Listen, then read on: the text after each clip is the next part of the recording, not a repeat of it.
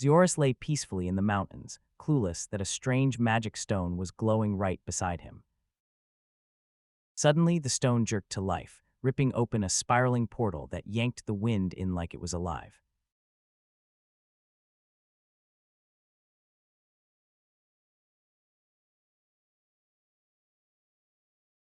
Shocked to the core, Zioris stumbled back and threw up his arm in pure defense as that energy tore forward, wild and unstoppable. Rai's childhood friend came barreling in from a distance, yelling at the top of his lungs, throwing something hard, and blaming Rai for bailing on work. They snapped at each other while everyone else stared. Ziora tore into her recklessness, and Rai just shrugged like, yeah, he'd survive any stupid stunt. Zioris froze in panic as a wooden sandal slammed into his back, hurled with surgical precision from right behind him. Fam drifted in with a soft smile, eyes sharp, making sure Rai's outburst had finally hauled him fully awake.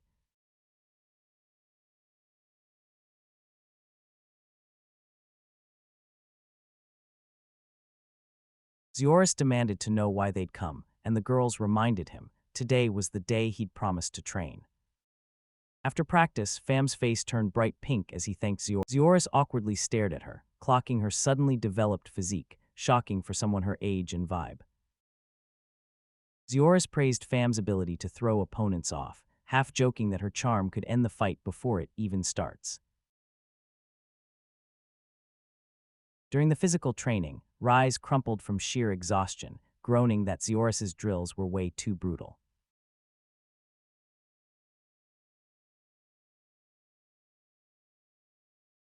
She protested the pace, but Zioris didn't even blink. He demanded they keep going, or they'd get hit with even tougher exercises.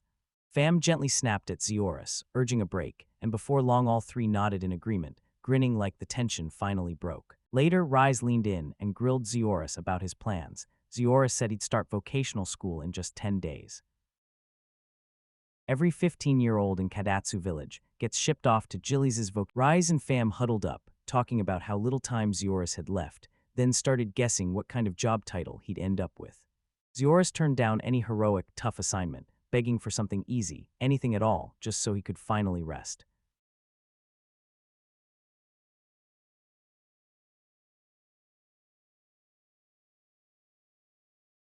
First, he preached freedom, not ambition. Fam watched his talent with awe, and even with his job title, the rules still let him move freely.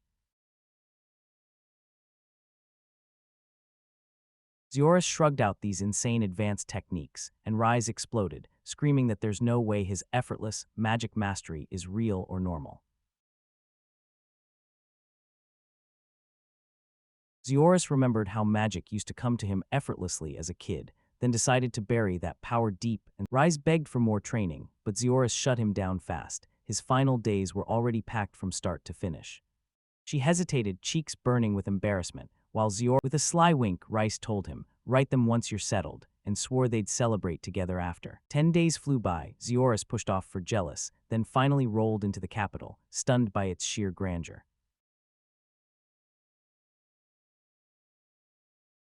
Zioris wandered through the roaring capital streets, swamped by the crowd and thrown off by the unfamiliar, buzzing city vibe. He spotted those eerie marks on tons of people, and then it hit him. This whole area was packed with slaves.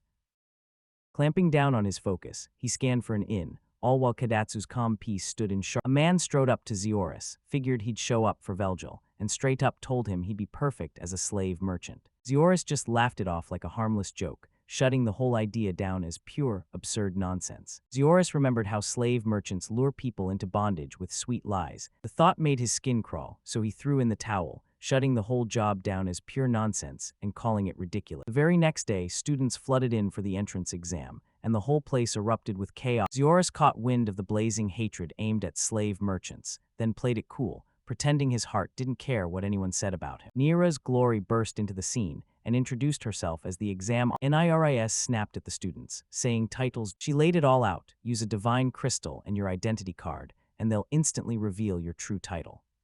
Students could flex their extra titles, hide them or flash them, because the test was about to kick off.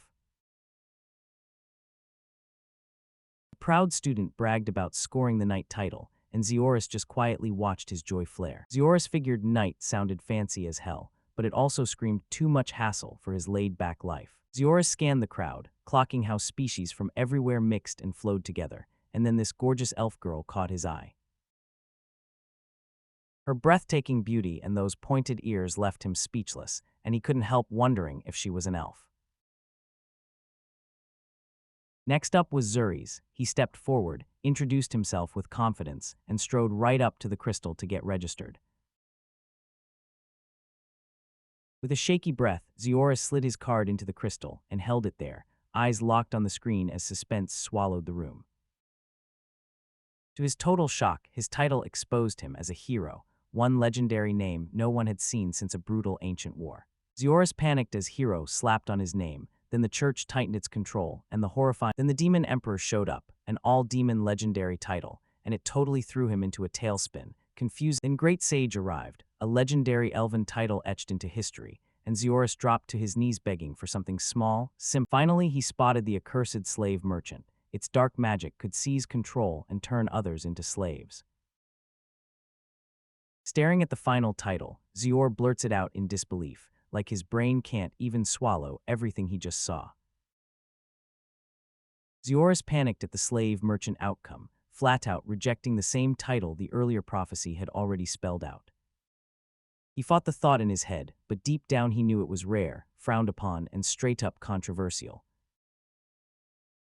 None of those titles felt worth using. His thoughts spun out of control under crushing pressure, and a staff member snapped at Zioris to decide fast, because the crowd behind them was already lined up, waiting for their turn. Even Plebin wouldn't show up for him. No matter how he tried, his future was nothing but chaos. Stuck in disbelief, Zioris dug into the panic, wondering why he was even trapped in this chaos. Suddenly, the elf girl flashed with confidence, and everyone's jaws dropped when Zioris clocked her instantly, the same mysterious, graceful elf he'd been quietly, breath-held admiring earlier that day. Temptation hit hard. He almost joined her, but deep down he knew that wasn't. Ripped in two inside, Zioris shoved his feelings down. Zioris clenched his resolve and announced it to everyone. He'd claim the slave merchant title too. In a glittering classroom reserved for nobles, students who have earned rare heroic titles, a lowly commoner slips into the hall, and the elite students pounce on him with instant mockery, treating him like he has no right to be there. They sneer at his modest clothes and slave merchant title, totally oblivious to the quiet fire of resolve. Tension snaps to a breaking point as the girl slams her hands down, freezing the whole. With one bold declaration of equality, she storms into the room and shatters their. The elf girl marched straight up to the bullies, standing shoulder. The noble girl erupts in harsh protest, slamming the slave merchant's title as totally unworthy of their proud, prestigious classroom. The elf coolly declares, "We're equal," flashing her own status matches theirs and snapping the insult right back at them. Cornered and freaking out, the noble girl grabs the elf's card and checks it. Then, even with noble titles on her shoulders, the elf proudly picked slave merchants instead, and with one move, her real strength blew. Homeroom teacher Nyrus Glory steps up, introduces herself, lays out the class roles. Zio skims the class rules, learns the dorm doors won't open for everyone, gets stuck with free afternoons, and realizes he's got to grind. Nyrus hammers home, read the paper closely, especially the dorm rules, and don't forget where tomorrow's meeting is. Class finally ends, and Zio exhales in pure relief. Elsewhere, Zio's friends stare at his title choice, frozen in disbelief, because they can't bring themselves to. Zio finally bursts into the massive dormitory, and he can't believe it's reserved for just the elite Golden Lion class. He spots the elf girl closing in, smiles and greets her, then slips his name to her like it's no big secret since they share class. She tells them she's Palest's, then everyone starts calling her Potty, and she wastes no time inviting. The dorm receptionist beams as she confirms they've arrived, hands out rooms. Zio snatches his room key right beside Pelestis, and the jolt of their sudden closeness floods. Exio panics the second he hears they're going to be neighbors, and suddenly he's spiraling over whether that mixed. Plastus feels the unease creeping in, but he's ordered to protect Palestis, and he nods fast, too fast, nerves blasting, while he's right outside their doors. Palestis reddens hard as Zio steps in, offering his care and respect with full formality. All flustered, Palestis stammers back the words, shattering her tough Zio cracks the dorm setup open in his mind again, still not convinced that sharing a living space with Patty is actually okay. Zio's finally feeling good about his room. Then he hears tiny, creepy noises from Patty's side, and paranoia snaps into overdrive. He tells himself the perfect soundproofing has to exist. Then his mind locks in. Zio's determination ignites, and he barrels into town, stalking down a building. He storms up to the Adventurers Guild and politely asks for help, and the receptionist welcomes him. XCO strides into the guild and gets a full rundown on the quest ranking system and the exact rules for promotions. Shockingly, he's actually glad the promotions are a grind, because he doesn't want the emergency hero headache, he just wants the money. When they tell Zio to drop that slave merchant title, he nods immediately, no hesitation, no grumbling, just instant compliance. The receptionist leans in and tells you her own story, how, years ago, her sister was sold off to a slave merchant. Wrecked by old trauma, she spirals, snapping with rage as she vividly relives the injustice her sister suffered. After her outburst, the receptionist jolts into apology. She realizes she accidentally hit Zio. A weird girl steps up to train Zio in adventuring, and the second she does, Zio clocks her as suspicious. Even after Melina's recent promotion, the guild still sizes. Melina vouches for Melina and fires off Zio's opinion, but Melina won't. Zio politely turns them down, but the guild won't let it go. They press him to. Melina goes straight to Tudorzio, and with a bright grin, she presses the promise of a meeting into place, and the guild turns the screw Zio. Next morning, Zio looks completely wiped out when Nyrus shows up, strolls in, and greets them like nothing happened. Pallas asks politely about everyone's class plans, and Nerys beams. Nerys lays out their tiny window of time, and snaps that slave merchants won't get it done unless they dive in with real, hands-on experience. Naira drops a bomb on the students, then announces their first hands-on lesson is going to be a slave auction. A secret auction drags slaves in from every corner of the world. Zioris gets crushed by the horror, yet Nyrus yanks him forward and swears it's vital learning. She shoots them a fierce warning, don't you dare leak that location, even if you're tempted to buy someone. Violators will be hunted across the nation, lives shattered in the process, and Nerys delivers the threat with six. Zioris reels at Nyrus, sudden shift, and panic claws at his chest as he wonders what nightmare this lesson is about to unleash. In a calm neighborhood, the crew finally tracked down a hidden house where a secret slave auction was being staged in the shadows. Nyrus stepped forward and knocked with fearless confidence, while the rest of the man's stare cut sharper, and Lucas felt his nerves spike, quietly wondering if he was walking into danger. Just like that, the tension snapped. He grinned warmly, recognized her. Lucas let out a breath of relief as the man's whole attitude flipped in an instant, and he warmly welcomed. The host swung open a hidden door behind the bookshelf, and it instantly blew Lucas away with this. The man couldn't keep up, so he shoved Nerys forward and ordered him to lead the students straight into the passage. Nerys slammed the brakes and warned them, if anything went off script, a trap would spring, and that explosive failsafe might blow. Nerys marched them deeper, underground with rock-solid confidence. They slipped into the auction hall, spotless and silent. A staff member shoved a catalog into their hands, packed with the day's slaves, and Lucas couldn't help but start reading. Lucas tore through the booklet and nearly choked when he saw 40 slaves listed. Nerys told them to watch the auction closely, and if anything felt off, speak up and ask questions without hesitation. As the bell exploded through the air, staff rushed in and shouted for everyone to get ready. The auction was about to kick off. The first slave they brought out had already murdered his former master, and that grim criminal. Even with the announcer urging them, the crowd stayed stone-cold quiet, too scared to raise a bid for someone who. Lucas blurted out that if the man didn't get sold, the guards would still. Nerys snapped that the unsold slaves get thrown into underground labor, where staying alive. Tossed aside as a reject, the criminal slave got marched off, still unsold, already written off. A shy beast girl got thrown on the auction block, and the bidding kicked. Lucas's jaw dropped, bidding shot through the roof, because beast girls were rare, insanely popular, and worth a fortune.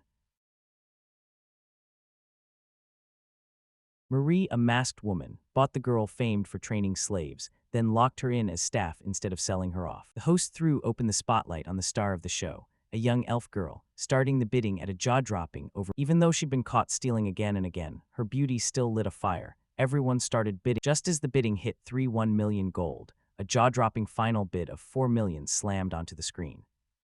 The winning bidder, an elegant elf girl named Pallas, just calmly accepted the staff's congratulatory. Lucas froze in disbelief, when a student dropped a fortune to buy a slave of her own race. Palestes admitted she placed a bid to free the elf girl from slavery, not to claim ownership. She laid out her plan step by step, from her village chief down the line, so they could tear those unjustly enslaved elves out of captivity. Palestes slammed down a list of kidnapped elves and laid out her plan, legal purchases, all part of how she was going to strike. She picked this region's school on purpose, because it sat close to the slave market. The freed elf poured out heartfelt gratitude. Then Lucas and Plastas handed her the money to get back home before class ended. Lucas realized slave merchants could do more than line pockets. Lucas vowed to build Kadatsu village, dragging people in as temporary slaves first, then tearing those chains off once 5 long years had passed. Lucas stared at Kadatsu Village's grand expansion plans and instantly realized the same thing. He'd need way more hands. To chase his dream, Lucas swallowed the risk and grabbed guild quests anyway, only to get hit with partial rewards. At the guild, he finally ran into that bubbly receptionist he'd totally forgotten about. She beamed and laid out the quest options, sure he'd be thrilled. Then Lucas showed up, stone-faced and totally unimpressed. While she broke down the quest types, Lucas spotted an emergency mission in Kurabito Forest, one that came with a reward. Lucas spotted something off in the documents and dove into the pile, searching with sharper eyes and faster hands. After tearing through sheet after sheet, he finally locked onto the exact one he'd remembered earlier. The quest was simple but tense. Grab 10 Kani leaves from Sunshine Hill, right near Kurabito Forest. The receptionist lit up and praised his pick, and those rare, valuable leaves, usable. Lucas finally admitted to himself that his plan was about as smart as the reckless adventurers she always mocked. With pure confidence, the receptionist backed his call and urged him to start right now.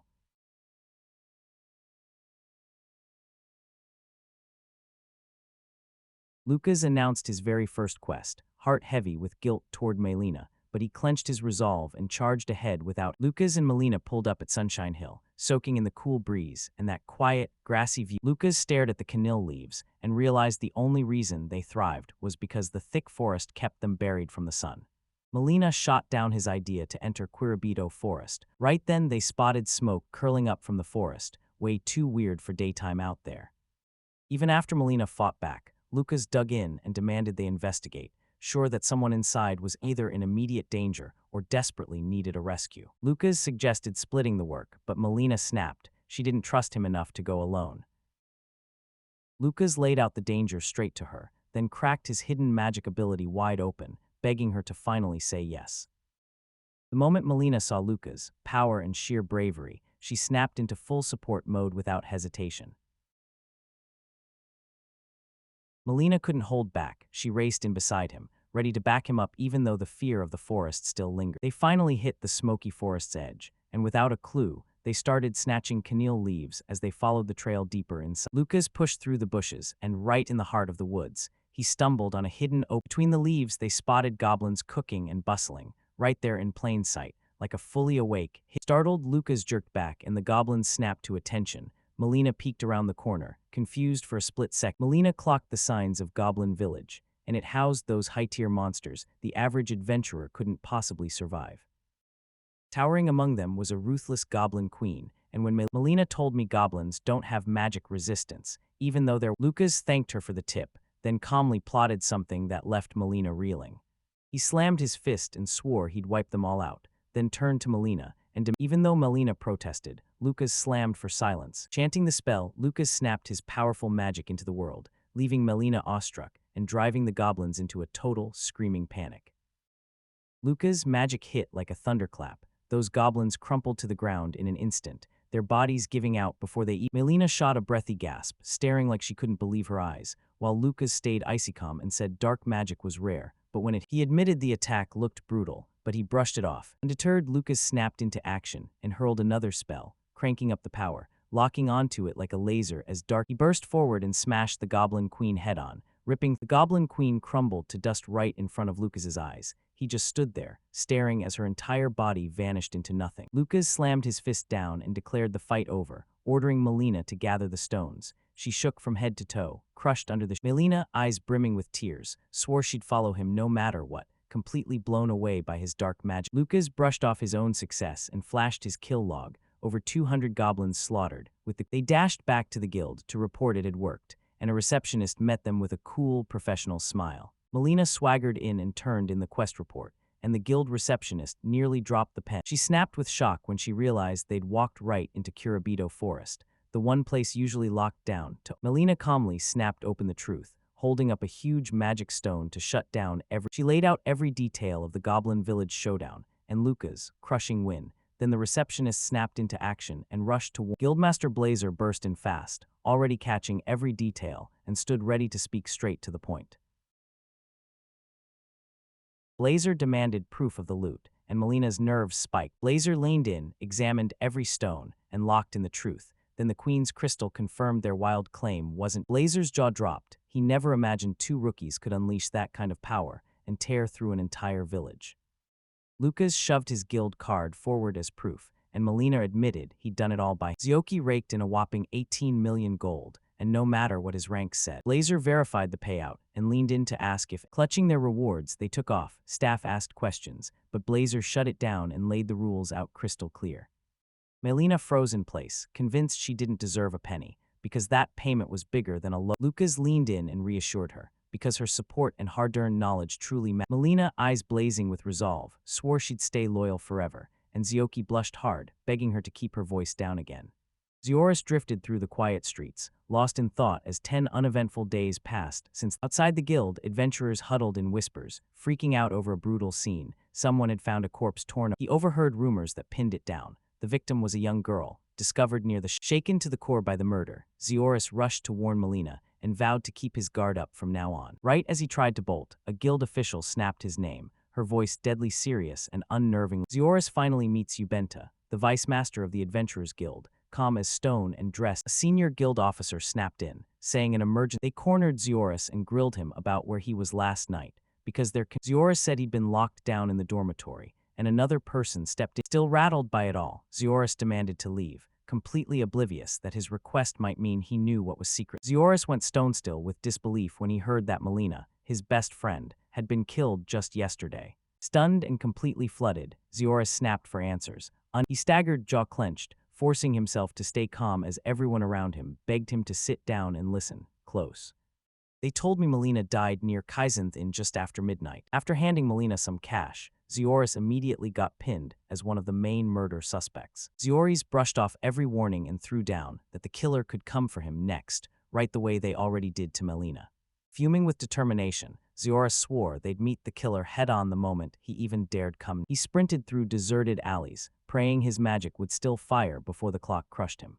When Zioris finally stepped into Kaizenth Alley, he zeroed in on a dark bloodstain, the exact spot where Melina. With hope clenched in his hands, Zioris hurled the revival. The spell snapped to life, and as it glowed softly, Zioris stared hard in his throat, praying it had actually done. Melina's body slowly pulled itself back together out of glowing light particles. Her bandaged eyes. Zioris crept up to her with bated breath and asked if she'd talk, praying like anything. Melina blinked through a fog of doubt, stunned to see Zioris there, and terrified. When Melina realized she'd gone transparent, panic hit like a punch. But Zioris stepped in and said the magic was a spirit type under the. Melina spilled the truth. This spell could only hold her soul here for a blink. Zioris swore he'd hunt justice and demanded every detail, while Melina pointed out a tan, crimson-haired woman rocking half-plate. They clocked the clock was ticking and quickly teamed up to hunt down an information broker who could hand them solid leads fast. Zioris finally slipped into the red light district where the broker ran his games. Zioris slipped into the bar like a shadow, spotted the broker alone at the table, and braced himself to go in and dig for answers. The broker snapped at Zioris' boldness, then stopped cold, because the moment he caught those determined eyes and felt that iron. Zioris dangled a massive reward, demanding every last detail. The broker snapped into certainty, confirming her name as Nasha, the notorious woman who matched Zioris' description so perfectly there wasn't even a shred of doubt. Nasha, nicknamed the Bloody Wicked Girl, terrorized everyone with ruthless violence. The broker leaned in and told me Nasha always showed up at Kobar Arena, because a huge tournament. Zioris thanked him, brushed off the broker's whining, and then boom, crashed into rest mode until the tournament finally kicked off. The very next day, Zioris and Melina stormed into the massive arena, eyes sharp and determined as they scoped the whole place.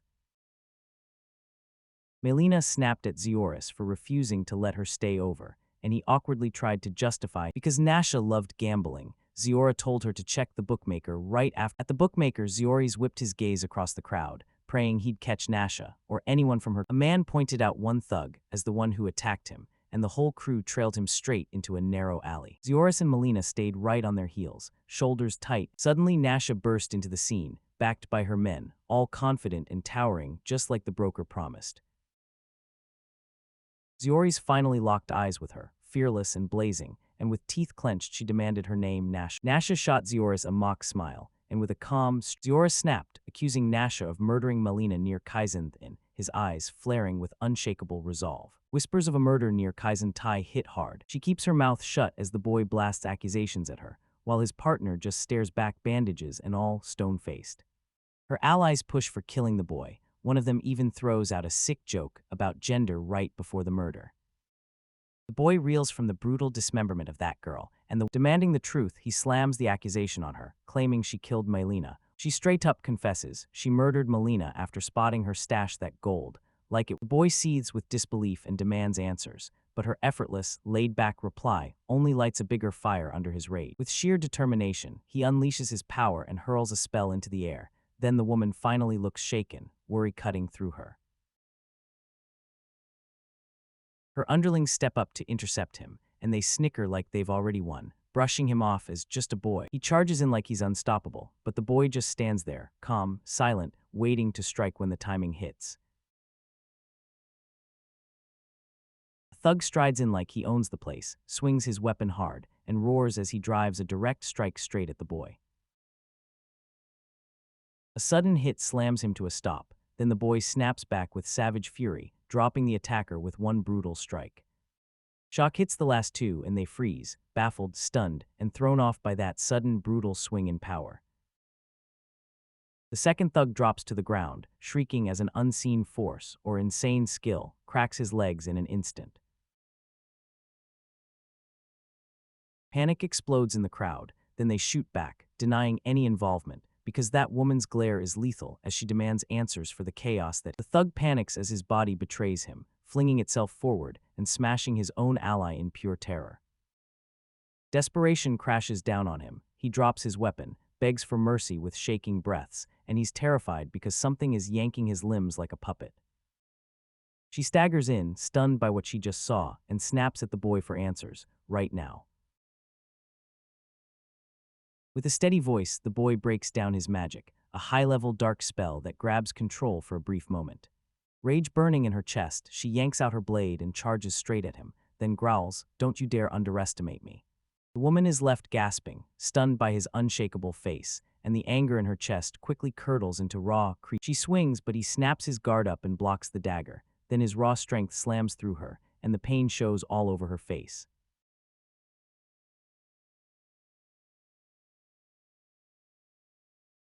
Clamping his hands around her head, he spits out a terrifying incantation. She panics when a darker presence closes in, while he keeps chanting more phrases that call forth a soul-ripping curse aimed at her. Limping in total defeat, she pleads for forgiveness, confesses to her crime, and throws herself into submission just to save her life. The boy snubs her desperate plea and spits out vengeance, then he kicks off the spell's final, fatal step. The woman jerks her eyes open, confusion crashes in, while her soul just watches, trapped, staring at her own. He calmly tells her soul has been split apart, then she erupts in screams, horrified as the impossible truth hits and can't be undone. As she spirals in panic, he whips around to face her and braces to transplant Melina's soul into her body. With a grin sharp as a blade, he declares his plan, then she panics and fights back. She gasps, stunned out of her mind, while he exhales like it's nothing, and her soul just drifts there in deadly quiet. She erupts into full panic, barking for it back, but he shuts her down, completely unruffled by her desperate scream. He spills the truth. Souls without bodies vanish fast, and she feels her unavoidable end closing in. Right as he finishes, his face snaps into something else. Pain explodes through him, and he starts breath ripping from his lungs. He crumples to the ground. Then a fragile glow flares around the girl's. The boy jolts awake in bed, dazed out of his mind, then realizes he's somehow back in his own room. He turns his head, and there, right beside him, A girl with beast ears snores softly. Right after the shock hits, a brutal blast tears out from inside the building, rattling the peaceful morning quiet like it's nothing. She wakes up like it's just any morning, and boom, she realizes she's Melina, trapped in Nash's body, fuming that she tells him how she found him passed out and hauled him to safety. Then he stares at her new, animal-like look like it's a nightmare. She tells him her whole transformation, snapped into place the moment. She yanked off the ring hiding Nash. Right there she snaps, "From now on I'm Nasha," then demands he call her that and make her his slave. Dumbstruck, he just stares while she lays out her logic, claiming that making him her slave would shield him from whatever danger comes next. She swears staying by his side is the only safe play. Blushing hard, she admits it, because he's the one who put her soul into this beautiful body. Nasha makes a daring offer. If he accepts her as his slave, she'll obey him eagerly.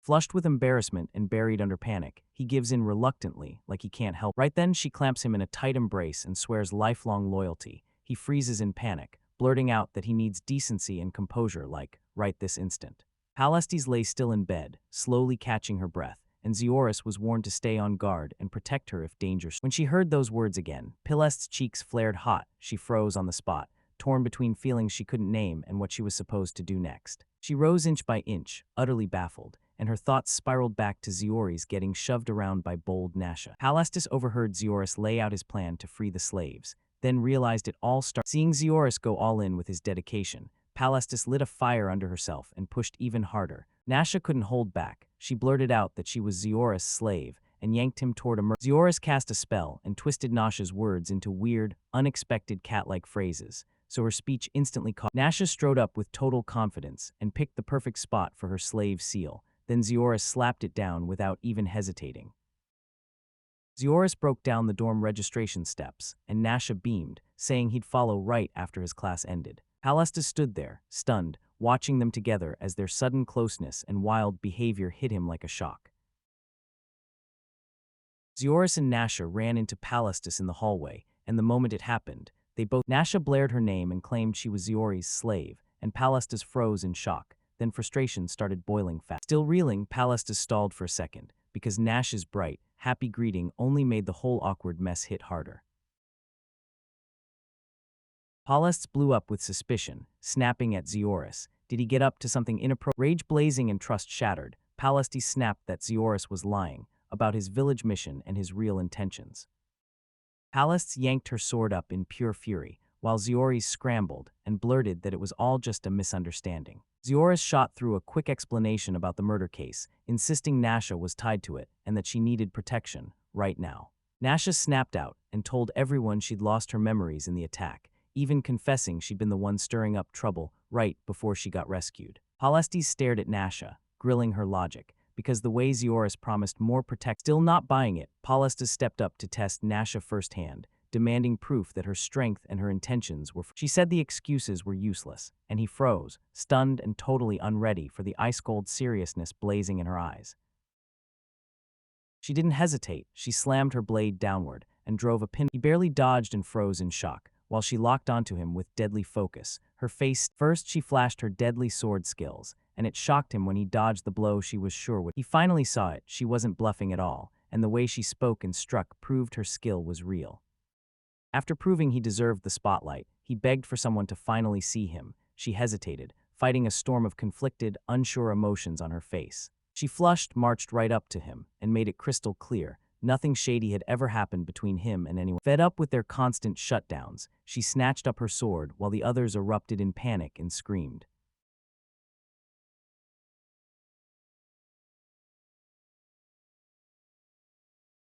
After the storm in her chest settled, she stormed out to find the dorm manager. They hashed out their future plans, and Zioris got grilled about why he'd bring Nasha to a slave auction. Zioris begged to get into the auction, but his cat-eared companion dug in and refused to let him leave. Just as their conversation was bursting with energy, their teacher stormed in and fired off sharp questions about the strange beast girl. The teacher let the slaves in, but when he learned Nasha's presence wasn't permanent, he turned Zioris. She broke down how slavery worked. Only the permanent classifications could. Nasha understood the rule the second she read it, and she swallowed the truth that she wasn't on the sales list, so she couldn't go. Nasha practically blurted out, "If I was," tension snapping in the air. Arya blurted that they'd miss everything if they didn't bolt right now. With the deal sealed, Nasha lit up with pure joy, while they made it to the venue, and his first slave auction kicked off cleanly, moving like clockwork with zero. He snagged a 16-year-old girl with killer cooking talent and picked up a young beastkin who could already handle trade like a pro. After the auction, Nasha lit up and praised him. Then she leaned in, eyes full of curiosity. He laid out his plan to rally behind his hometown. Then she swore her loyalty all over again, with dramatic flair that broke as can be. He mapped out a guild visit, terrified of having to lay out Nasha's whole situation to the staff. They burst into the guild, ready to tell Alina everything, right before any complications could rear their ugly heads. Lucas let out a heavy sigh. Melina stayed silent and alert, because that hesitation screamed that trouble was already on its way. Elena's blazing stare pinned Lucas in place. He panicked, fumbled his words, and tried to talk. Lucas snapped in frustration when Melina reminded him, "Deception won't touch Alina." Melina admitted Alina's distrust ran deep, leaving them to wonder how their past. Melina just admitted, in a casual way, that they always ended up staying over together. Lucas pleaded for total secrecy about his role in her death, then pushed a stripped-down version of the truth. Melina weighed Lucas' revised story, nodded along, then pointed out that she stared at the whole setup, scratching her head over the logic, because the slave element didn't. Melina couldn't imagine Alina buying something that flimsy, but Lucas slammed his insistence, reusing Patty's earlier. Confident as steel, Melina told Alina she had a backup plan ready, just in case things got urgent. When they pressed Melina for details, she flashed a mischievous smile and flat out refused to spill the secrets of her. With their mission finally done, Melina sat stone still and totally unimpressed, calmly hammering through her work like she'd been expecting all their chaos. Alina snapped cold questions at the stranger standing next to Lucas, sizing up who she really was and what she was seeking. Alina shot them a chilling reminder. It had only been days since Melina's tragic. Alina was disgusted. She snapped at Lucas for flaunting another woman so soon. Melina beamed and called herself Nasha, Lucas' slave, leaving Alina stunned mid-breath. Lucas' panic hit like a wave as Alina zeroed in on Melina's. Rage flared. Alina snapped that Lucas had moved on disgracefully, then blasted slave merchants as morally worth. Lucas tried to calm Alina down, but her fury didn't budge. She still branded the whole group heartless.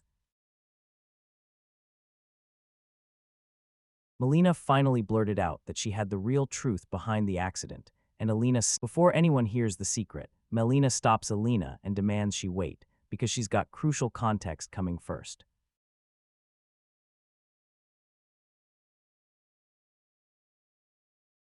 Melina snapped that looks could lie. Her soul was still the same and the truth was brutal. She struck a playful cat pose to prove who she was, only to leave Alina completely stunned and totally lost. Alina snapped in rage, straight up rejecting the claim and demanding proof, so undeniable it couldn't hide behind empty words or shared possession. Melina dropped a private memory of Alina's fairy dog, Brute, then freaked her out by saying the Alina started doubting everything, thinking the research was a trap, but Melina fired back, insisting she'd answer any question just to prove who she really was. Alina grilled Melina with sharp, personal questions. 2 hours dragged by while Lucas sat in silence, his energy draining as Alina kept grilling. Melina blurted out Alina's secret jabs at the guildmaster, and it instantly proved she truly knew those things. Alina finally broke through the denial, admitted Melina's real identity, and after a mountain of resistance, her heart just. Once the confusion got shut down, Alina demanded every last. Alina scanned the report and realized Nasha pulled off the attack with 3 Even knowing the case, Alina couldn't stop herself from staring at that strange figure. Because Elena pressed Melina on her link to Zeoris, and Melina snapped. Cornered for answers, Melina made a deal with Elena. Elena's brain went dead from pure shock, and heat rushed to her face as she froze in stunned silence at the private truth. Lucas panicked while Melina spiraled into a flustered mess, frantically trying to silence him before he blurted that embarrassing reveal again. Melina leaned in and asked Elena for emotional backup, then teased her right. When evening rolled in, Lucas and Melina sealed things up fast, then swore they'd be back. Once they were gone, Elena finally loosened up. Then, after dropping that brain-dead ogre insult, he snapped that everyone's pay was getting cut, and Nasha stood in front of the closet, scanning every outfit like her life depended on it. She tossed the first option aside and grabbed a new dress, still trembling with. 20 days later, Nasha and Ziori finally mapped out their first public meal together, planning it with their companion right beside them. As Patty rolled in with a bright, cheerful wave, Nasha and Ziori grinned and welcomed her in, right on the spot. Nasha strode forward in her chosen dress, and the whole square couldn't help but stare. Ziori's and Nasha snapped in sync. Nasha fidgeted and swore she'd just showed up, while secretly hiding the fact she'd been sitting alone for a full 30 minutes. Zioris shot an awkward apology, and Nash's friend immediately jabbed his side. Zioris clocked Nash's skirt and froze at the sudden change, and that shock made him blurt out, "Does it look strange?" Zioris' praise of her looks hit like a warm blanket, and Nash's smile bloomed right away. They rolled up to the restaurant and quickly figured it out. The place was so packed. Nasha bolted forward with blazing eagerness to grab one, while the others froze for a second, stunned, and as Nasha vanished from sight, Marie's guilt crashed down on her for handing everything over to her again. Zyrus leaned in and reassured her, reminding Marie that helping out was. As they headed down the road together, Marie finally broke the silence and quietly apologized. Marie finally admitted she'd attacked Zyrus back then, without a shred of listening, still haunted by the guilt that never let her go. Zioris looked stunned at her concern, but Marie kept going, driving home just how serious she'd been the whole time.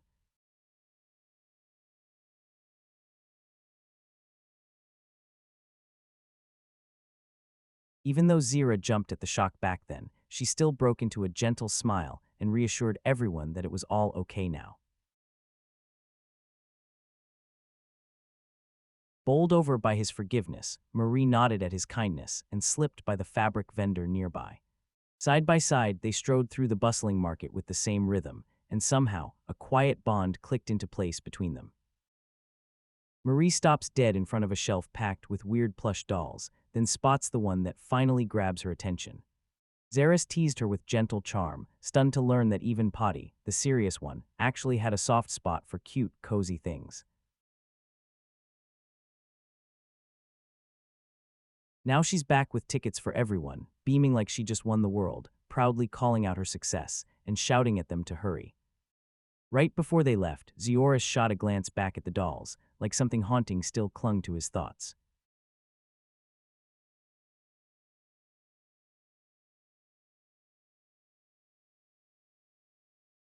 Inside the buzzing restaurant, reserved tables snapped up fast as the crew got ready to dig into their meal.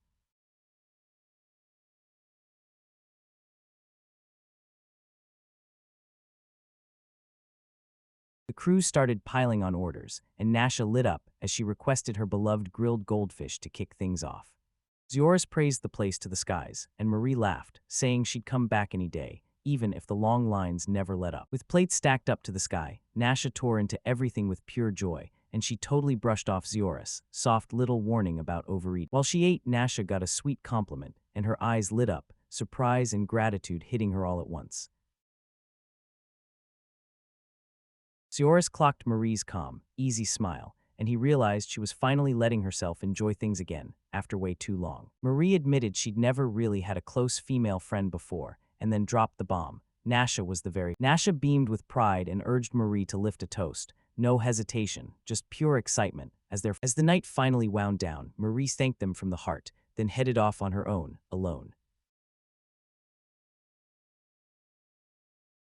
Zora grabbed her by the paws, then shoved a tiny plush doll into her hands. Marie panicked at the bill, but Zioris only chuckled softly and flat out refused to take a single payment. Zioris finally owned up to what went wrong, then begged her to take the doll as his apology and repayment. Marie's heart melted. She shot him a warm, grateful smile after seeing just how honest and kind he really was. Nasha grinned with a teasing spark as Marie clutched the doll. Then, out of nowhere, someone shouted. A roar of cheers broke out as the crowd poured in. Faces. Zari's one stepped forward and told him, straight to his face. The tearful girl thanked Zioris, swearing they'd give everything they had to Zioris grinned at their thanks, and Nash's smile burned bright with pride before they all rushed off toward departure.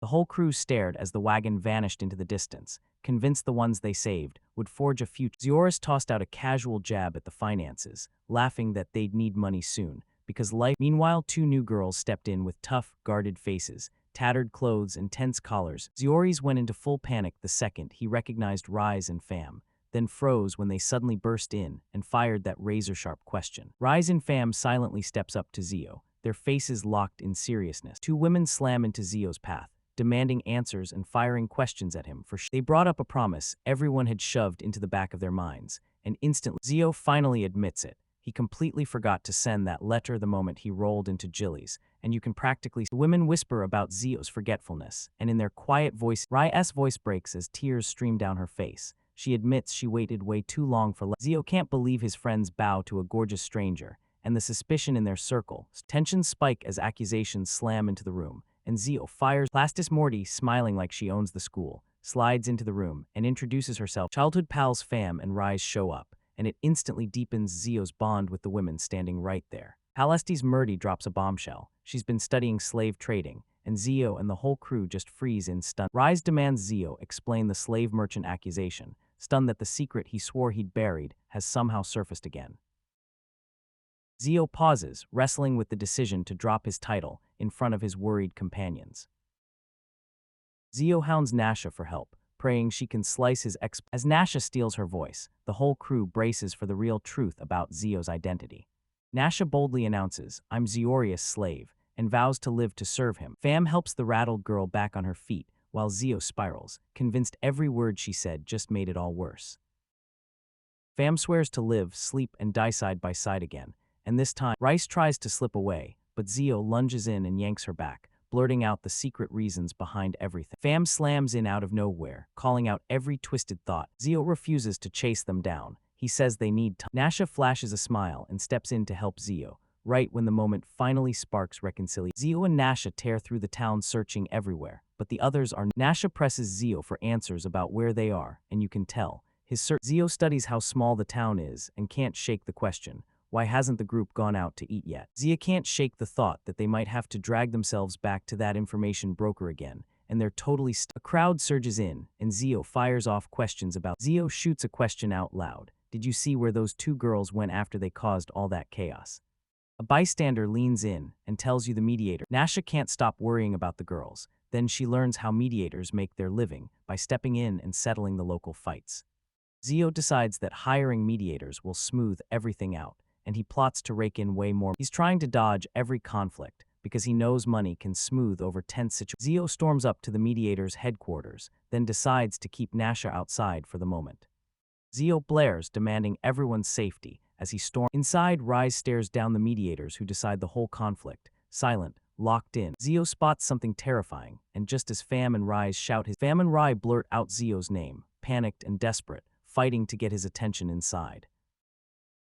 Two mediators grill Fam and Reese, demanding to know who they really are, because their sudden appearance inside smells way too suspicious. Two men face Zio head-on, firing sharp questions about who he really is, and the whole room crackles with suspicion. A girl shoots a panicked warning to Zio, her voice shaking as she tells him she's terrified by what just happened. Zio grips a bag of cash and speaks with terrifying calm about the fallout those local girls said. The man jolts with disbelief at how young Zio is, staring at him like, "Wait, what are you doing as a moneylender?" The girls lay out Zio's scheme to lend money, and suddenly panic and confusion rip through them. Zio shoots down those cruel terms on the spot, daring anyone to believe bodies are the only thing worth caring about. He throws out a jaw-dropping 300,000 gold, betting everything to get the girls back, then demands. The men explode in protest, accusing Zio of meddling, and they straight up deny they did anything wrong in that incident. A man suddenly clutches his side in sharp agony. Zio spots the damage from that girl's jump and realizes the whole fight is already taking a brutal physical toll. The injured man grips his side in pain as the suited guy leans in and asks, "You all right?" The suited man leans in and says the injury is severe and that the medical bills are going to crush them. Zio clocks that sudden injury feels fishy and presses the men, demanding to know if. A furious girl swings the spotlight on the men and accuses them of fraud, shouting that their medical fees are totally inflated. The men start to sweat with nerves, convinced Zio and that suited guy are teaming up to screw them over. Zio steps up to inspect the injured arm, digging hard to figure out what's really behind all that pain.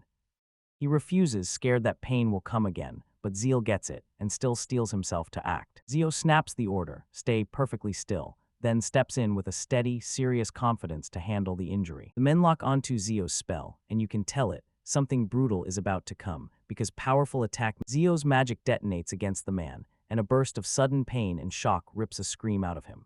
The girls shout at Zio that he's gone too far, but he digs in and insists on checking the injury anyway. The injured man peers down at his own body and freezes. Something about him is different, and the sudden Zio leans in and spots it. His years of back pain have vanished, proving the magic is final. The suited man leans in and praises Zio's divine magic like it's unreal, shocked that he can heal without a single chanting spell. Zio offers the suited man a sweet, high-paying job on the spot, and tells him it's all because he knows healing. Now that the wound's healed, the suited man lets him knock the medical bills off the ransom. He throws out 400,000 gold for the ransom, because there's no point in more treatment now. Zio stares at the numbers and realizes the medical bill is only 100. The suited man nods in silence, swallowing his pride, and Zio slams the deal to a halt, demanding full payment before he'll let the girls go. Zio gets hit with the question, why did he take so long? Just as a woman with animal ears. The men clocked her as a beast woman, then immediately pinned her. The suited man scoffs at her brazen comeback, then smirks that he'll repay the debt. Right, Zio leans in and blurts that the beast woman is his slave and has amnesia. Then the men swear she pocketed 300,000 gold in gambling, and when that luck turned, they got. The suited man dangles a discount if Zio hands over Nasha, but Zio slams the deal. The man snaps his fingers, disappointment flashing across his face, and then he's gearing up to crank this situation up to the next level. A weapon-wielding crowd closes in, ringed around Zio and his crew, and the air turns tense. The suited man slams his decision down. Zio isn't going anywhere, not yet, and the negotiation crashes to a stop. A ruthless crew corners the protagonist and spits out a warning, mess with their agency's authority. The agency's men ready their weapons, glaring like they're about to deliver the protagonist's brutal lesson. The protagonist and his ally plant their feet, and then boom, those attackers drop unconscious all around them. The agency leader freezes in stunned silence, realizing, no one had seen it coming, that the protagonist's power and skill are far beyond anything they expected. Another shadow steps in, taunts the protagonist to the brink, and declares. The protagonist's notes finally drew in the reinforcements, and right then, he sensed it. A way more serious opponent had just shown up nearby. The agency's leader, the protagonist, scrutinizes the newcomer's weapons and magic item, reading every detail like it's a potential knockout in the making.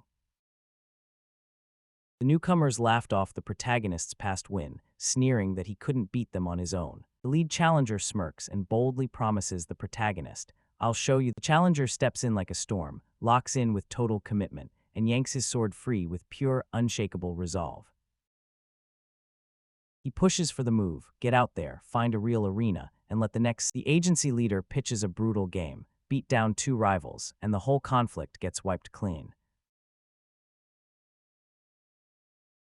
The prize is on the line, and as the game's pressure keeps climbing, three women start shaking with nerve. The protagonist snaps into action, swearing he'll win the challenge and stop himself from losing. The challenger slams for an instant start, grinning like he owns the moment and itching to clash with the protagonist right now. His allies erupt into cheers, shouting for him to stop hesitating and unleash everything on their terrifying opponent. The challenger leans in and growls that only the protagonist will truly face the fight, then the agency leader scans the team, confirms everyone's ready, then slams the signal to kick off the battle for real. A hulking muscle beast barrels forward with reckless speed, swearing to hit first, his battle stance radiating pure savage. The young swordsman whips aside every blow, snaps back with razor-true counters, and smashes the enemy's weapon to pieces with pinpoint strike. The swordsman whispers a magic chant, sharpens his blade with. The opponent snaps to attention, stunned that the swordsman can wield that kind of sacred. A female ally suddenly remembers those two men, former elite adventurers. then realizes their weak vibe was a lie. That huge, muscular guy smirks like he owns the place, and you can tell he's clocked every move. He knows the younger swordsman and all. They crack open their secret histories. Both of them were elite S-rank adventurers, right there, proving why they look so terrifying and why their skills cut like blades. The big, muscular brute finally admits he was exiled for murdering another S-rank, and now he's stuck playing bodyguard. He nods and admits the younger swordsman's wild mix of magic and blade techniques is nothing short of exceptional.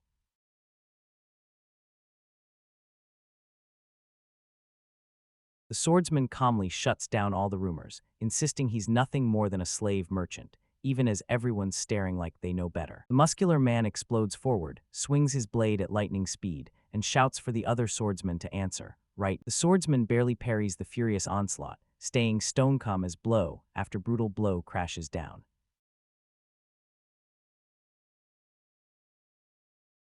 He slams out a flame-forged magic sword technique, launching a blazing counterattack that catches his opponent completely off guard.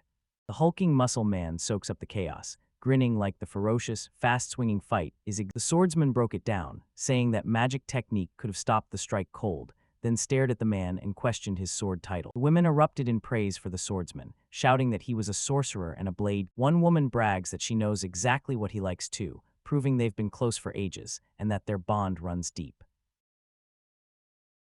Annoyance flared in the swordsman's chest, but determination burned brighter as he gripped his blade and prepared to crash into the next phase of battle. The muscular man plants his feet and snaps into a new fighting stance, like he's telegraphing a brutal strategy. The cloaked man predicts exactly how it'll end, as the muscular man explodes forward with a brutal, totally unexpected strike. The muscular brute flicks out a tiny needle, and with that one spit, he reveals a razor-precise weapon built to strike. The swordsman suddenly clocks it, the earlier daggers, the whole stance, it was all a decoy, because the real threat. He swings his sword to block the needle, but that sneaky strike catches him off guard. The needle snaps into place, sparks sharp pain, and the swordsman jolts into action before the shock can even. The swordsman winces through the pain as the muscle-bound brute barrels in and lands a crushing kick. The cloaked man snaps his fingers and hurls a blazing fire spell, ready to smash into the muscular opponent.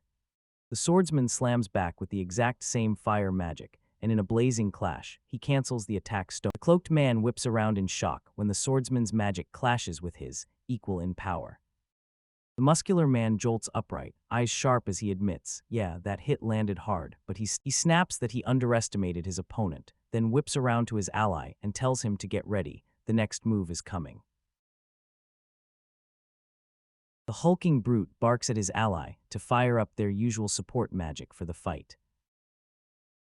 He blasts out a brutal, fire-fueled physical enhancement spell, and his opponent. The swordsman's eyes widen. This is the first time he's ever seen someone cast that kind of spell with their own body. The muscle-bound fighter rockets forward, magic surging through him, ready to slam down with a brutal punch. He slams in with crushing force, snarling for another strike, while the swordsman's nerves spike as the danger keeps. The muscular man breaks into a loud laugh, certain his boosted speed and brute strength make him unstoppable. The swordsman coolly dissects that simple spell-buffing physical attack, measuring exactly how it hits. He tells the man laying down his sword is the smarter move, insisting that a lone spell can't possibly win this fight. The muscular man roars a warning, daredevil, he's dodging first, then he's coming back to deliver a brutal lesson. The swordsman lunges in and counters with a battle hymn to the war god, locking in his next brutal strike. Two fighters collide, fists slamming together, while both of them lock in with razor focus as the battle hits its breaking. They trade crushing punches, and the muscular man staggers and wobbles, but even after getting hammered, he refuses to go down. After that brutal punch lands dead center, the muscular man snarls out a spray of blood, and it's clear the hit wrecked him back. Allies stare in terror as the muscular man crumples to the ground, choking on gasps as the swordsman plants his feet, grips his blade tight. The cloaked man gasps, staring in disbelief, as the swordsman wipes out mesh with crushing, silent holy magic. He lunges in with a desperate strike, but the swordsman snaps into position and blocks it. Both ex-S-rank adventurers stand tall and victorious, leaving their enemies stunned as an unstoppable wave of power washes over them. The cloaked man, beaten but refusing to quit, rips out Twilight's blood chains, and sets chains snap up to trap the opponents, and the swordsman makes his opponents settle the deal, wipe their debts clean, just like they promised, right after he crushes them. The cloaked man finally caves in, but he doesn't do it gently. He warns them, don't even think. The beaten enemies drop to their knees and beg for mercy, gasping for their lives as the chains. The swordsman slams the rule down. Nobody, not even outside. The cloaked man bears his threat, punishment if that secret leaks. The group thanks Zio for pulling them out, but the swordsman can't shake the feeling. One woman pushes Zio to spill everything, his story about Nasha and how he became a slave merchant. Zio feels the heat and knows he can't dodge the subject or confuse them with half-truth answers. He nods in silence and promises to lay it all out later, making it crisp. The whole vibe turns calm again, setting the stage for Zio's big, detailed story to kick off. Zio tells Nasha the truth. Her soul got latched onto a brand new body. The group leans in, eyes sharp and hearts racing, worried sick about Nasha's risks, and knowing that Zio rushes in to apologize for the whole mess, then promises, right to the women grilled Zio even harder about that slave. Zio finally admits he can't keep the truth buried. The women corner Zio and demand his real title, throwing out legendary guesses like Magic Emperor and Great Sage as if they're summoning greatness. They stare at Zio, stunned, because the thought that he might juggle the women beam with warmth, shower Zio with affection, and tease him like crazy, all while their thoughts drift off. Suddenly the beast woman snaps, her instincts take over, and her inner beast tears the control. Zio's eyes widen in pure shock as Nasha's sudden transformation. Nasha, crushed by her beast instincts, blurts out this fierce. Her sudden outburst jolts the whole room. Panic flickers in their faces, and then laughter erupts as everyone scrambles to. The girls love crashing at Zio's place. They feel right at home, and their gratitude for his hospitality just keeps growing. They love how life suddenly feels closer to Zio. Lets them know the landlord already knows, and just like that, they kick off their plans. Zio can't shake the worry from these recent events. He fires back that their late return was because they were stuck on. Zio lays it out, money is needed to bring more women, and the whole group stumbles. He straight up says the money is meant to buy slaves, and the women in the room go pale with shock.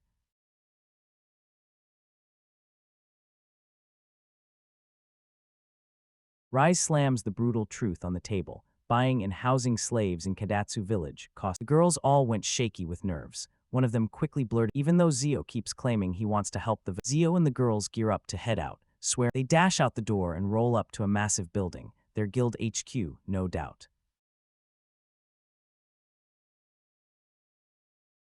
Inside, they greet Nasha, the guild clerk, and the moment she recognizes them, she lights up and welcomes. Zio clocked how Nasha's attitude warmed up after that recent incident, and suddenly the whole group let out. Nasha grabs the latest job request from the guild. The crew huddles over the guild requests, weighing dangerous, big payoff missions with cautious curiosity that keeps sparking in their heads. The girls light up and volunteer to help Zio rake in money by taking on these brutal, challenging. Zio finally gets it. Once they offer help, every single one of them is getting dragged along. A guild official snaps into action, grilling them about who they really are and whether their sudden group even belongs here. Zia begs for permission for the girls to travel with them, but the guild official slams the door shut with an unbreakable no. The guild official grilled the girl about her status as an adventurer. He orders them to register officially and prove their skills first. Then, Rise dares a huge, muscular man to step into a fight. The man clocks the challenge as fishy, but he can't ignore the chance it might be a setup to hand him the upper hand. The moment the fight ignites, he barks for his brother's help, shocked out of his skin by what's happening. Zia corners the girls and bluntly warns them, you don't have combat experience. The girls lock eyes with Zio and reassure him, smirking like they already know magic will sweep them through any danger and hand them an easy victory. Suddenly, a giant cockatrice, bird-like and vicious, drops out of nowhere and scares the whole group to their core instantly. Zio blurts that the monster tastes delicious, and before the others even react, Zio clenched his focus and began drawing a brutal fire spell. Zio finally clocks it. The woman's got a bone to pick with him, and now he's on high alert. At the guild, the girls step up and beg for permission to ride out on missions with Zio, hunting for approval. The guild official nods in agreement, then snaps the payment down, docking compensation for that death. The girls are told, loud and clear, to stay razor-sharp on every mission. They bragged they were just as strong as C-rank adventurers, and promised they'd prove it the moment they got their chance. The cockatrice explodes into an attack on Zio out of nowhere, yanking him off guard. The girl bolts into the night, screaming her lungs out, and begs Zio to rescue her before the monster. Zio yells for everyone to keep sprinting, screaming that the monster is coming. After the attack, Zio scorches the defeated cockatrice with a taunting roast. Right before they dig in, Zio spots a new creature lurking nearby, and the group follows that scent deeper and deeper into the forest. Suddenly, a fierce female warrior and her guards burst into view, speaking to the whole group with crisp, formal. They followed that eerie scent straight into the forest clearing, and the whole caution. A tough-looking guy points the finger at the armored woman, barks for restraint, warning him not to make a rash move as she draws her sword. Even with protests flying everywhere, she digs in and swears no innocent soul will get hurt, showing everyone she's the kind of leader. The young man watches in silence, clocking the woman's standout outfit, and can't help but Altana steps forward as the leader, introduces herself, and shoots out a rush. The young man starts to doubt who they even are, clocking those huge numbers, and realizes Altana stands there like she owns the place, boldly claiming their proud noble. A loudmouth spits out a furious denial of their noble status, roaring threats of violence, while the other guy braggers nonstop about how the young man wrestles with what they really are, while Altana rushes in with a heartfelt apology, trying to cool the rise. Even with danger hanging in the air, those bandits just munch on meat like it's. The young man reluctantly swallows their story about noble thieves, even as the rest still glare, spit doubt, and Altana leans in and admits they've only just started living as noble thieves, like there's a massive secret. She looks back on her years as a broke adventurer, then freezes, unsure where her journey is heading or how far she's really come. After she smashed her attackers, she didn't just walk away. Her guild card suddenly flashed a wild new type. Altana admits she never wanted to be left behind, but now she races to fix things and rehabilitate them. This young guy can't stop wondering what noble thieves really do, totally stumped as they meet up in the forest.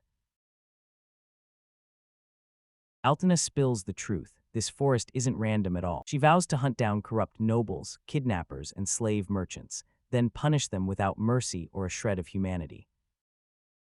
Altana steps up and offers to share her meat, then jumps in to help train the group, showing up with surprising kindness. After their leader got shoved aside, the group corners the young man and dares him to fight. Altana strides in with steel in her voice, daring everyone to lay a finger on the young man or even think about provoking him. The young man steps up and strikes a deal, demanding they swear they'll never harm innocents in exchange for the meat. Altana nods hard and grins, making it crystal clear they're noble thieves, never ones who'd lay a hand on innocents.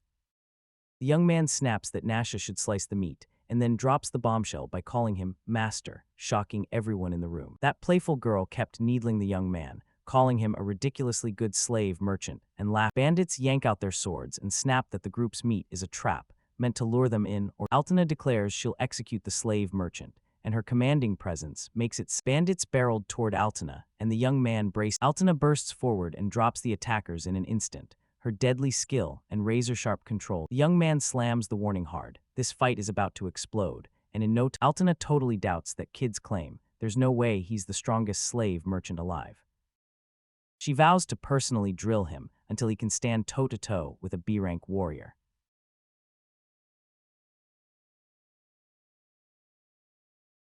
The young man twists aside, heart pounding as he braces for impact. The moment Altana snaps forward with a thunderous kick, and her sudden speed and the young man drills Altana with ruthless precision, and in every training round you can see exactly how their strengths clash.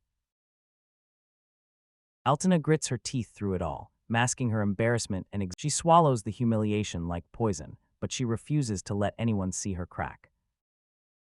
That young man steps up and snaps everyone to attention. Don't judge him by a title or how. He spills the truth. He became a slave merchant just to free people trapped in chains, and the whole group is left reeling, utterly shocked.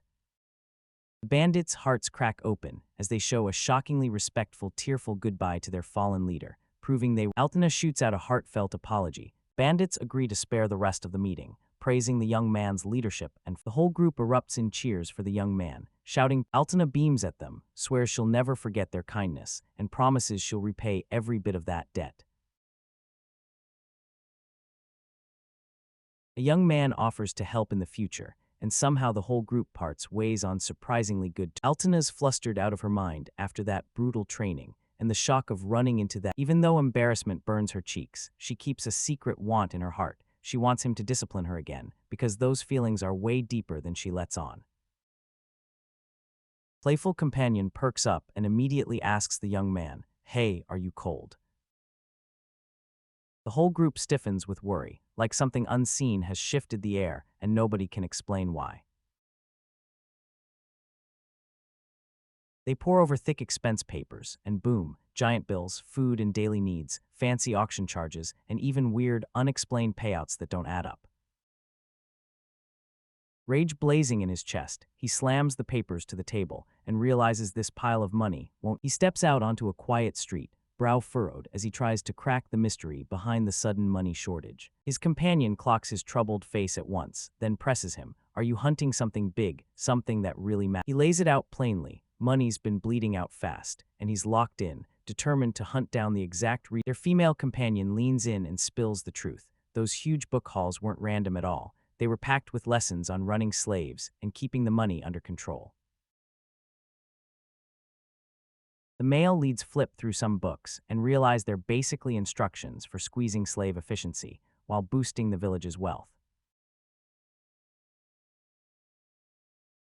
He can't shake the fear that every step they're taking is paid for with his own cash, and the cost not. They run into a well-dressed woman named Zioris, and she lights up, praising how perfectly they nailed their mission, then pushes them to take on more. He pitches a full-day job with a juicy payout, and she weighs it. Zari's asks, is something wrong? He hesitates for a split second, then firmly shakes his head and denies everything. She tells him he needs to treat adventuring like it's the real deal, then drops the biggest quest request in the whole system, worth the highest reward. This quest demands you crush a brutal exam. So far, nobody's managed to pass it. Heat flushes over the guy's face as his companion leans in and presses him playfully. Without wasting a second, he snaps up the quest with fierce determination and orders Alina to get ready for the coming fight. Zehoris hands the protagonist a map and lays out the mission details, telling him the job is for. He clocks the client right away. The shock hits him instantly, and when they press him face to face, he shuts it down and denies there's. Zioris clocks Pelastus, roll right away, and that weird request to crush the bandits. The protagonist frets that she might have just implied something, but Alina suddenly snaps, the quest is expiring, and they bolt out immediately, sprinting to finish it before time runs out. Patty jerks a finger toward the trial grounds right beside the Golden Lion Tower and leads the group in. They stumble on a crowd of people sprawled on the ground, and panic rips through them, because it looks like a man fires back that they're not dead, they're just out cold, so don't go assuming the worst. Patty blurts out an apology, finally realizing the protagonist and Ziori are the ones who knocked them out. Patty fires off the question, why are we here? And the protagonist shoots back that he spotted the request and jumped in. Patty slams the truth, this quest is deadly, but she still trusts Zioris to pull it off. The protagonist smirks and loudly boasts about his strength, convinced he's legs better than those clueless. Other fighters swarm in, grilling him for showing up late and barking that he better jump into the trial right. Patty steps in to defend him, claiming his sheer strength is proof enough and there's no reason for a trial test. The protagonist snaps up the challenge. Patty's cheeks flare bright red after the protagonist's bold declaration. Outside the castle walls, armed men shove in and demand they hand the protagonist cradles Patty like she's precious, claiming she'll only stay loyal to him because no one else deserves her. Patty shyly clutches onto him, grateful for his protection and feeling their bond grow tighter with every moment. Patty's eyes go wide in pure shock as the protagonist announces he just finished the trial, and then immediately presses the news on everyone standing near. The protagonist leans in and demands a full rundown, what the quest is for, and why they. Patty tears open the truth. She's on a mission to hunt down the human traitors and the protagonist pushes for government help, but Patty shuts it down fast. Her hometown trusts. They lock in their plans to leave tomorrow, but straight up admit they've got no real intel on who they're hitting or how big this operation is. The protagonist snaps that the information just isn't enough, and he begs for someone who actually knows these groups to step. A woman steps in and swears she knows people who have lived the bandit life, promising juicy insider. Patty, brimming with doubt about setting up meetings, snaps that they have to hit the streets, and the crew decides to hunt down battle-smart people who know every bandit move, so they can grab the key intel at lightning speed. The male lead hesitates on how to reach the informants, but he finally admits it has to be done, risk and all. He hesitates to step into those shady shadows, but then he pushes ahead, on a mission. Out of nowhere, a confident woman shows up, talks to him like they're old friends, and asks why he's in. She steps in and offers her help, insisting she might still have something useful, like, even if people keep calling her pathetic. The male lead sinks into thought, realizing the real power in listening to someone tied to the slave. She pauses, weighing Patty's request like it could tip the whole world, then calmly sips her tea, as if she. The crew huddles up and locks in their cooperation, no hesitation. One more woman snaps at them for barging in without telling her worry roaring. The female elf leans in and spills the truth about Patty's drive to save her tribe, then reveals how a woman blurts out the Crimson Black Panthers, led by the noble thief. The male lead blurts out, panicked, "Do you know Altena?" desperate to uncover the thief's true identity. She admits she doesn't know the details, then still offers to sketch a map, careful, cautious, but will. The woman jabs a finger at the map and points out where they could run into Altena, then lays down the route. She can't stop quietly wondering how Altena's holding up. They hear Altena's health is rough, but they figure she's handling it okay, so that eases their worries a little. The woman shoots them a warning, "Don't you dare push your limits, be careful out there on this mission." She lets out a soft chuckle at the thought of a noble thief running a whole gang. The crew crashes into a battered tavern, ready to dig for answers, even though danger is practically. The moment they step inside, the cat girl's excitement skyrockets. She's buzzing with hope that the answers she needs are waiting right here. They barge into the tavern, stunned by the roaring crowd, especially after hearing how the noble thieves were supposed to be. Then, out of nowhere, that familiar woman cries out Zioras's name, and it drags up a past connection between them that changes everything. She shoots him a sharp question, did he come back for that old punishment? And you can practically feel the tension between them still simmering. She pushes him toward a quieter table and blurts out the real reason she's been. At the table, Zioris leans in and tells everyone they tracked her down from a tip because they needed. A patron tells you they got a message from a teacher, demanding they show up after vocation. The woman leans in and asks, is this about Nil-sensei uncovering how the whole group is tied to your teacher? The woman boldly declares that Nil-sensei is her swordplay master, and the whole room freezes in shock. Zeris finally admits he totally underestimated Nil-sensei. Zioris jokes that slave merchants act weird, and the whole thing gets even funnier when Nils laughs at his thief leader role. Zioris changes the subject, pressing for details on those slave merchants who deal in elf merchandise.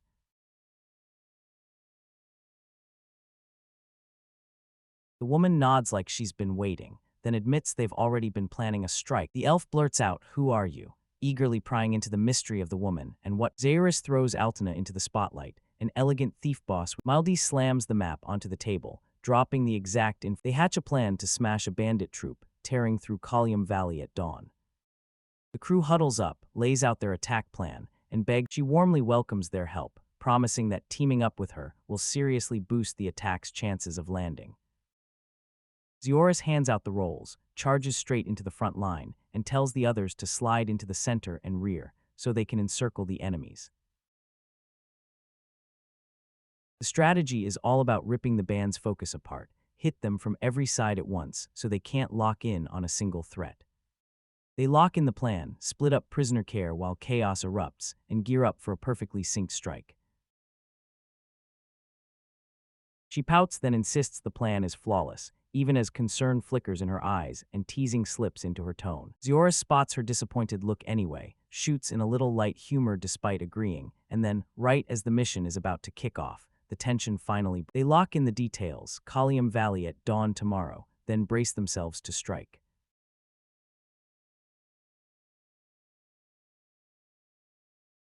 Two rival groups lock eyes and stare each other down, tension snapping higher as armored fighters get ready for impact. While the crowd rings them in, Zioris greets his companions, saying they're ready, while a wolf-eared ally yawns, like they've been up since before dawn prepping everything. A ruthless leader fired up his warriors, pushing them to battle now, ready to prove how far they'd come and how strong they were.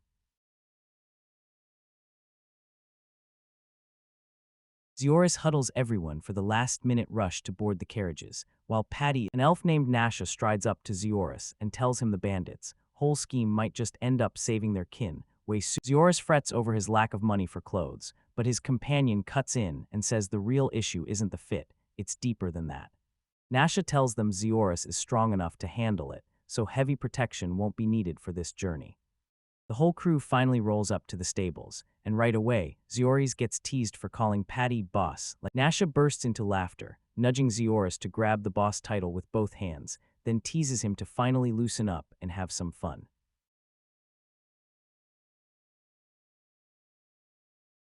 Nasha fumbles through a nervous shout of praise for Theory's greatness, then everyone else snaps back, telling her to stop. Zioris' crew can't stop gushing over his charisma. His charm just pulls people in and keeps them loyal, while Nasha, as the carriages roll up, the whole crew snaps to gear. Then they set off for Kalyam Valley, leaving Zioris sits there perfectly calm outside the stable, while the carriage idles nearby, like it's counting down the Zioris stares at Altana's success and realizes how she flipped bandits into honorable thieves. An unbelievable twist that Nasha gets what the noble thieves are after, and their leader rallies them to go all in and prove. The leader offers Patty a spot in the Crimson Black Panthers, but she declines with a graceful, polite shake. They roll into Kalyam Valley, and Zioris snaps, ready to bail from the carriages and start running toward what's next.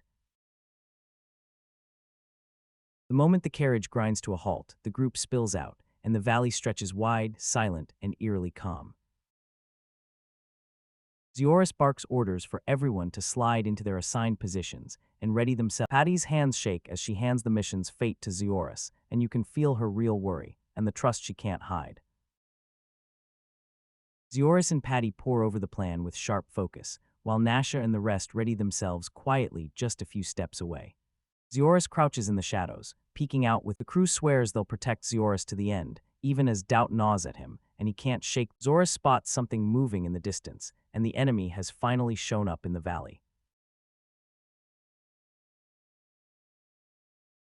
A hardened leader spies Patty's squad closing in, and he signals, boom. Patty's squad suddenly snaps into action, launching a wild, fearless. Zioris starts to panic. Altana still hasn't shown up, and then a message hits. Patty's sudden solo charge was sparked. Zioris calls in reinforcements to back up Patty, then swears he'll handle the bandits. Freak out, clinging to the fear that their precious merchandise is the real target, and they scatter and the injured bandit spits out the truth. This boss isn't just watching from the shadows, he's personally in it. Zioris closes in on the bandit leader, and the guy immediately challenges him, but Zioris shrugs off the threat and strikes first. Bandits spot the fight breaking out nearby, and their leader, Zioris, unleashes savage combat so ferociously it throws his own ranks into the bandit leader snaps the troops into formation, itching to prove himself to Patty with a savage, no-hold. Patty barks orders to her squad. She rips out a battle cry, sword held high as she charges ahead like a rocket, dragging her squad into the fight full force.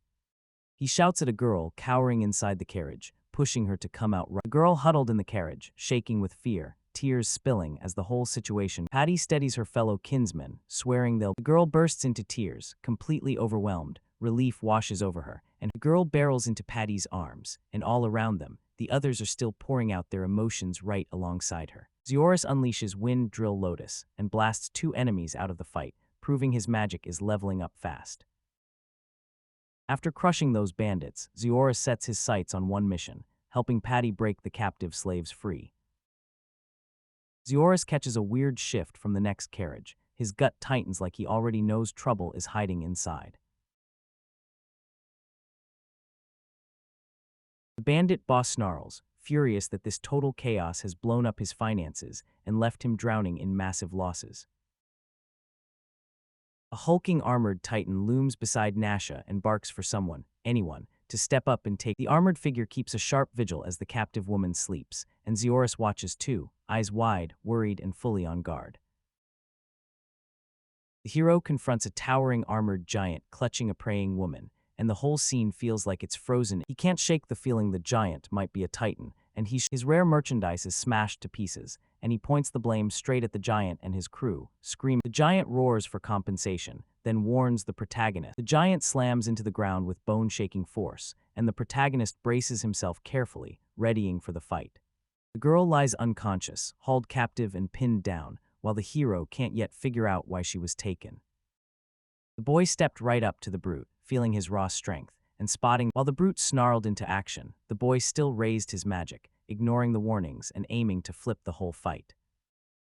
Suddenly, the brute yanked the girl into its grip and snarled that it would hurt her unless the boy stopped his magical. She begged for mercy, pushing restraint and compassion even as cruelty and danger closed. The team froze in place because they knew letting the hostage out would turn everything. They hauled through the carriages, assuming everything was. The brute clenched his grip on the girl and slammed the boy into a razor-edge standoff. He set his stance like a loaded weapon, ready to crank up his power and finish everything with a single, crushing strike.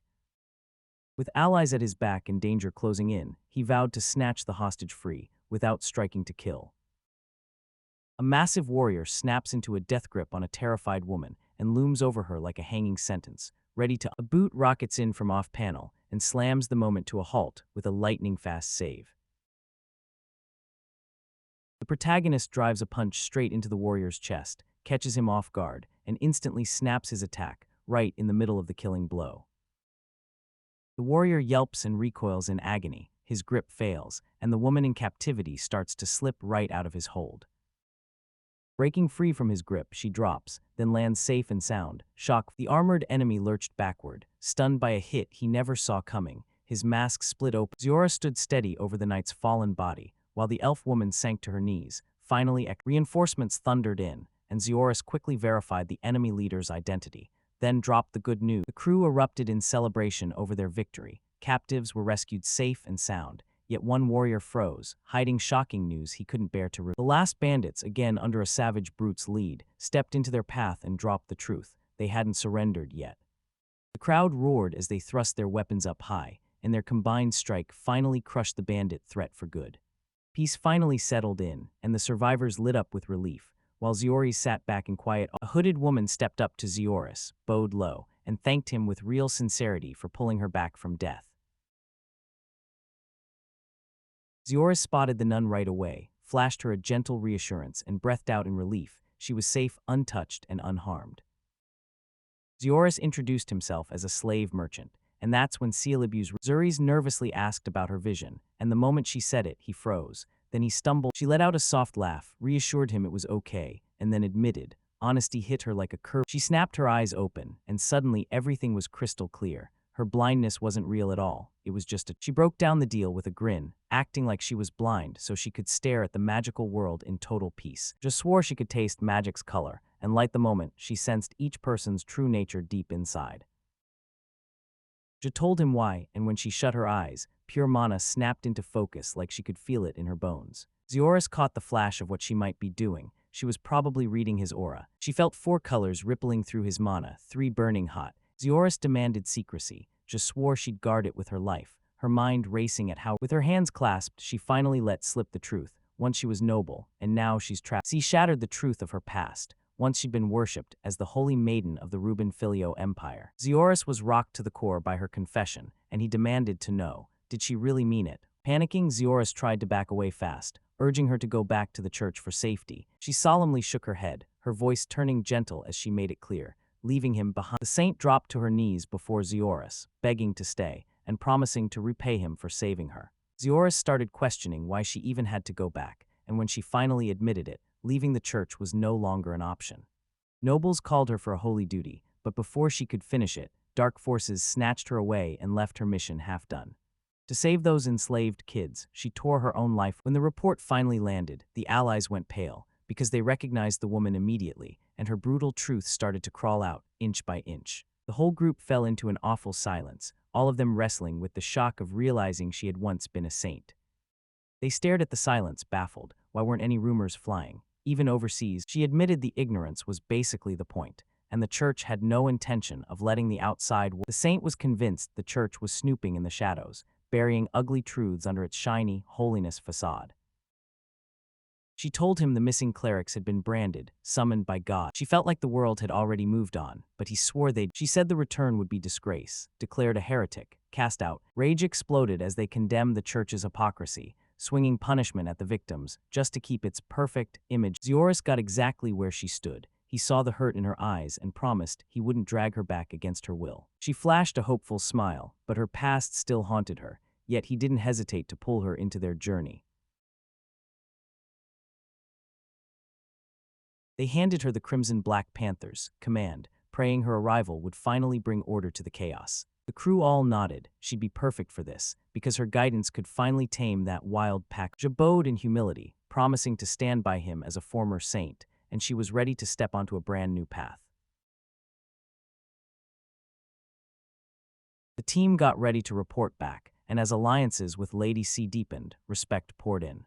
Meanwhile, someone leaned over their papers, baffled. Why did this crew haul around so many bounties in secret? The receptionist nudged her glasses into place and readied herself to slip in one last, final note on her report. She couldn't believe it, so many women trailed him, and every single one looked fierce. Zioris fidgeted and swore their cooperation was just service, but the clerk stayed cold and unmoved by his. While the bounties got set up, Zioris pushed through and demanded a face-to-face with the mysterious guildmaster calling the shots. She nodded at his request, then told him to wait while she hurried to check with the guildmaster. The guildmaster strolled into the room with total calm, greeted everyone with a grin, and promptly apologized. He waved them in like it was nothing, and the whole team scanned the room before dropping into their seats. While everyone else sat there all respectful, Zioris kicked back, until one companion snapped at him, reminding him that the guildmaster. One girl froze in place, convinced she didn't belong as a thief, but Zioris stepped in and reassured her. The guildmaster review papers exposed dirt. She froze when she saw her, an armored woman she'd once known as a B-rank adventurer, now whispered about as a legend among noble thieves. The boy leaned in and told me they'd joined the Crimson Black Panthers, an infamous people knew about their old crimes, but lately they'd turned the tide, so he stepped up and begged for amnesty. The guild official let out a cold laugh, smirked. He snapped that the world's too brutal to wipe clean criminal records, no matter how they're behaving right now. The boy begged for redemption like it was fate, but the guildmaster shut him down, calling. When they demanded he take charge, the boy didn't hesitate. He promised. The guildmaster spotted a mysterious girl and grilled her on why she was showing up. She didn't hesitate as she calmly introduced herself, Jalipes, the Reuben Philo Empire's former saint. Sensing something off, the guildmaster grilled her for identification and demanded a clear explanation. Once he verified who she was, everything flipped. Then the group scrambled to apologize. He confessed the guild was secretly surviving on church backing, and that every guild master had to be a believer. Just swallowed her pride and asked for help, admitting she never saw the guild's conditions spiral this far. Blazer was moved by her plea, so he agreed to bend the rules, as long as she personally vouched for them. Blazer barked a stern warning, demanding her safety, and the group immediately nodded, grateful to take. While the group finally exhaled, they thought with pure grit in her eyes, the elf woman laid out her final request and begged the whole group for one last. Paulestes turned to the group and begged for help, racing to track down her scattered tribesmen from that. They promised to back her all the way, then pushed the trip off until the very next morning.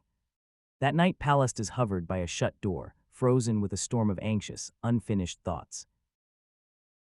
With pure determination burning in her chest, she steadied her shaking hands, strode up to the door, and knocked. Fighting, a careful voice answered. Paulestes stepped in and introduced herself, then rushed out and Paulestes trembled on the spot as the door creaked open, and he called out for Patty in a hushed, shaky voice.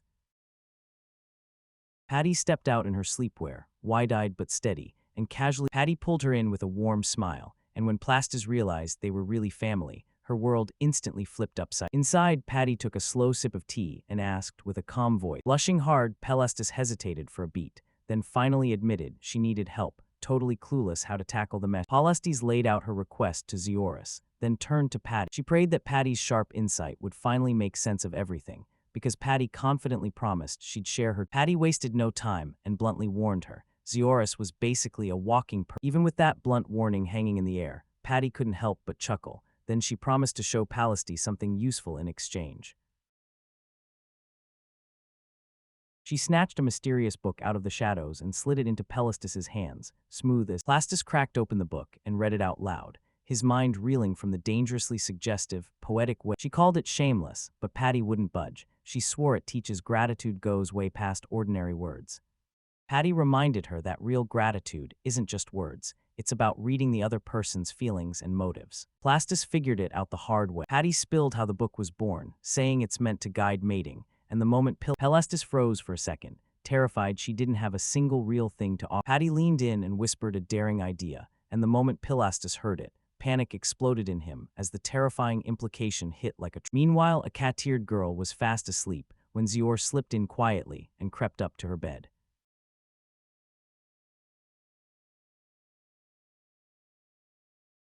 He draped the blanket over her with care, clocking every ounce of her exhaustion, then went. Zeres shoved those weird thoughts aside and swore he was a gentleman, right before someone knocked on his door. Zeoris yanked the door open, confused by the knock, then froze when he saw Pylas standing right there. She apologized for the hour, and the sudden seriousness of her words caught him off guard. So, seeing her flustered face, Ziori snapped, "What's wrong?" But she waved it off, swearing it was nothing, and stayed right. Pylas poured out heartfelt thanks, and told him she'd come back to repay him in a way that truly mattered to them both. Nervous butterflies in her chest, she begged Zioris to tug the ribbon on her cloak. Palastas yanked off her cloak, bared her lingerie, and with shaky nerves started moving, ready to spill her feelings in action.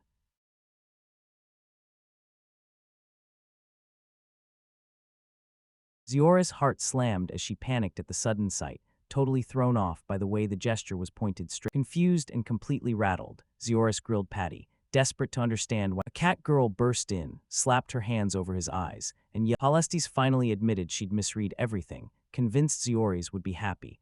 With everyone frozen in shock, Zioris slapped his hands over his eyes. He finally clocked it. Fam had pulled the strings. Then she laid it out. Zioris cared way more about raw. Palestes wore a shy, bashful face, and that honest expression became the real prize, leaving everyone watching when Zeri was forced to speak, he fumbled for words like his throat had vanished. Terrified he'd never. Palestes blurted out her thanks on the spot, flustered, but totally real. Blushing with sheer embarrassment, Palestes keeled over and fainted.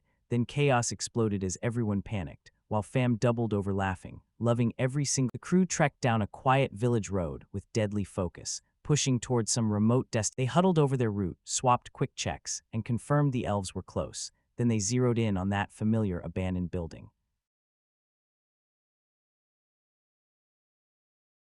He told them straight up that laying low was the only way to survive. Even with fatigue showing, Thea grinned and told the group once the tension finally snapped, the whole crew burst into jokes about a. Zioris just blanked on his companion's name, and the guy panicked. He blurted it out in sheer embarrassment. The whole crew broke into laughter as Thea teased them nonstop, dragging up the memory of a meal they'd shared on their last mission.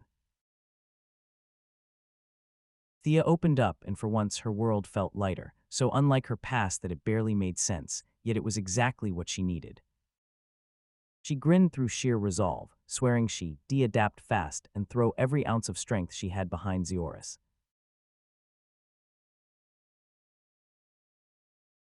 They hurried toward the familiar building, then two elf girls spotted them at once and burst out, shouting with pure joy. Patty beamed and greeted Zioris right at the entrance, while everything they needed was already fully set and ready before they even. Zioris shot an apology for being late, and the younger elf broke into a smile, while Patty nodded back with polite thanks. Palesti's nerves snapped tight as she dug up that awkward memory, and when she whispered Patty's name, her voice shook like the. Blushing, Pilestis tried to pry open yesterday's incident, but he snapped the topic shut fast and plunged into preparations. She swung the door open and dragged everyone inside for dinner, and Zioris, his stomach already growling, followed her without. The whole group strode into the hall, and bright-eyed young elves greeted them with warm smiles, grateful as can be. Zioris caught their strength coming back and pushed, "When can we go home?" Then a polished inquiry tore through the air, asking about the bodyguards. 3 stern elven officials stepped out, their stiff posture and hard-eyed faces screaming judgment and confusion at the visitors. Zioris pressed him for answers, and the elders snapped back that they ran the whole facility and organized every last recovery effort. An elf called out the idea of trusting humans, and Zioris felt the truth hit hard. Their attitude. The elves snapped accusations of deception at the group, and Zioris lunged in to mediate before the situation exploded any worse. Palestis stood her ground, firing back with a fierce reminder of their sacrifices, then snapping at the elder for his prejudice. The elder stared at her surprising power, then bowed his head. He apologized, admitting that the fear left behind by slavers still clung to him. Zioris got it. He explained that their mismatched gear and awkward look were exactly what sparked the whole misunderstanding. The men leaned in and soothed the elves, reminding them their band was already ready. The elder vowed to work together, and Zioris' crew stood tall. Then their honesty started winning people over, right where it counted. Palestes stepped in for them, and the elder swallowed his pride, apologized for misjudging, and admitted their punishment came down way too harsh. The tension finally loosened, and Zurus, allies swooped in, cracking jokes about appearances. Zurus couldn't shake the guilt of pulling them into all that mess, but Thea lit up with gratitude and warmth. Then Patty burst in out of nowhere, flustered and blaring through the moment like a wrecking ball. Patty's face went red, and she fired off accusations at Thea, calling her a seductress and claiming, frustrated but stubborn, Patty got gently guided into an unexpected moment that snapped her laser focus just enough to throw. She blurted out that she loved Nasha, too, and Thea answered with calm, fearless wisdom, embracing love in full, without grabbing it or claiming it as her own. Patty confessed she was baffled, but she refused to lose hope. Then the elves snapped everyone's focus to one thing. Zurus grinned and took the lead, urging them to team up and check out Nasha's cooking, then settle in for a killer dinner. Far north in Garuda, right behind the royal castle, a lush garden sat in peace, while everyone realized someone was missing. Repeated calls thundered through the garden, and a man finally stepped out, calm on the surface. A woman slipped in right behind him, and the shock hit as she snapped her voice into the air, and you could tell she wasn't here to mess around. She had a clear goal and a deadly serious look on her face. Varia caught him outside the courtyard and confessed she'd stayed away exactly like he told her. She gently scolded him for messing with her plants, and as he did, he blurted. Varia looked him dead in the eye and brushed him off, saying she couldn't deal with even more pointless chatter right. He swore this time was different, dead serious, because his usual warnings were always vague and wildly over the top. Reluctantly, she finally agreed to hear him out, then warned him sharply not to waste her time like that ever again. She went completely still when the terrifying news hit. Someone calling themselves the Demon Lord had returned. Shock hit him as he demanded an answer, while she fought to understand the crushing meaning hiding behind his words. She snapped at him like it wasn't funny, but when he solemnly confirmed the spot, he made it clear he wasn't joking. He broke it down. Everybody was showing up for Hyro and the Great Sage, right there in the very same human kingdom. She dropped a brutal truth. Turns out the previous Demon Lord wasn't some legend at all. It was her own brother, and that's what proved. She dropped a chilling truth. After her brother died, the title just vanished, so he slapped down classified documents to crush the doubt, and she darted for her advice. Worry nodded her as she placed her faith in their top-tier magic intelligence network. Even with her doubts about pulling in the elites, she finally nodded and mobilized the Repulsion Corps with pure urgency in her voice. She ordered every monster she could get to march straight. He warned her the war was coming back, but she met it with a calm that felt downright unsettling. She gave him full permission, so he could unleash their deadliest forces any way he saw fit. With a grin full of confidence, she insisted their strongest troops could wipe out even this Demon Lord like it was nothing. He nodded and swung into action, kicking off the preparations at once, while she stayed locked in, waiting for swift, no-nonsense results.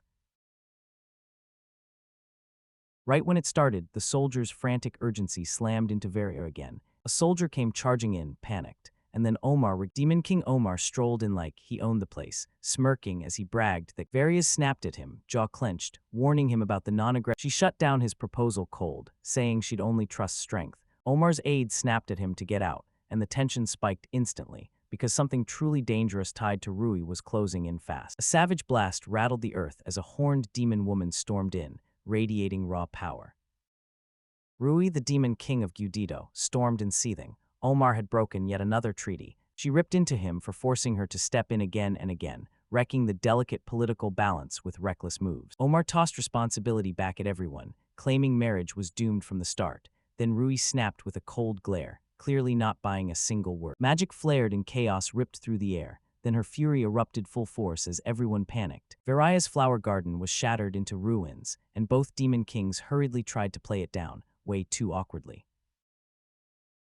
They snapped into a blame war. Rui swore Omar did it all, and Omar fired back with vicious. Rage surged in Varia's voice as she questioned them coldly, and the moment she stepped in, both rulers bolted at once, claiming some urgent problem, because the fear of Varia crushed. She let out a sharp sigh, totally unimpressed. Like, really, all this wreck. Varia stood frozen in silence, heart aching over her shattered garden, and her mind kept flashing back. She tossed the new demon lord aside like a joke, because in her eyes, nobody could match her brother's raw power. Caught in her own spiraling thoughts, she forced herself to slow down. If things turned into a fight, at least it would be fun.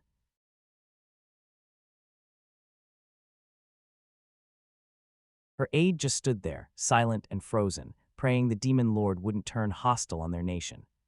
Determined, he tightened his fist and swore he'd finish the mission, no matter what, and shield Varia's fragile peace. In Baltio's kingdom, that profession school building towered over the whole city. Inside, a girl crumpled atop a mountain of papers, utterly drained from reading every document, still trapped with despair swallowed her whole, and she choked out doubts about herself and everything around her, so close to quitting. Suddenly, she caught a tiny detail she'd missed, and that little spark. Zialis and the Beastkin girl shoved into a jam-packed room. Then they all freeze, staring at the chaotic floor littered with papers everywhere, while she slams a document in front of him. Fast, Zialis refuses to buy into it, clinging to the idea that Force's involvement is off the table. Then the woman simply shoves him forward, calm as ever, and waits for him to finally choose. She flashes a smile, basically begging Zialis to step in, and then both the Beastkin girl crouches to sift through scattered papers, while the teacher stalls, dragging out flimsy. Zialis and the girl dig up the truth. Bombshell documents spill out. Even when their faces change, the teacher just laughs, then blurts out like it's nothing that she lost. Ziolis challenges her own authority, and the teacher shuts her down, insisting she's still legitimate. She begs Ziolis to help, pitching her fighting skills and pleading for support in her heartbreaking situation. The teacher lays out her plan, and with Ealis weak ranking in the dumps, she lays it out. This prize comes with money, and right when the deal feels like a win, staff Zialis immediately shuts her down, glaring. The teacher caves in, crushed and defeated, and the Beastcan girl snaps into action, because the legendary staff of the spirit just sparked back in her memory. And she remembers the rumors about the staff, right as Zialis spots her worry and demands to know what's. The teacher drops a bombshell. The staff has a messy political past. Zialis warns that the prize is pure danger, but the teacher dodges the whole thing with a shrug. Then, as tea hits the table, Zialis erupts. She shoves another document into the mix and demands everyone's attention. The paper hits them like a bomb, an official government request with a crazy high pay, and Zialis reads it. He demands to know why she's got it, and she calmly shuts him down. Only elite adventurers ever get missions like this. Zeloth grills her credibility on the spot, and she brushes it off as just luck, while the Beastkin girl stays quiet. So the teacher lays out the assignment, and then, right near Jairus, the demons vanish out of nowhere. Zeloth stalls at the edge of joining, but she leans in and promises him seasoned adventurers will ride with them.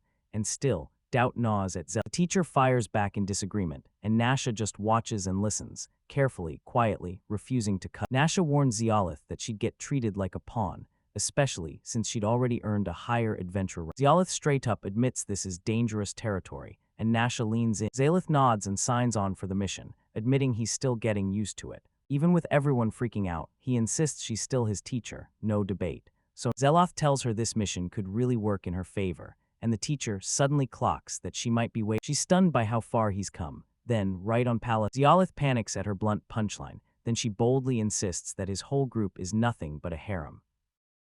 The teacher goes down the line and starts naming every girl, and Zialis finally realizes his party. Zeloth blurts out a flat-out denial, all flustered, and the teacher just laughs. Zialis storms into the guild hall and slams his. He breaks down how Nasha's rank makes them eligible. Then the receptionist studies their status and instantly stamps their registration approved. Right as the receptionist starts talking, Nasha snaps out of nowhere, screaming that the guild laid out the brutal map of danger. Wild terrain, unknown monsters. They get hit with a warning about monsters. If one shows up, they've got to face it solo, no matter how brutal. Even though Nash is panicking, Zeloth signs with zero hesitation, confident as ever, while she snaps back that they're being handled like sacrifices. Zeloth fires back with pure grit, swearing that heroes are needed right now, and he's already bracing to. Nash's eyes shine with pure awe. Zeloth shoots the clerk a grateful thank you, and the receptionist can't help but note. Ziora studies the mission document with laser focus, while the townspeople bustle around, readying a wagon for the merchant. Nasha yawned beside Zehorus, and both of them looked completely wiped out after finishing the day's travel prep.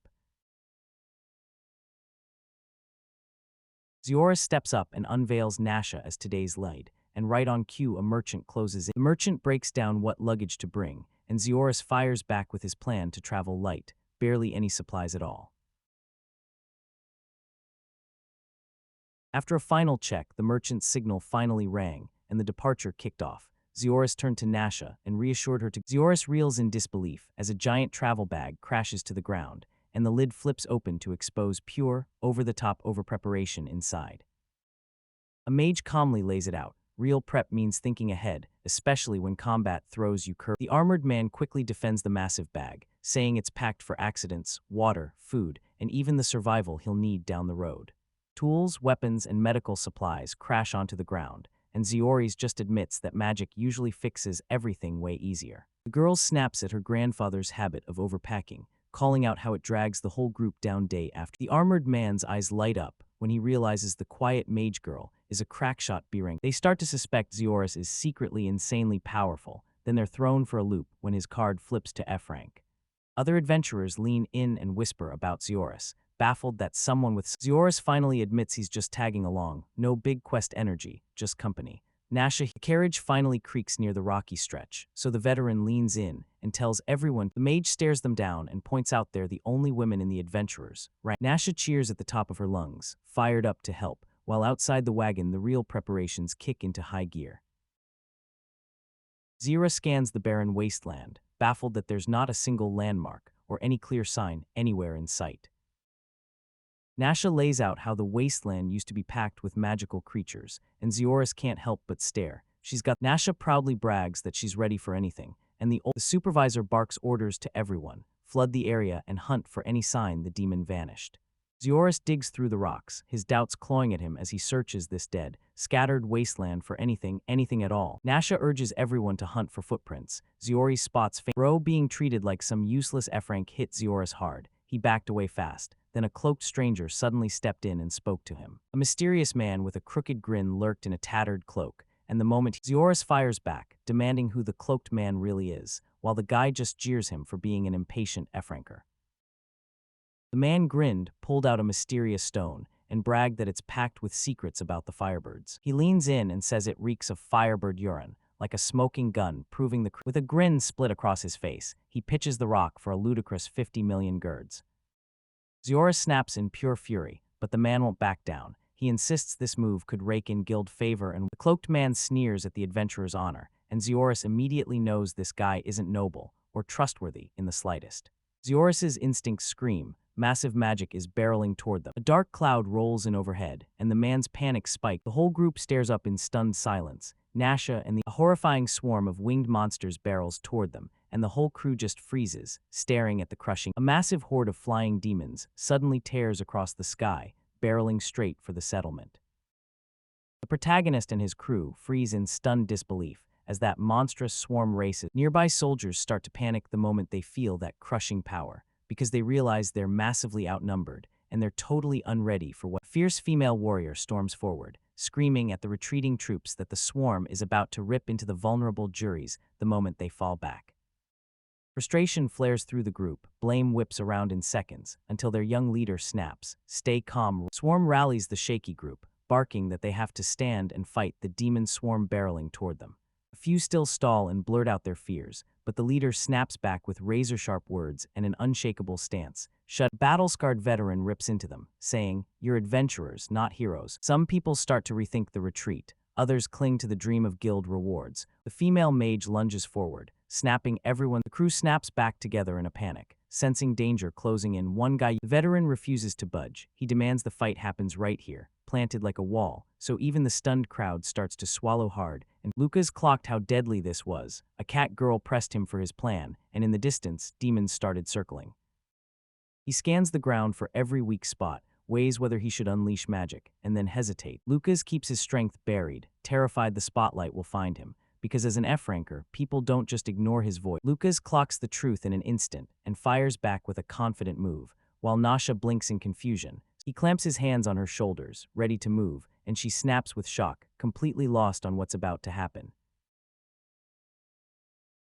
Lucas announces his wild plan to turn her. Overwhelmed, Nasha panics on the spot, screaming that she can't do this, so scared of the pressure it's Lucas keeps his cool and lays out the whole plan. He'll take down the demons, but Lucas leans in and reassures Nasha, if this plan works, everyone will hail her as Jairus' savior.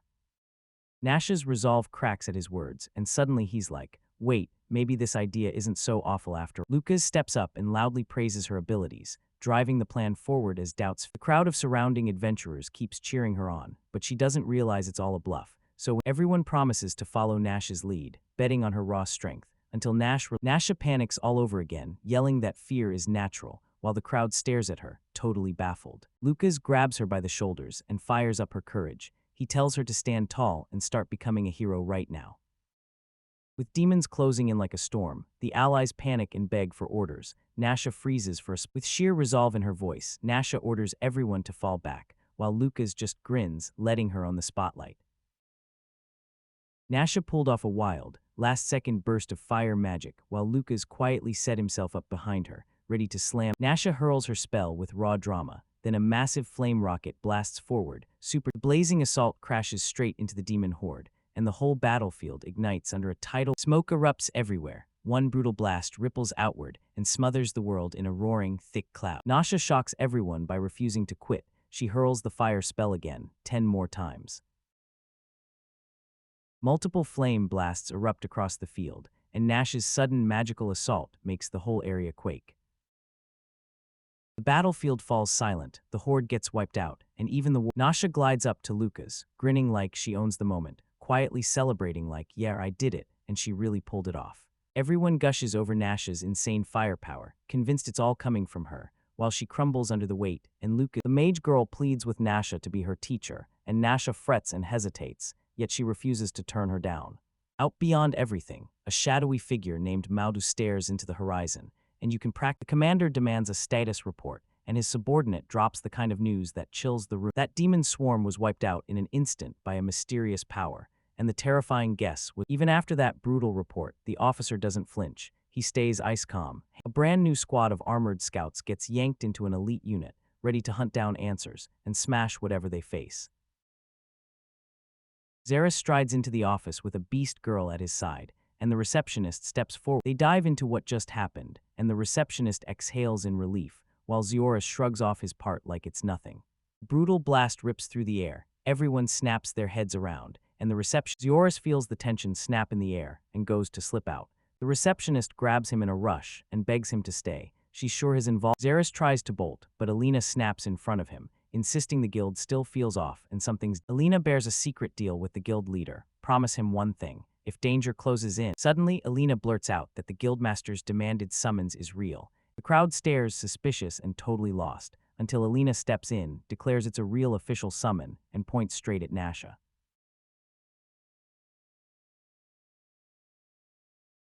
Zioris clocks just how dangerous this is, then follows the orders and heads. But Zioris and Nasha sit there in dead silence, while the guildmaster barks an order. Zioris and Nasha must answer the summon. Zaris snaps back, calling out Nasha's weak performance and his pathetic. Another officer spots Nasha's magic in action, and they start to suspect. The officer squares up to Nasha's power, and suspicion screams that something's fake. The guildmaster throws Zioris into the chaos, assigning him to jump in and help. Suspicious as hell, Zioris zeroes in on every little detail, grilling everyone. Nash once had a rough reputation, but her latest performance hit like thunder, swinging adventurers' opinions fast. Zioris stares ahead in silence, realizing the refusal. The black dragon rolled into North Fort, and with a hulking demon swarm tearing through everything, the whole fortress got wrecked. Demons swarmed Jairus, then boom, black dragon gone without a trace, and Zioris can't shake the. Zioris agrees to the mission on the spot, and the guild jumps in, until a creepy, mysterious condition drops out of nowhere. Outside, Nasha grills this weird condition with sharp questions, and Zioris flicks back to the guild leaders. Nasha reels when Zioris orders her to go alone, and he scrambles to calm her furious shock. Zioris spills his secret magic power, and admits he planned. Nasha hesitates because danger lurks, but Zuris grabs the moment and demands they. Zioris unleashes his teleport power. He can only jump to places he can see, and with pure excitement and pride, Nasha beams as she follows her master willingly, no matter how dangerous the road gets. Zioris grabs her attention and tells her to hang on. Right then, they brace up and gear into a teleport. They trigger the teleportation spell, blasting out raw, crushing. Zioris counts how far they've gone, while Nasha is wiped out, barely hanging on after those relentless teleports. Nasha grips a rock and puts on a dramatic complaint, and Zioris blurts out how he keeps teleporting midair, then his eyes widen. Maybe the black dragon is still right there ahead. Ziora's eyes snap up, bam. A colossal demon barrels toward them at full speed. The winged monster crashes down from above, and Zioris throws himself into a battle. Zioris hurls a blazing fire spell, blasting free. The flames crash down, yet the dragon doesn't even flinch, still standing clean and untouched. As the dragon barrels ahead, Nasha lets out a terrified scream. The dragon screeches to a stop and actually speaks, shocking Ziora and everyone else, and making her suspect. A knight riding a dragon swoops into view, demanding to know if they've heard of a human called the Demon Emperor. A dragon rider swoops in and demands answers about a person known as the Demon Emperor's title holder. The armored man keeps his real identity under lock and key. Then after the boy, right as the rider turns away, the boy lunges forward and blurts out that he stands up tall and roars that he's going to cut down the giant dragon. Laughing to himself, the man praises his own courage, and with those words, then out of nowhere, a second dragon erupts onto the scene, and the armored man snaps. The boy spots more dragons piling in, and it hits him. This won't be a quick one-on-one scrap. An elder locks eyes with the dragons and recognizes them as ancient. Blazing magic beam slams into the scene, and the boy has no choice but to shield the kneeling in the dust. He rips the truth into the air. We're not invaders. We're just the scouts sent ahead.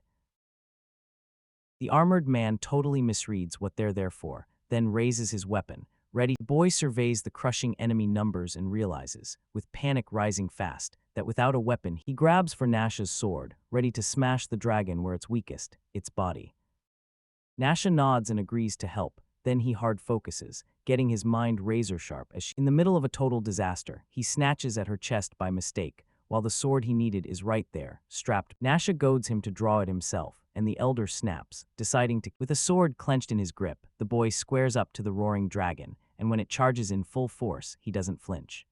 He launches into a fierce chant, snapping Nasha into his protective grip, as she blurts out in shock. A sudden burst of magic slams into the dragon, and the boy's attack rips through it with shocking, brutal. He rushes Nasha to safety, and for the moment, the area is finally sealed. The dragon snaps back into balance, and the boy's dodge move shocks the whole crowd. Like his body, rage seethes in the night as he snarls for the dragon to strike, and he readies himself to end that fear. Determined, the boy lunges ahead with his sword raised, just as the dragon roars. The knight watches in stunned disbelief as the boy charges straight ahead, sprinting with fearless, pinpoint precision. He rockets upward with his sword held high, hunting a deadly critical strike at the dragon's exposed. His blade lands dead on, driving straight through the dragon crumples under brutal, deep wounds, and the boy braces himself. Energy. The knight clocked it in a flash. The boy hit the weak spot almost instantly, and the two fighters unleash magic at the exact same time. Lightning beams slam together and detonate. The knight slams into the ground, rocked by the blast, and can't push itself up. The knight interrogates the boy's power, stunned that a mere human can wield demon-born magic so smoothly. The boy doesn't even answer. He whips around and lands a razor-clean spinning kick. The knight slams down again, and this time the fight is over, because the boy's fully in control now.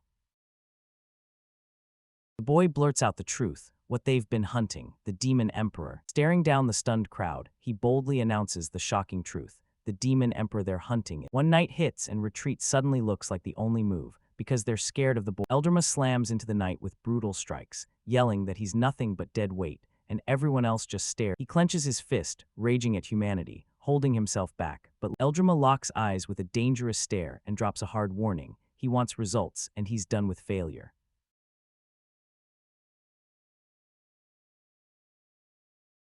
The knights go completely silent. Eldrama's message hits hard. Obey, or the two dragons come barreling at him at the exact same time. Panic flickers across his face. He slams down binding sea of mist asterisk, choking the whole battlefield in thick fog. Enemies stagger through the fog, dazed and lost, and when the dragon realizes it, too late, as a lightning-fast strike drives straight through its neck with its body battered and blazing, the wounded dragon erupts in a violent surge of fire, blasting magical flame. He declares the dragon is finally beaten, because deep inside, its core doesn't fight back against. Right as he closes in on the second dragon, he spots the rider, gone instantly, erased from existence with no trace at all.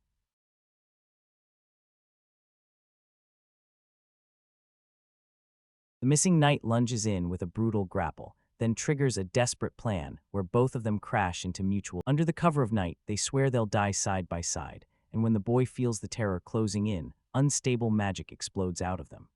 A massive explosion detonates out of nowhere, swallowing them both in a firestorm of smoke and flames, then the whole screen flashes pure white. She gasps and screams as her master drops to the ground, taken out in a brutal ambush by the armored enemy. Smoke blankets the battlefield as she's left frozen, watching the enemy. The bearded general swings his confidence wide open, declaring that the human obstacle and his dragon are fully. Miraculously, he's back, fully alive and unhurt, and she lets out a breathy smile, because he teleported at the exact right moment. Now he storms straight at the enemy, squares up to the general, and readies himself for the last showdown. Staring down the armored man and the dragon, he braces for battle, then admits he's the one who helped bring them down. He calmly admits he did it, and the old man nods at his raw power, then warns him there's a darker. They collide in a violent clash, blades slam together in midair, and the old warrior yells, shaken by doubt that the young man truly has the resolve to sweat pours down his face as he clenches his teeth. An old man lays out his magic, mixing enhancement. The general declares that real demon emperors must never touch sacred or teleportation magic. He lunges forward and blasts the kid as unworthy of the demon emperor's power, tearing it. Startled, the boy jerks his dagger up like a shield, bracing for the next brutal strike. The old man rockets forward, the boy barely slips away, and a blade of steel screams through the air as they clash once more. An armored brute barrels forward again and again, while the boy plants his feet and grips. He backs up with total confidence, ready to unleash a secret that flips the whole battle on its head. He slams down his identity like a threat, demon emperor, hero, and great sage, so there's zero question he owns the power. The old man freezes in disbelief, calls it all a lie, and tears into the guy's greatness with brutal sarcasm. Even with the insult burning in his ears, the boy admits the accusation. His blade drives straight into the enemy's chest, and with one ruthless counterattack, the whole clash is over. Livid and drenched in blood, the armored man gasps through the pain, swaying and clawing to stay upright. He glares at the boy like venom, screaming that he's a coward for firing off magic right in the middle of their duel. The boy flashes a grin and tells him, cool as ice, that no rule ever managed to chain magic in fights like this.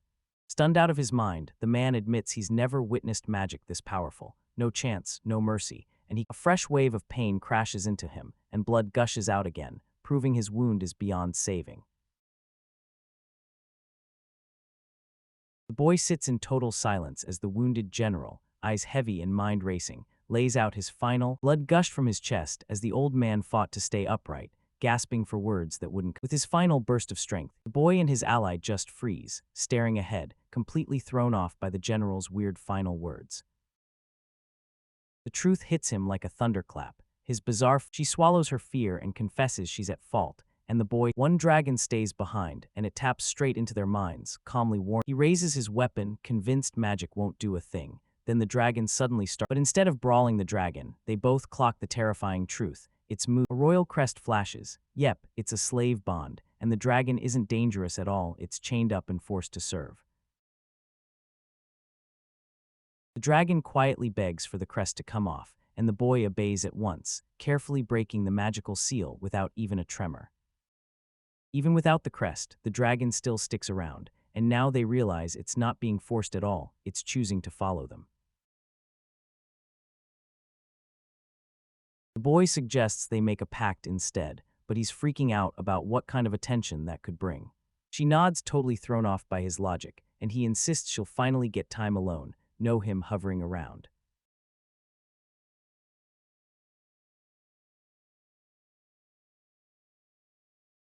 Panic crashes over her as she fears he'll ditch her and leave her behind, and when he starts to push her away, she snaps that she'll spill everything to everyone.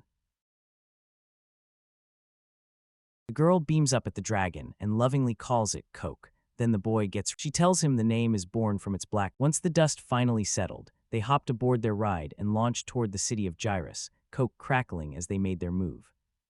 A colossal dragon drops into a packed, tense market, and armored officials clench their weapons, ready to clash.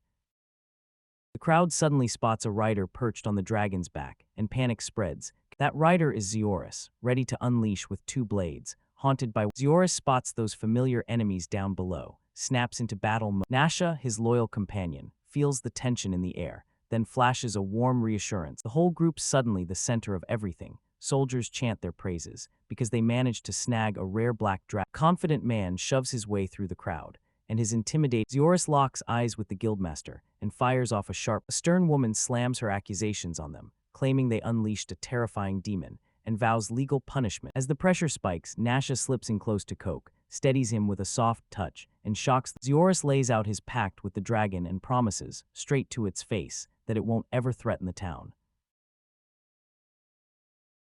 He finally reveals the pact runs through Nasha, and before it even lands, other dragons are already getting wet. The guild master seals the bond on the spot, but when the time came, they pulled out a mighty tool and agreed to call the dragon. The master slaps a price tag on the tool, 10 days and 10 million GS. Zioris hawks magic stones despite the craftsman finally nods. He'll build the tool, but only if you fork over the full payment by tomorrow afternoon.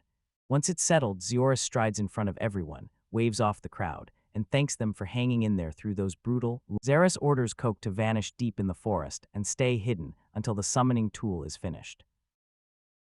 He slaps down a warning to Coke, "Don't you dare hurt a soul," and the dragon backs off. But Zioris can't shake the feeling the dragon might actually love feasting on humans, so Zioris drops the last command. Coke has to rush in and help anyone who's in danger inside the straight into the guild. Zioris strides, and the moment he arrives, someone tells him the crowds surge in around them, lured by Nasha's dragon win and the reputation that keeps snowballing bigger every. Zioris and Nasha get officially escorted straight to the guild master's office for a secret, one-on-one meet. Inside the guild office, Zioris steps in and meets the officials, and the air immediately feels stiff with a serious. Zioris gapes when he realizes Altana and the others got hauled in too, and a command. Zioris fires a question about the Crimson Black Panthers, and the guildmaster lays out a long list of low-level tasks. He reveals the Crimson Black Panthers have taken over these chores, running them with razor-sharp efficiency. The guild officials tip their hats to the Panthers for everything they've done. The guild master slams the word down. The Crimson Black Panther. The guildmaster steps up and suggests they officially treat the Crimson Black Panthers as their. Yuta doubts why anyone would submit, and guildmaster, no surprise. He dangles limited work obligations up front and sweetens the deal with a 20% bonus if you play along and keep. Yoda's instincts scream something S off, yet the girl nods with fearless excitement, while the guildmaster Saint Seiya snaps in surprise when the guildmaster drops the bombshell that her divine presence is powering the whole plan. He explains that Saint Seiya being in the mix makes everything feel legit, so upper management can stay calm, trust the plan, and keep the detail. If this experiment works, it'll light the way for every other guild to copy the same subordinate structure everywhere. The guildmaster steps up with a bold plan to reform criminals. Yuta worries for real, but the guildmaster throws a celebration for Saint Seiya's help. Yoda throws up a red flag about the guild's reputation. To silence the backlash, they decide, right before joining the guild for real, to officially. Yoda nods and moves forward. Then he pulls Nasha aside to make sure she's truly on board. And Nasha snaps up the deal with a bright grin. Everyone nods in full agreement, and the guildmaster slams the meeting shut for the day. Just as the group is getting ready to bolt, Yoda hesitates and then calls out to Saint Seiya.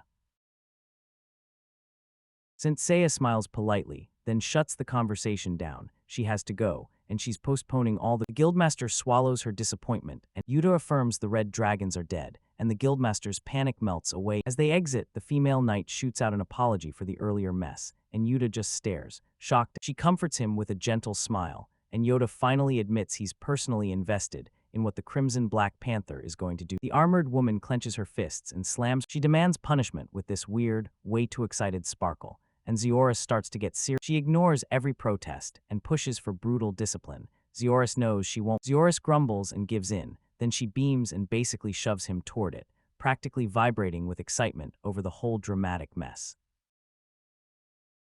She thinks it's playful teasing, but Zioris rolls with it, still clueless about how dead serious she is. Zioris reluctantly snaps a smack into the knight's face, and the knight shoots back. Tremors rattle through her from the hit as she pants. Zioris yanks his hand back, staring in disbelief. She crumples to the floor, stunned out of her mind. Zioris grabs her attention, urging her to snap out. Next, the story slams into Altana's brand new base, right by a district where women are scarce.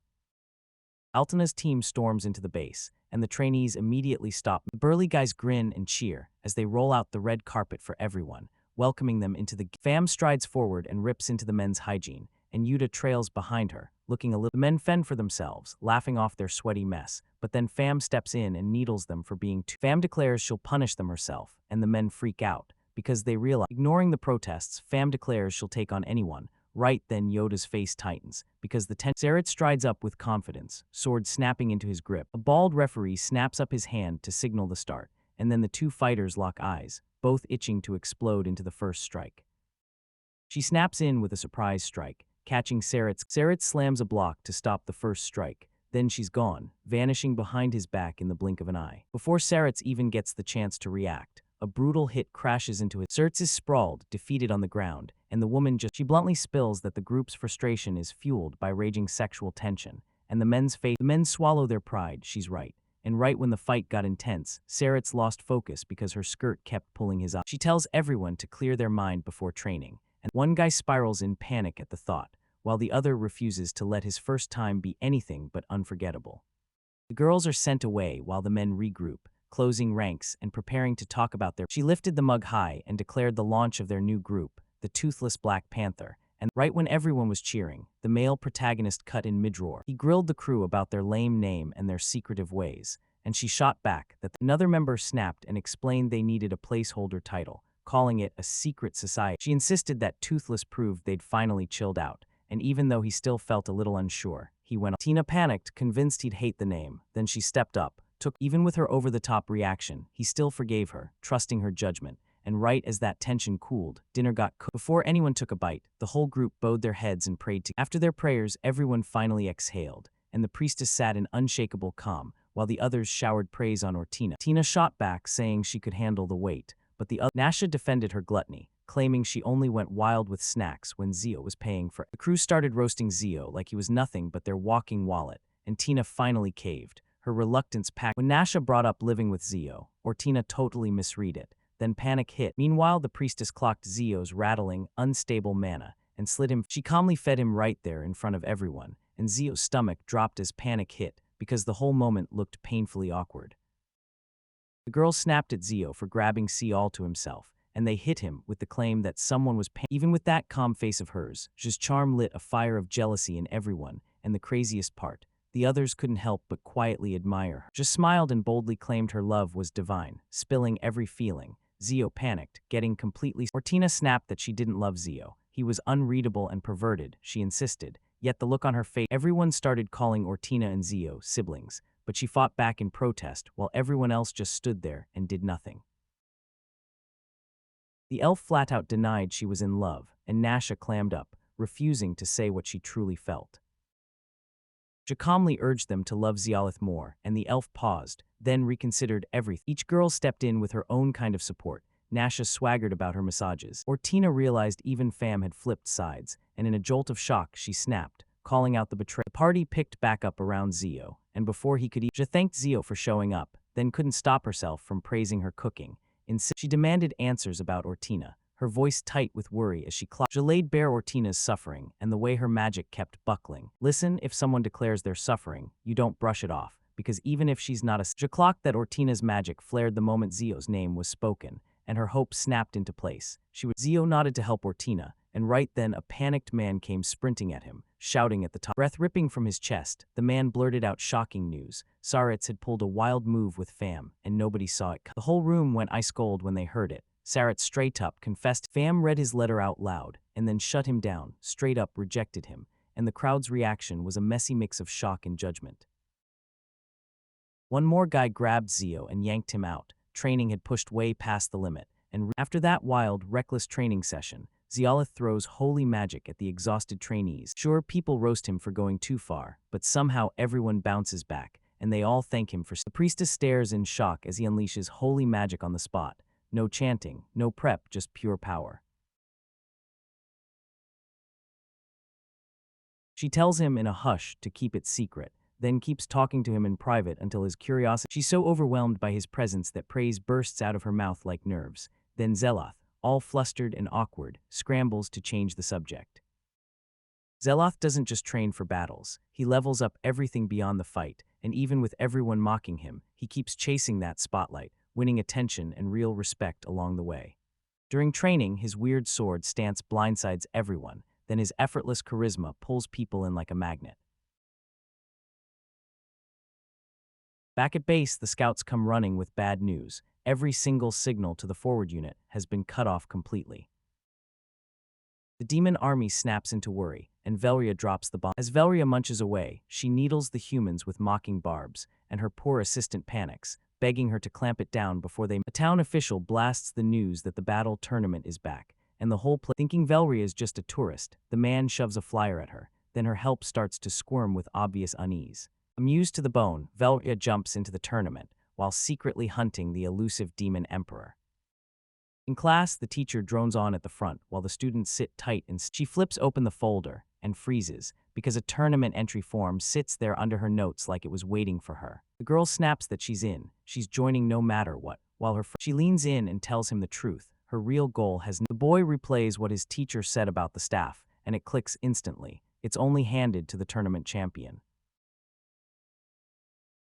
She spills the staff's whole past, then vows, with pure honor, to bring it back to Lesisfilia, her homeland. A woman leans in and warns her. Turns out the legendary sword saint is stepping into this year's tournament. Even when the odds scream impossible, she digs in her heels, refusing to quit, fighting tooth and he asks if she'll take the staff from another winner, and she says yes, on her terms. She swears she'll devote her life to whoever helps her, convinced that her sacrifice is the only price that can bring the staff back.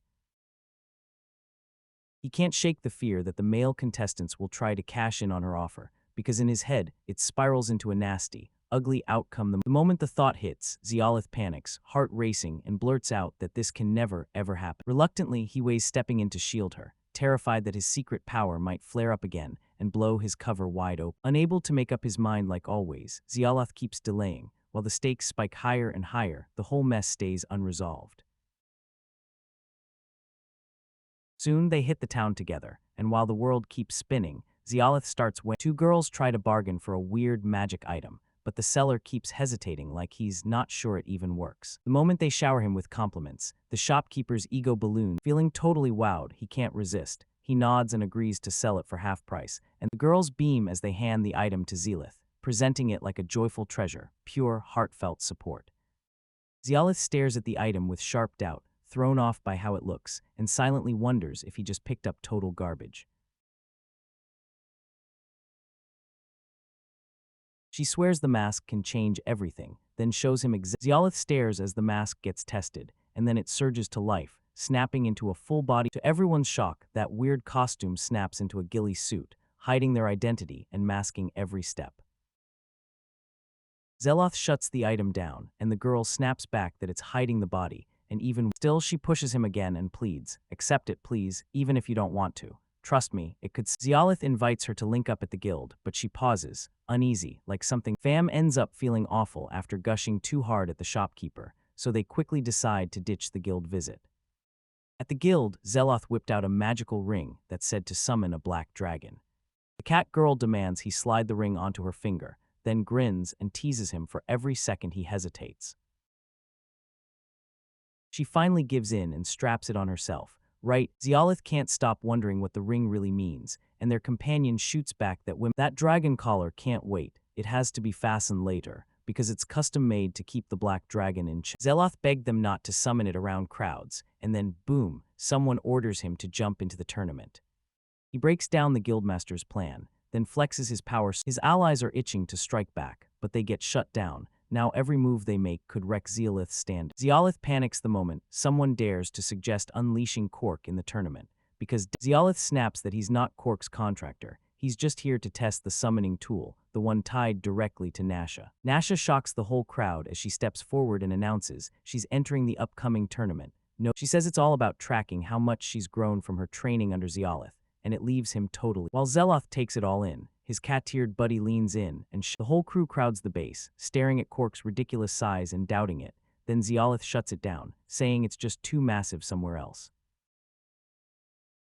Nasha throws her arm up and confidently bellows the command. Her magic ring snaps to life, and a blazing summoning out of the radiant circle, a colossal dragon rises inch by inch. Cork is finally here in his full, terrifying. Everyone freezes in awe at the summoned black dragon. The former saintess feels Cork's aura surge, and she can't help but stare.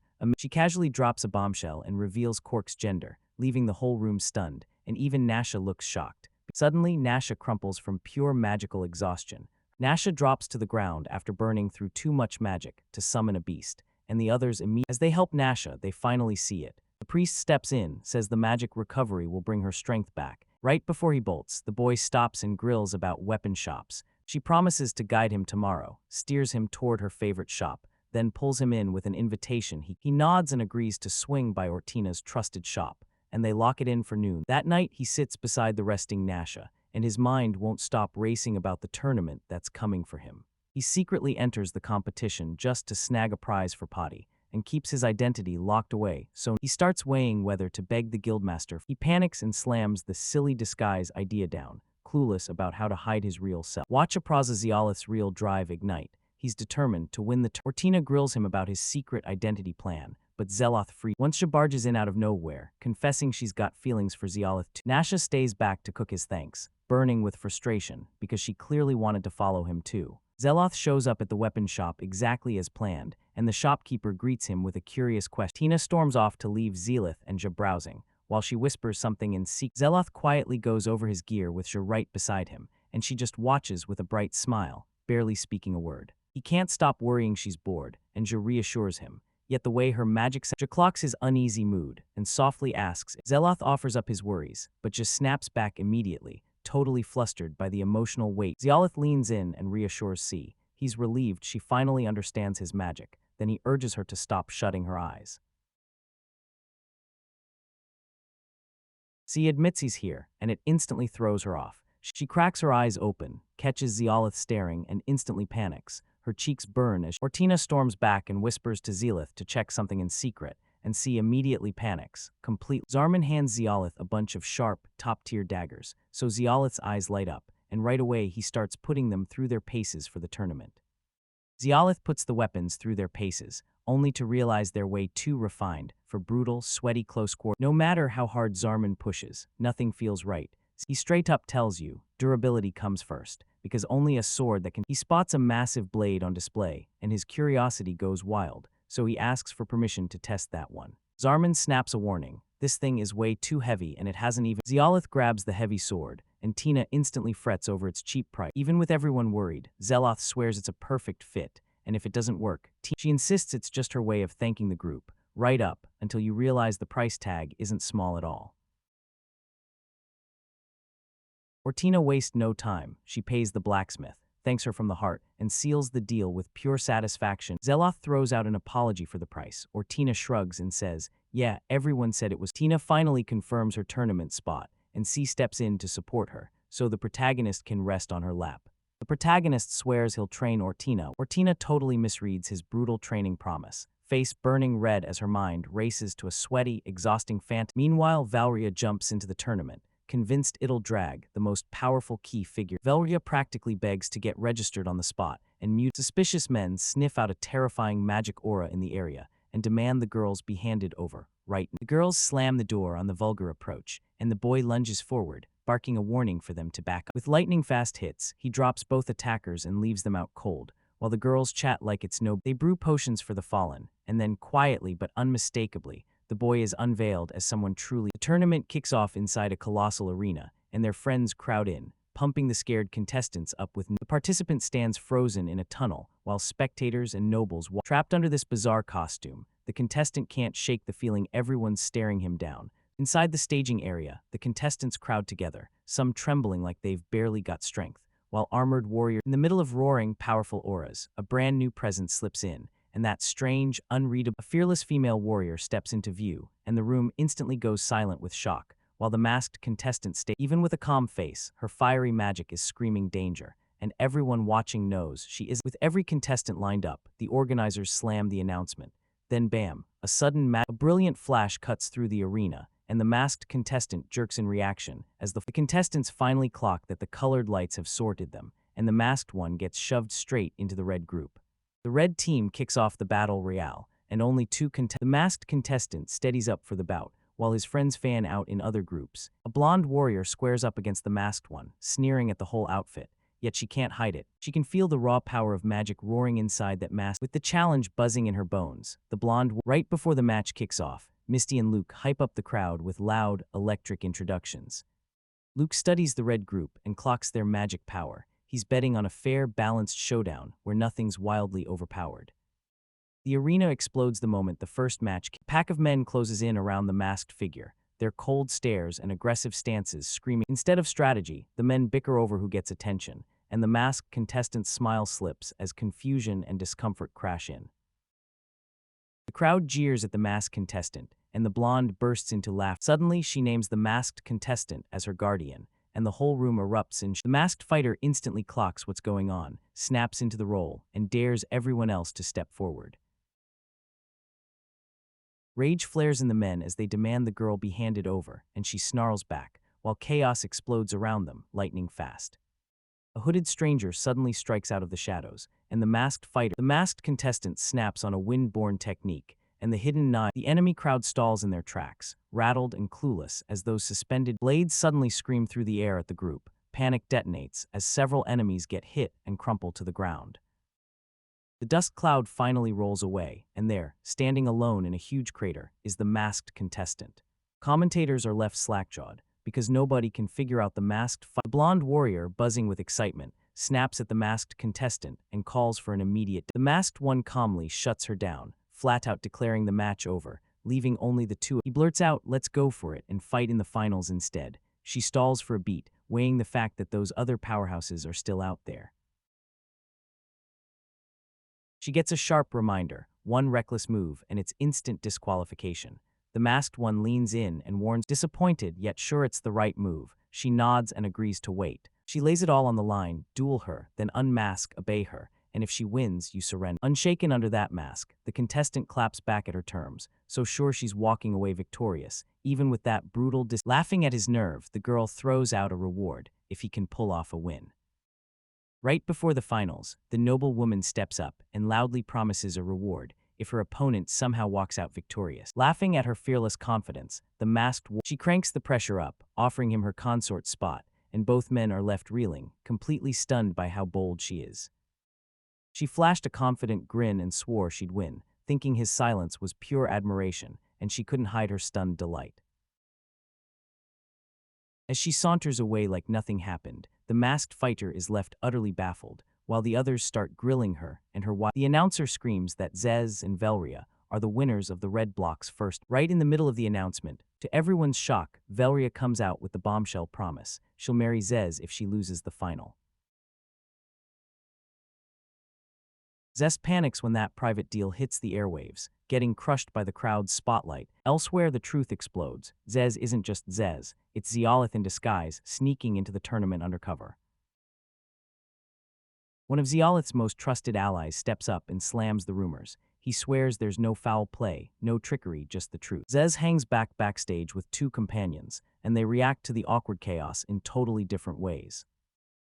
Zez shuts everyone down every time they butcher his name. Then, before you know it, one tiny mistake snowballs into a wild accusation. He flat out denies making any marriage promise, swearing Velria cooked up the whole claim without his consent. A teammate spots unstable magic energy, and Zez stumbles through an awkward, pointless explanation. Nasha blares out a defense of Zez, insisting his tastes are getting twisted, even as he scrambles to smother the growing suspicion. Zeloth rages when his nickname spreads like wildfire, but the tournament doesn't pause. Round 2 kicks off immediately. Tina strides into the arena with total confidence, and the whole crowd, and even her familiar rivals, snap their attention toward her. She runs into Patty again, the elven warrior, and Patty's stunned that Ortina actually decided to take the competition seriously this time. They promise to go all in, but Ortina drops a quiet hint that she wants a private talk.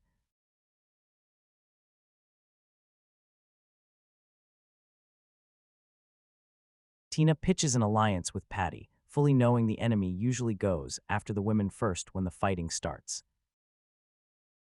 From the stands, their support group erupts into loud cheers, firing up everyone's nerves and morale. Patty can't stop wondering where Zeolith went, and Tina goes into full panic mode, scrambling to cover. The moment Patty lays eyes on Zez again, she instantly guesses he's Ortina's mysterious mentor, then gushes about how everyone gushes over Zez's kind vibe. But Ortina's panic spikes the second preliminary match kicks off, and Ortina and Peristes immediately steal the spotlight from the crowd.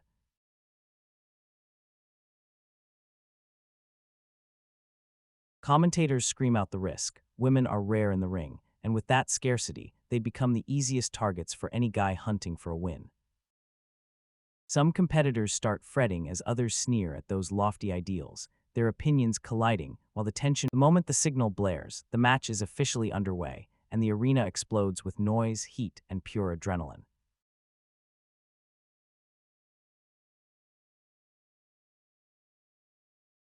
Just as panicked, the surrounding men snapped into action and went for them right away, and Ortina snaps into action, barreling ahead with pure determination, slamming into the front of the fight to seize the tempo from. She snaps into action, drops the cloaked opponent in an instant, and crushes the threat before they can even begin to cast a single spell. Zess studies their plan, and he's genuinely impressed. These guys focus on wiping out mages first, and right on cue, another fighter rockets straight toward Ortina. Tina snaps into action, blocks the strike with a hard clash of steel, and grins back at the attacker who's smiling way too. Paristas calmly starts chanting magic under their breath, lining up the spell to back up Ortina, while their enemies stay busy. Paristas slams her incantation shut, then blasts the enemy group with a raging divine magic blast straight out of the sky. The holy projectile detonates on impact, slamming the male contestants into the ground and knocking every last one of them out cold. Ortina spots Paristas' rescue just in the nick of time, and when that delayed spell finally lands, she exhales in full relief. Spectators erupted in amazement, raving about how unstoppable the duo looked, moving in perfect sync and steamrolling everyone. After the pair's shockingly magical firepower, the defeated male contestants stomped backstage, simmering with frustration, eyeing every move like dangers hiding in the wings. Spectators gasp at the duo's raw power, shouting praise for how they sync up and rocket past the men's collapsed formation. The male contestants got hit with humiliation, finally admitted they'd underestimated the women, and confessed, straight up, that their skill. Paristas and Ortina stride into the tournament arena, locking eyes with the crowd like they own the place, while spectators explode into cheers as the duo blitzes competitor after competitor, landing sharp, clean hits with synchronized, unstoppable. Nearby male contestants start muttering crude comments, fixating on looks instead of skills. With cheeks blazing but courage blazing hotter, Ortina steps in, shuts them down with a scorching outburst, and locks them in. The taunts keep piling up, but Ortina won't budge. Fury burns hot as she glares down the crowd for all the disrespect and nasty provocation. Tina fires a warning at Paristas. Enemy eyes are locked in, but Paristas finally confesses the truth. Her magic show grabbed way too much attention. Nearby contestants spot the duo again, eyes narrowed and instincts on high alert. A swarm of men creeps in from every direction with swords bared in silence. Tina slams her sword against one attacker, refusing to budge, and her face just as Paristas starts chanting. The enemy's movements twist out of nowhere, smashing her focus mid-spell and slamming her magic to a stop. Paristas snaps away the enemy's blows, but she shoots a warning. Her sword. Observers start to panic as the enemies lock in and tighten their formation. A mysterious masked figure slips in without a sound, instantly snaring everyone's gaze with an intimidating presence and rock-solid confidence. He jeers at the guys for ganging up, laughing at their cowardice and how they can't even beat women. He keeps tearing into them, poking at their pride like it's made of glass, while Tina and Paristas stand. The crowd goes wild for Zez, drowning the arena in cheers as they blast the male fighters for their gutless tactics. Right as the announcer barges in with juicy gossip, he spills that Zez is turning heads with multiple. Newspriad's Fast Z's just dropped, and now 4 women are binge-watching it, igniting jealousy and audience outrage erupts. Some clutch Velria like she's theirs, while Zez laughs from the arena floor.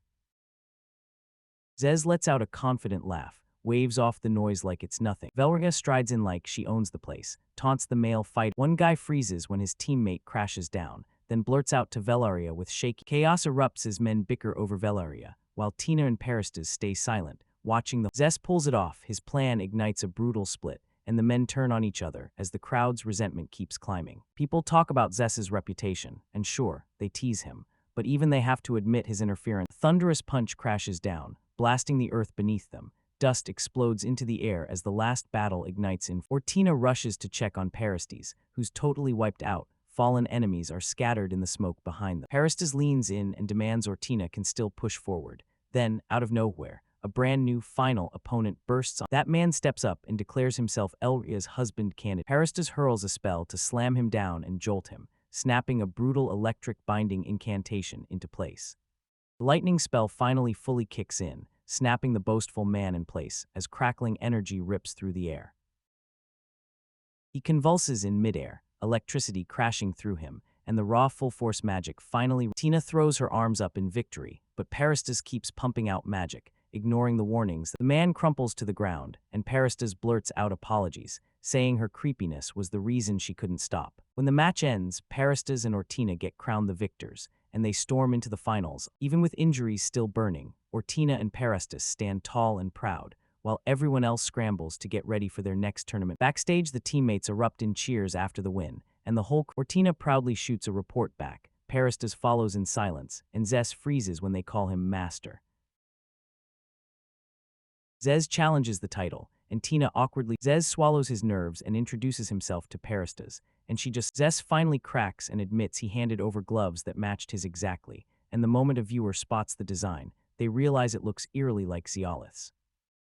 Parastus goes wide-eyed at the truth, then in a low voice quietly, when they press her, she swallows the truth, brushes it off, and snaps to a new topic before, without a word, Parastus politely brushes them off, strides away, and leaves the rest staring. The elf storms off out of nowhere, and the group goes on edge, while the masked boy and girl just quietly stare, saying, a breathless girl devours the match list as rumors explode everywhere. People are already buzzing that the Sword Saint is about. The masked boy spots someone in distress. The next round kicks off, and then the announcer, the masked boy senses something way off, and just as an older man steps in like a storm, his power hits hard. Cheers explode the second the real Sword Saint steps out.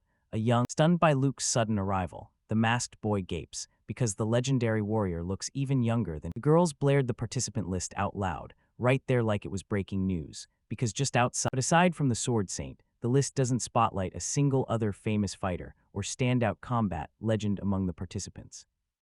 The masked boy leans in and guesses some contestants are hiding titles for secret, sketchy reasons. Like his ruthless judgment makes everyone suspicious. The masked boy suddenly breaks into coughing, and the girl's sharp stare hits him so hard. Suspicion claws at him, so he questions Ortina's reaction, yet she stumbles through a denial, visibly rattled by. The girls start tossing around who could make the finals, and one girl just confidently.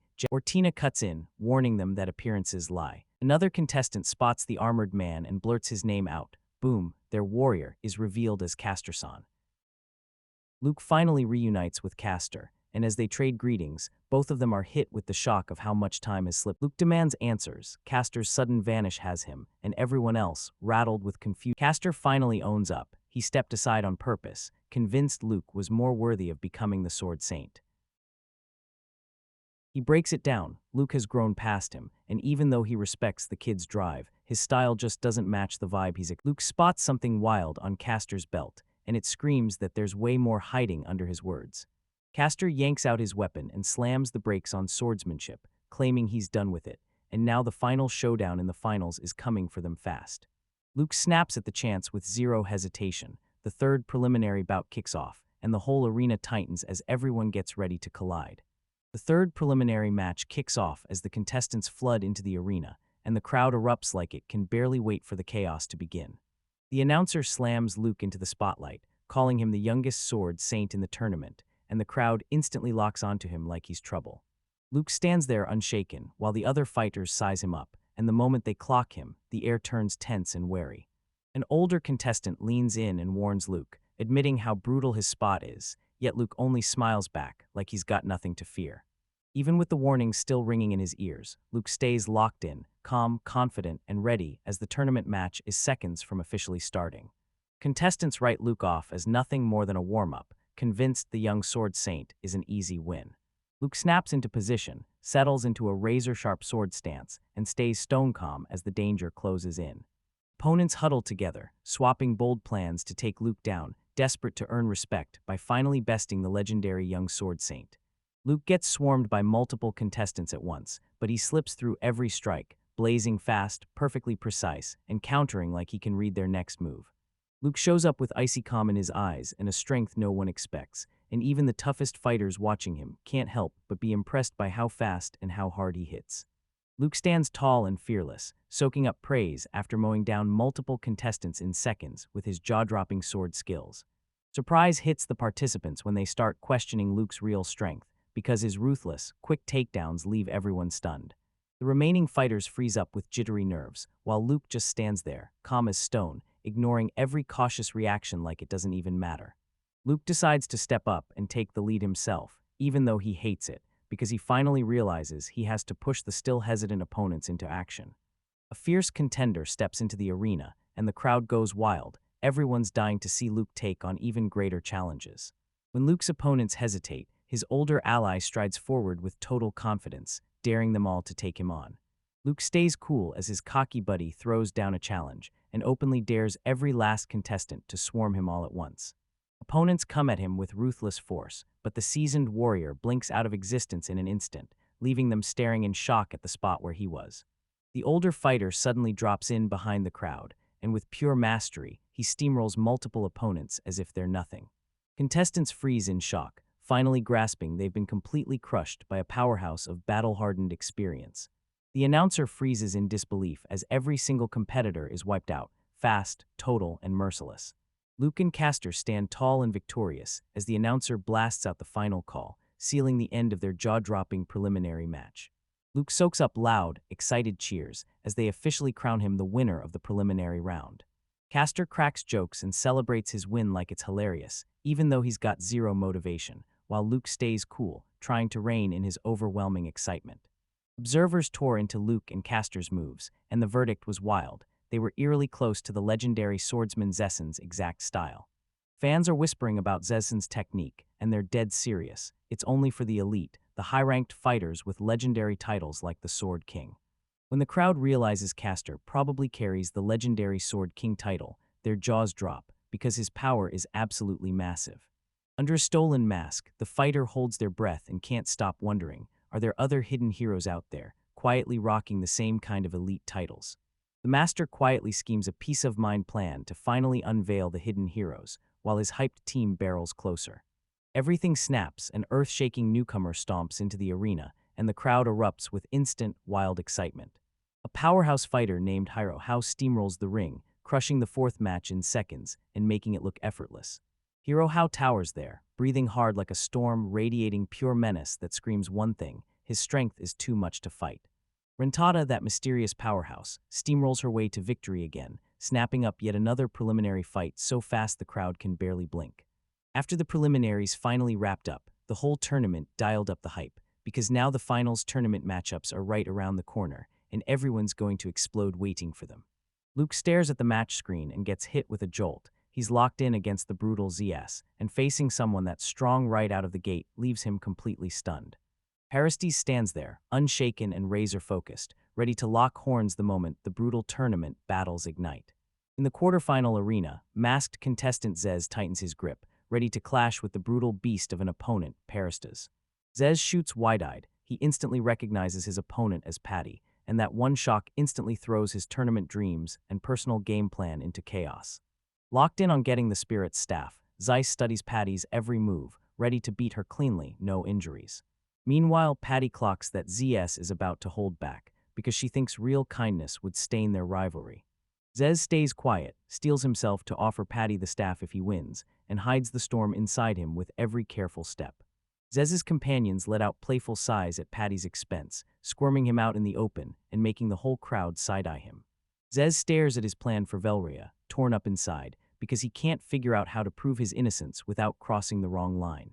Ortina spots Zez's rattled nerves and his magic going unstable, then slips in with soft, steady words that calm him down. The crowd starts loudly bickering over their favorites, and the jokes land like punches, leaving Zez even more embarrassed and stealing his focus. Two wide-eyed fans cheer Zez's intentions by mistake, shouting it all out, only to make his public embarrassment explode even harder. Zez charges into the arena solo, gripping his thoughts tight as he mentally braces for the killer quarterfinal showdown against Patty. Dual Patty slips in like a shadow, stopping right across from Zez, and that blazing stare screams one thing: she's locked in, fully ready to fight. Zez instantly feels Patty's razor-hard determination, and he knows right then there's no way she'd ever think about forfeiting. The intro goes all in on Aristes, terrifying sword skill and magic, making Zez eat crow after his latest romantic mix-up.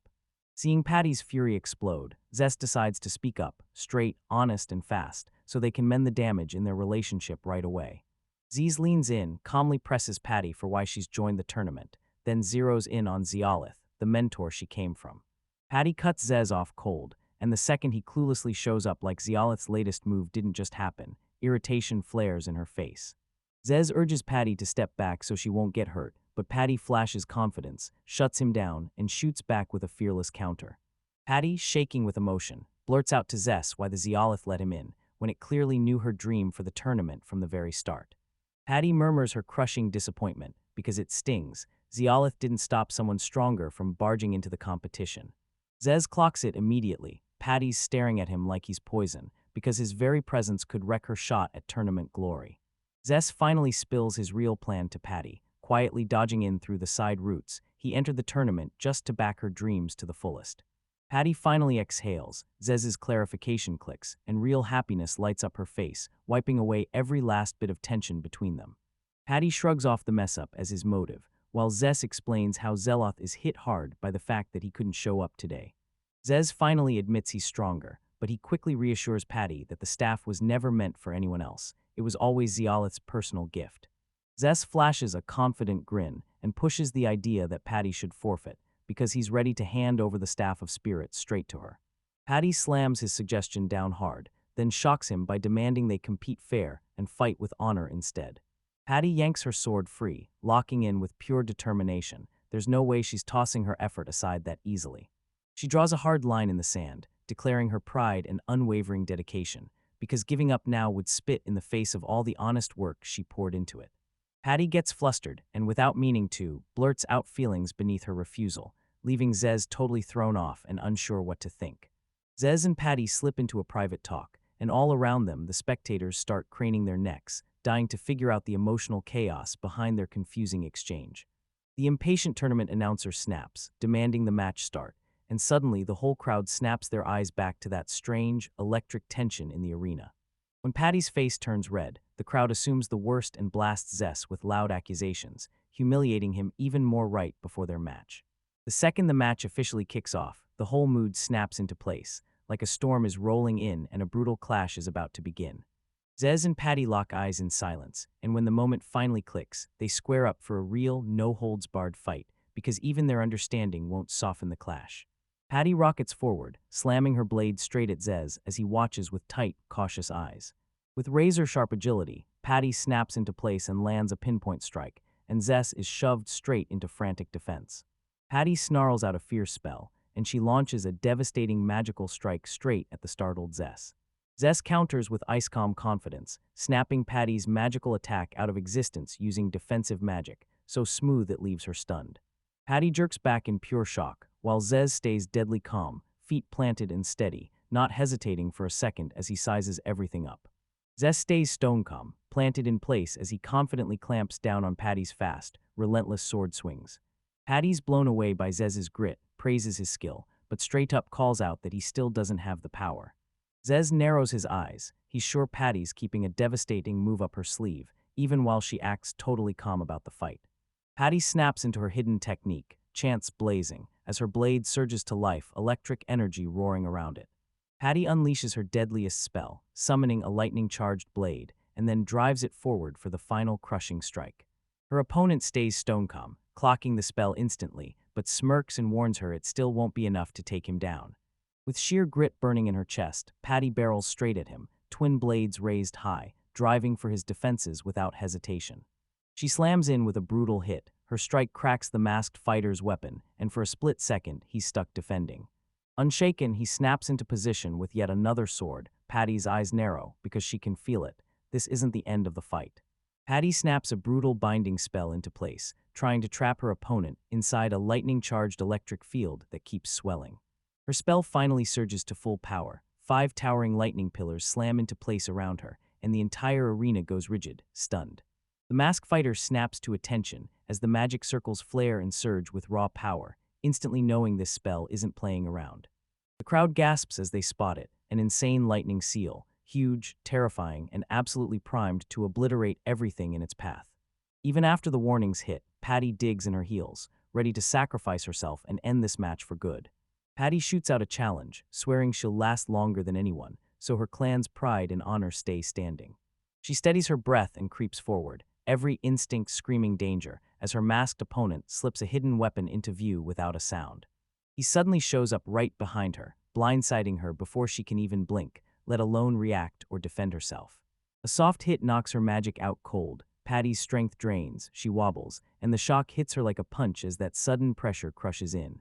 The masked fighter cradles her with eerie calm, and it's instantly clear, magic can't touch that strange body of his. The crowd goes dead silent as Patty drops to the ground, knocked out cold, and the match gets cut off on the spot. The crowd explodes in rage, totally misreading the masked fighter's move as he calmly lifts Patty out of the fight.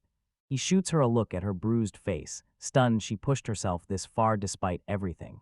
Her resolve hit him hard, and he quietly respects every ounce of her effort, realizing this fight was way more meaningful than he ever expected. His mask suddenly cracks and the truth hits him. She didn't miss earlier. Her lightning finally catches up with a delayed strike. Patty gets rushed into the medical room, and the moment she's laid out, the person checking her immediately looks worried. The doctor checks her over and finds nothing, no wounds, no blood, and Castor just stands there, silently watching, relief plain on her face. He tells everyone she isn't dying, she's just knocked out by magic, and when the doctor hears it, he finally agrees to let her rest safely. Out there, Castor gets met by a knight who's stunned. Patty just lost, and he can't believe Castor showed up too. The knight drifts back to Castor's past, but Castor snaps back, firm and unshakable, and then reveals his name like he's finally got it under his control. Castor shrugs off every question about his motives like they're nothing, then drops the only truth that matters. He's the last one left. He shuts down the questions and teases something darker underneath, then pauses, just long enough to drop one final comment before he leaves. That night he gets called out for ogling women, right as he throws Castor into embarrassment, and Castor snaps back defensively, even with that mask still on. Castor rockets back into the arena, and his teammates erupt in cheers, while everyone else up above just watches him in tense, wordless silence. He verifies that Patty's safe and sound, and the whole crew lets out a breath of relief, shouting praise for how hard he fought and how strong he stayed through the battle. See, it offers her its lap with gentle kindness. Then she hesitates, swallowed by a wave of memories of brutal humiliations and hard times. He drops into her lap with a grateful gasp, drowning in pure relief, and everyone around him insists his spirit is shattered beyond repair. Some people label it shameless, but Castor snaps back that it's emotional healing, not perversion, while holding on like letting go would break him. Castor weighs surrendering to comfort, thinking about sinking deeper, while he has no clue his growing silence is already screaming. Just stares down at him, cheeks flaming, totally stuck for words as she reels from his wild behavior. The girls freeze in silence, their eyes wide as Zez's wild behavior turns into a full-on meltdown. He slides right into their laps like he's lost control. Ja throws himself in front of Zest, fighting back tears as he admits he's been insanely worried about Patty, way more than anyone ever suspected. One girl feels the chaos in his magic, and Zez snaps into full panic, blaming the emotional overload from getting a lap pillow. Arguments explode about what's fair, and then, while Zez trembles under the pressure growing more and more ridiculous, people start jokingly offering up their knees. Zez blurts out a hard no, shutting down every male app offer, and right as he does, the match result gets officially announced. As the second quarterfinal match kicks off, Castor steps into the arena and instantly steals everyone's attention. Their glares lock and boom, it's war in the air. Howl radiates raw fury and aggression, while Castor stays stone-calm, unreadable, and battle-hardened. Even with How's crushing power swing, Castor doesn't flinch, he just snaps back, launching a fast, one-armed counter that hits like a tidal wave. So how does a fight just shut off instantly? The Castor gets declared the winner, he drops his opponent with one clean hit, and it's over. The crowd explodes, half the people cheer, the other half scream at their busted bets, and Castor's raw power hits so hard it even knocks the skeptics off their feet. While the crowd starts trading bets, Zez spots the tension creeping higher and quietly nods along with that worry. The group clocks it, Ortina slipped out early, and even though she tries to act confident, her obvious nerves start to freak her friends out. They praise Ortina's strength to the sky, but deep down, they're terrified her next opponent's power will smash way past what she can handle. Turns out her next opponent is the Sword Saint, so Zest jumps in immediately, volunteering to check on Ortina himself. Zest strides toward the waiting area, while gamblers flaunt their profits, completely clueless that Ortina's fighting her own private battle inside. As Zez passes by, the gamblers huddle and trade bets on Ortina, and Zez clocks the non-stop gambling culture thriving everywhere. Meanwhile, Ortina stares off into space, grappling with her teacher in her thoughts, anything to keep her from getting crushed by the pressure bearing down on her. Zest snaps to someone nearby and creeps toward the waiting room door, bracing for Ortina to be waiting right there. Ortina stands outside the waiting room in silence, rigid and tense, back turned to the door, completely alone. Zez breezes in with a casual greeting, then it hits her like a punch, and before she can even react, Tina's terrified scream explodes as she realizes she's totally unready for this sudden showdown. Zez says he only came to check on her, right when Tina finally admits she was completely derailed inside. Relieved, Ortina snaps her confidence back into place, thanks him with a grin, and swears that surprise jolted her mind clean and sharp again. Zest drops advice, and Tina's eyes light up like he must have a master plan, until he shuts it down instantly, swearing he's got nothing up his sleeve. He drops that he might still be a way out, and Tina leans in, eyes sharp, hungry for any shred of hope she can grab against the Sword Saint. Ortina agrees to hear him out, ready to measure her strength, whatever happens next. Zez leans in and tells Ortina that Sword Saint's got raw power, but no real control, and Ortina just smiles like she already has it handled. Ortina storms into the arena, and her opponent, Sword Saint, shrugs like this is nothing as he quips about how hard it is to fight women. Tina demands to be treated like a real warrior, and when she corners him with that serious challenge, he swallows his pride, apologizes, and steps up to accept it. The third quarterfinal kicks off, and the Sword Saint snaps his blade free with zero hesitation, ready to go all in and fight for real. Ortina rockets forward at once, carving the air with razor-precise slashes and seizing the attack before he even gets a chance to react. Ortina copies her teacher's playbook, charges in on that Sword Saint with non-stop force, and the moment he sees her rush, he's completely stunned by her fearless nerve. She tightens the pressure with disciplined moves, and he panics as he tries to defend, because raw brute strength just won't cut it. He watches her strikes closely and realizes they're deadly precise but painfully predictable. Classic training, zero disruption, and no sparks of creativity. Her technique hits like déjà vu, like a long-lost memory snaps awake as her stance mirrors someone's exact style. Curious, he presses for where her sword style was born, but Tina swats the question aside and keeps her eyes locked on the fight. Sword Saint clocks Ortina's moves instantly. Those are Tenho's sword techniques, and they're meant only for the Sword Kings inside the Empire. He challenges her legitimacy on the spot. Those techniques are only for elites. Ortina's confidence crumbles as his stare pins her down and the pressure makes her squirm. Pushing for answers, he snaps that only fighters with the right rank should ever get access to techniques that powerful. Tina can't shake the fear, saying Zez's name might spell disaster, so she steels herself as the Sword Saint's demeanor snaps into something colder. Sword Saint is flipping the switch from talk to violence, demanding answers right now, because Tina's not just stuck in a tournament fight anymore, a bigger threat is creeping in. And Tina can't stop thinking about Zez's warning. If she lands even one strike, the match could end on the spot. She keeps hammering forward nonstop, piling pressure like a storm, because her only shot is to keep attacking without ever backing off. A devastating strike hits, her armor splinters into nothing, and the Sword Saint stays cool as ice, reminding her that he'd warned her would happen. The Sword Saint watches her defiance like it disgusts him, but the truth is it still grinds on his nerves, annoying him no matter what. She stood in the arena, chest heaving as she clutched her sword tight, while the crowd erupted in cheers around her. Elsewhere, he strolled forward with terrifying calm, and the nervous onlookers couldn't shake the feeling that something explosive was seconds from igniting. He stepped right in front of her and pressed hard, demanding answers about her sword skills and grilling her about that mysterious hidden past. Refusing to answer, she cut the conversation short, dead set on dodging any more pointless back and forth or delays. He snapped out that his words weren't empty, then she grabbed him, and their face-off crashed straight into an emotional breaking point. Dropped in the middle of the fight, she crumpled to the ground, and everyone nearby just stared with pity, because it was obvious the match was already over.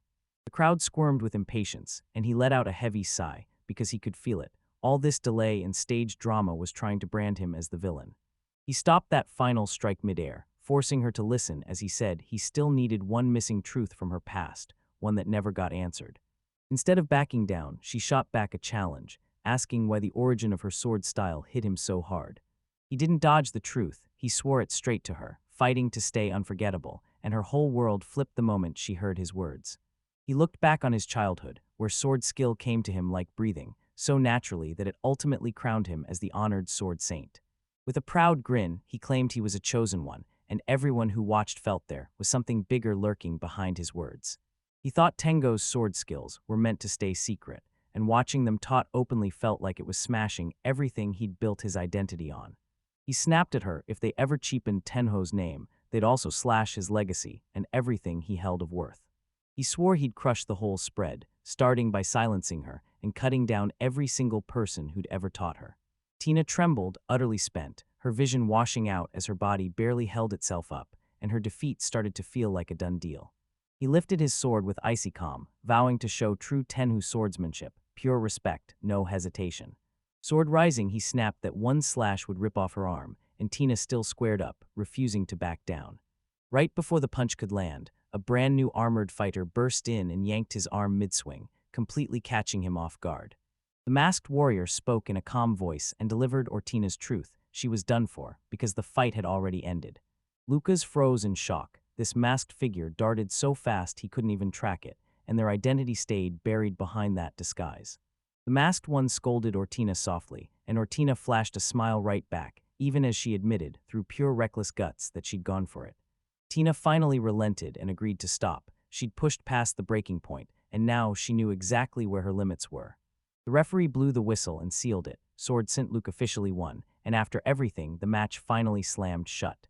Cheers exploded through the arena as Zez got showered with praise, both from the crowd and his friends, for his jaw-dropping intervention and perfect timing. Luke tried to stop them, but Ortina clutched Zez to her chest and went silent. Luke felt a blast of intense power in the air, then demanded who the masked warrior was, yet they dodged the answer, staying maddeningly vague. Driven by pure curiosity, Luke immediately confronted the masked figure and demanded a duel, ready to test his strength again. The masked one calmly waved it off, teasing that they'd cross paths later. Then Luke laughed, clearly entertained by that answer. Luke smirked and shot them a warning. Castor is coming for them next in the tournament. Luke dropped the bombshell that Castor was a sword saint too, and he warned them this fight was going to be brutal. He said Velria was every bit as deadly, and her sly tricks would snap them off guard in an instant.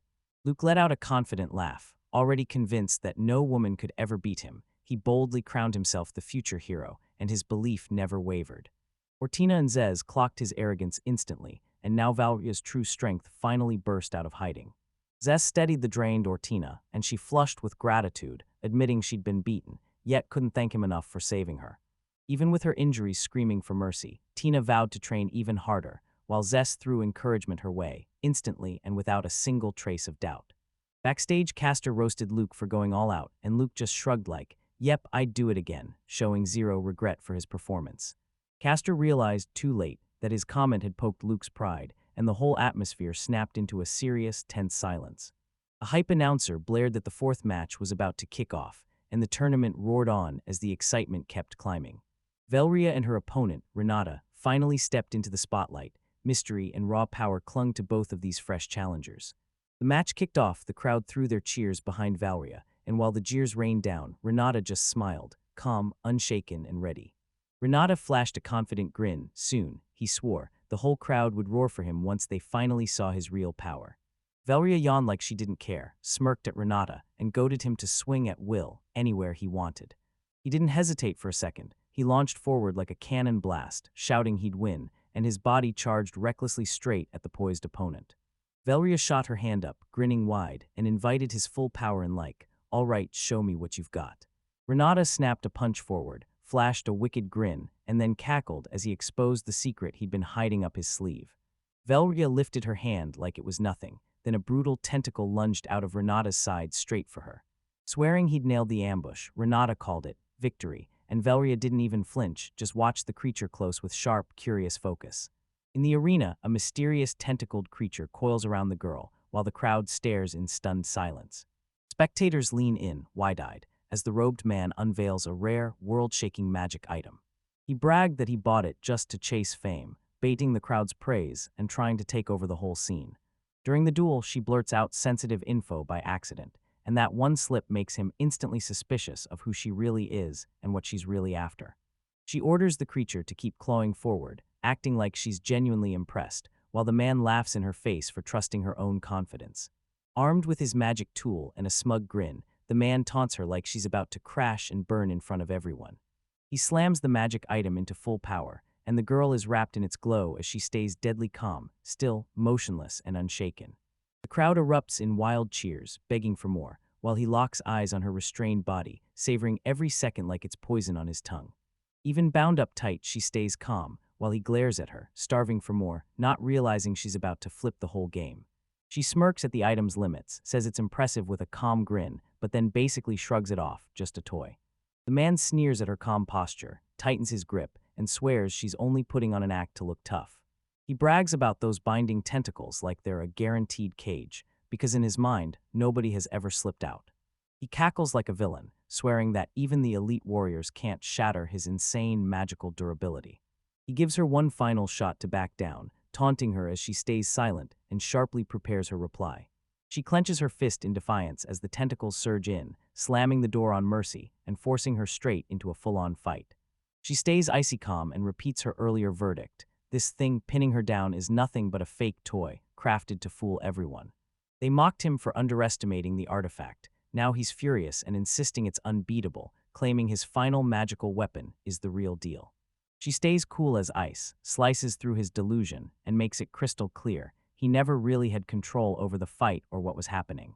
Enraged by her defiance, he barks for a full-on assault, trying to tear her clothes apart just to get his thrills. She lets out a nervous laugh, clocks the danger in an instant, then calmly sets up her counter before the attack even finishes. With a confident grin, she announces the farce is done, then a burst of magic kicks in and starts shredding the bindings. A brutal blast erupts outward, smashing the tentacles to pieces and slamming the man clean off his feet. Screaming in pain, he clutches his body tight as she zeroes in on him and drops straight down with cold, unwavering focus. With his whole body shaking, he blurts out for answers, stunned that everything flipped so violently. She doesn't hesitate, she lands a crisp punch that ends the fight on the spot, and suddenly the whole arena goes deathly silent. He begs for mercy too late, then she strikes again, blasting the crowd with the full shock of her power. His face grotesquely swells, then he crumples and drops unconscious, while the crowd stares, frozen in stunned, wordless disbelief. She drops her gaze in disgust, sneering at his weakness and calling his cruelty pathetic. Spying his underwear showing, she snaps a dry remark, piling even more insult onto his humiliating defeat. She doesn't hesitate, she stomps him again and again, delivering the final punishment that cuts off his twisted act for good. Fury flares in her eyes as she vows to kill, then her magic energy erupts, surging violently like a storm breaking loose.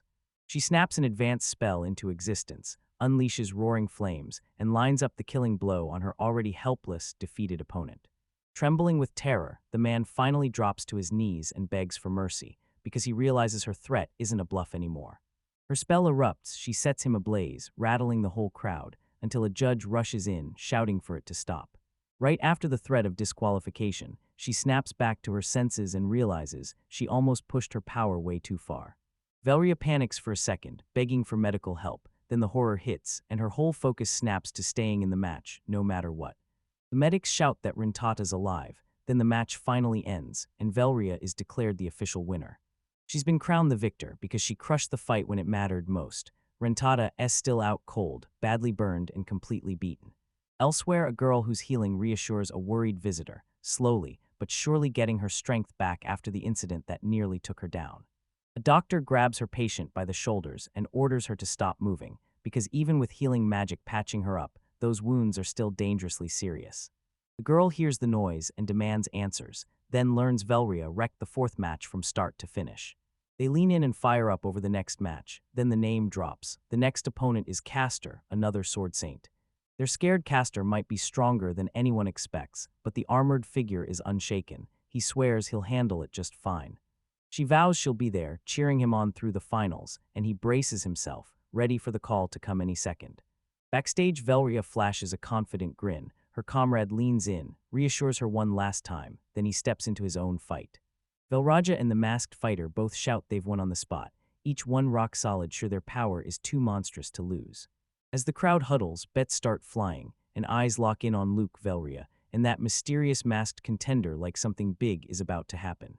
Blazer flashes pure, unshakable confidence, because he secretly cashed his entire wager on the masked fighter's zits. Zez storms into the semifinals, lining up against Castor, the armored warrior feared for crushing a legendary hero.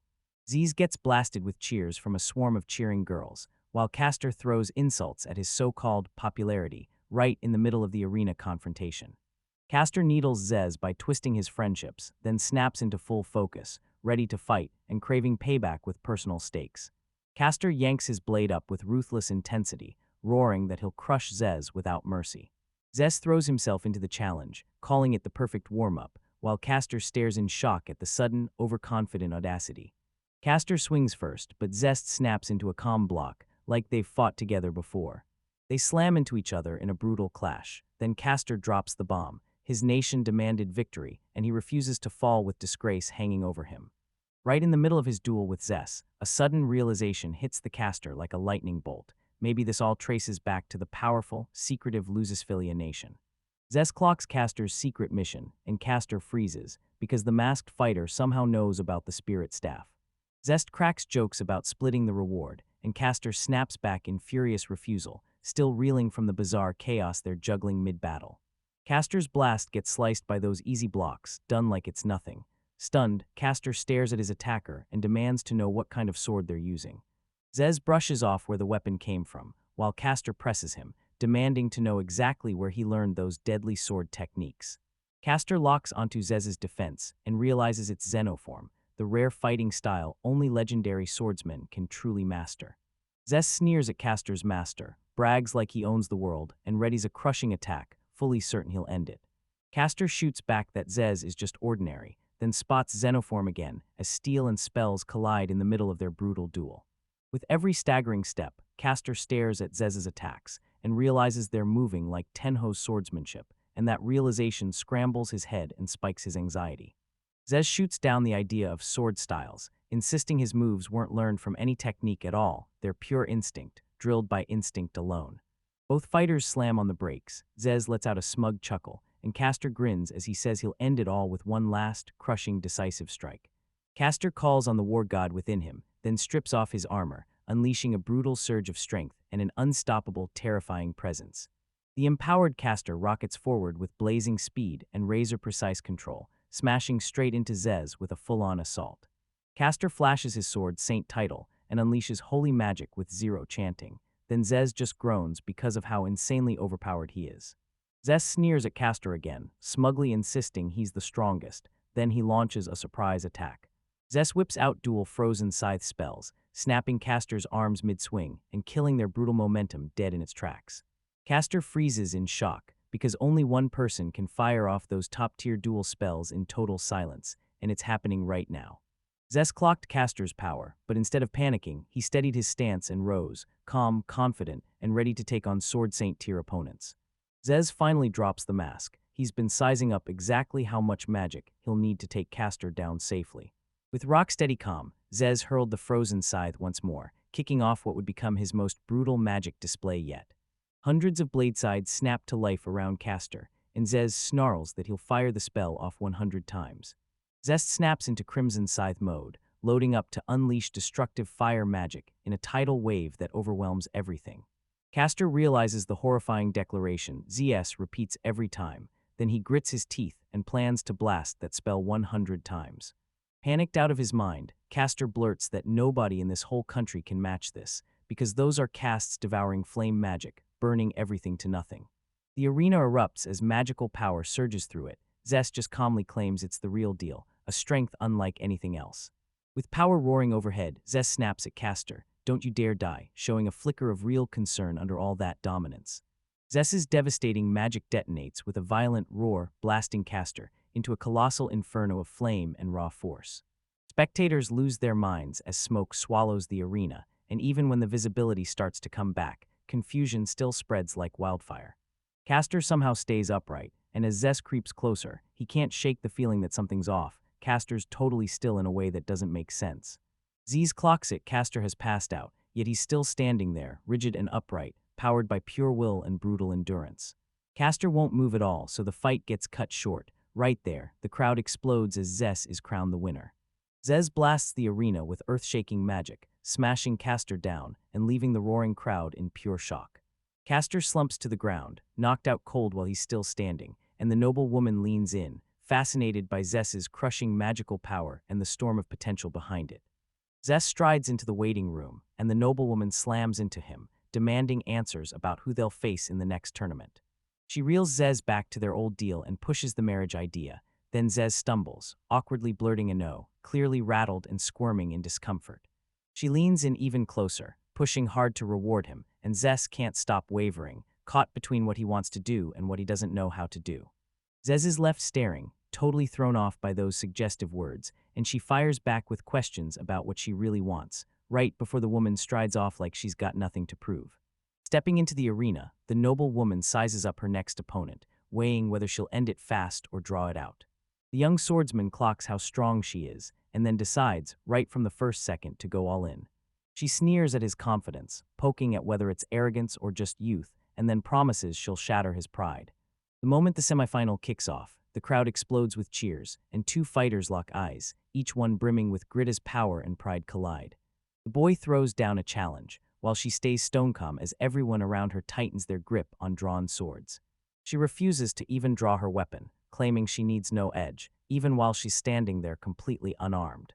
The boy snaps a warning, "Don't underestimate me," then coils his power and prepares to unleash a fast, full-force strike.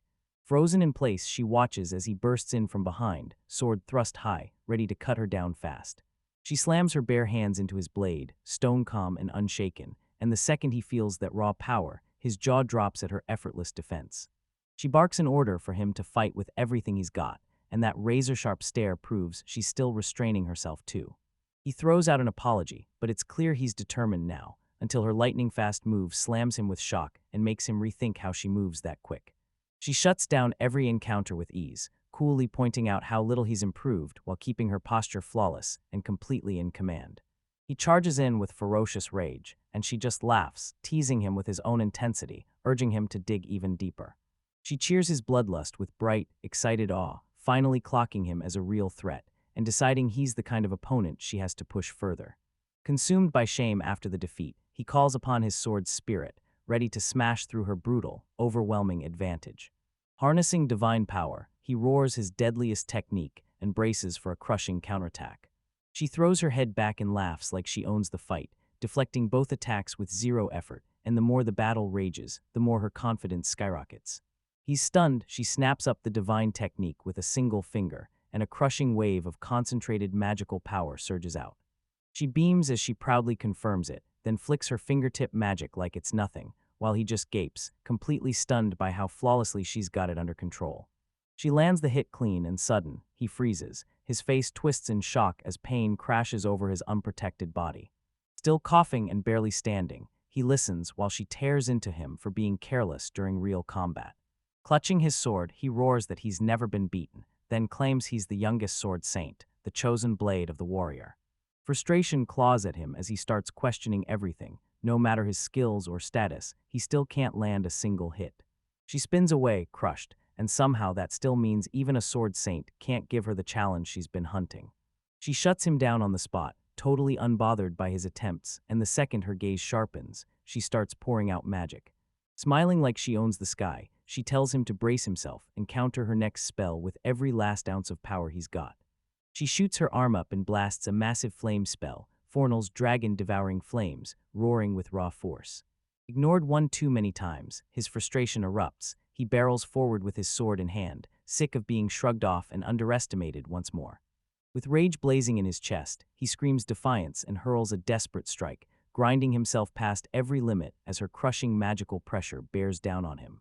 She taunts him with total confidence, unleashing raw fire, and he clenches his sword tight, bracing with zero plan to retreat. Flames roar all around him as he screams, then he rips through the inferno with Flash Strike, his deadliest move. Burns scar his arms, but he refuses to budge. His gaze burns with raw, unshakable determination. The arena shudders as an explosion detonates, waves of searing heat swallow everything, and the crowd screams in terror when the flames kick up again. Breathing hard and bleeding, he plants his feet and holds his ground, whispering to himself with fierce triumph, sure he finally clawed out something that actually matters. She nods and praises his effort as genuinely impressive, and he pants hard, praying he can't tell if it's real admiration or just pity. She drops the bombshell. That spell was only 30% power, and it slams the realization of the gap between them even deeper. She plants her feet and snaps that his power won't cut it, then he crumples, crushed by the weight of her pressure. Spectators and allies go silent as he realizes her magic crushes everything, so hard that even the Sword Saint starts to feel pointless. Dropping to one knee, he throws his hands up and admits defeat. There's no way back now. The whole crowd watches in stunned silence.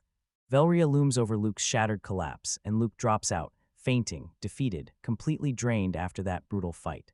The arena erupts. Velria is crowned the winner. Luke's crushing loss leaves everyone frozen, even the announcer and the crowd staring in disbelief. A masked figure stays still, but the message hits like a punch. Her spell is the same as his, only somehow way stronger. Velria stands tall, and everyone watching can't stop staring, because she's unlike any opponent they've ever faced, powerful, precise, and completely one of a kind. With pure excitement blazing in her eyes, Velria shouts, "ZS," and demands a challenge right now, fiery, fearless, and impossible to ignore. Valeria stands in the arena like she owns the place, her confidence roaring as she orders her opponent to show up, right now, so she can start the fight immediately.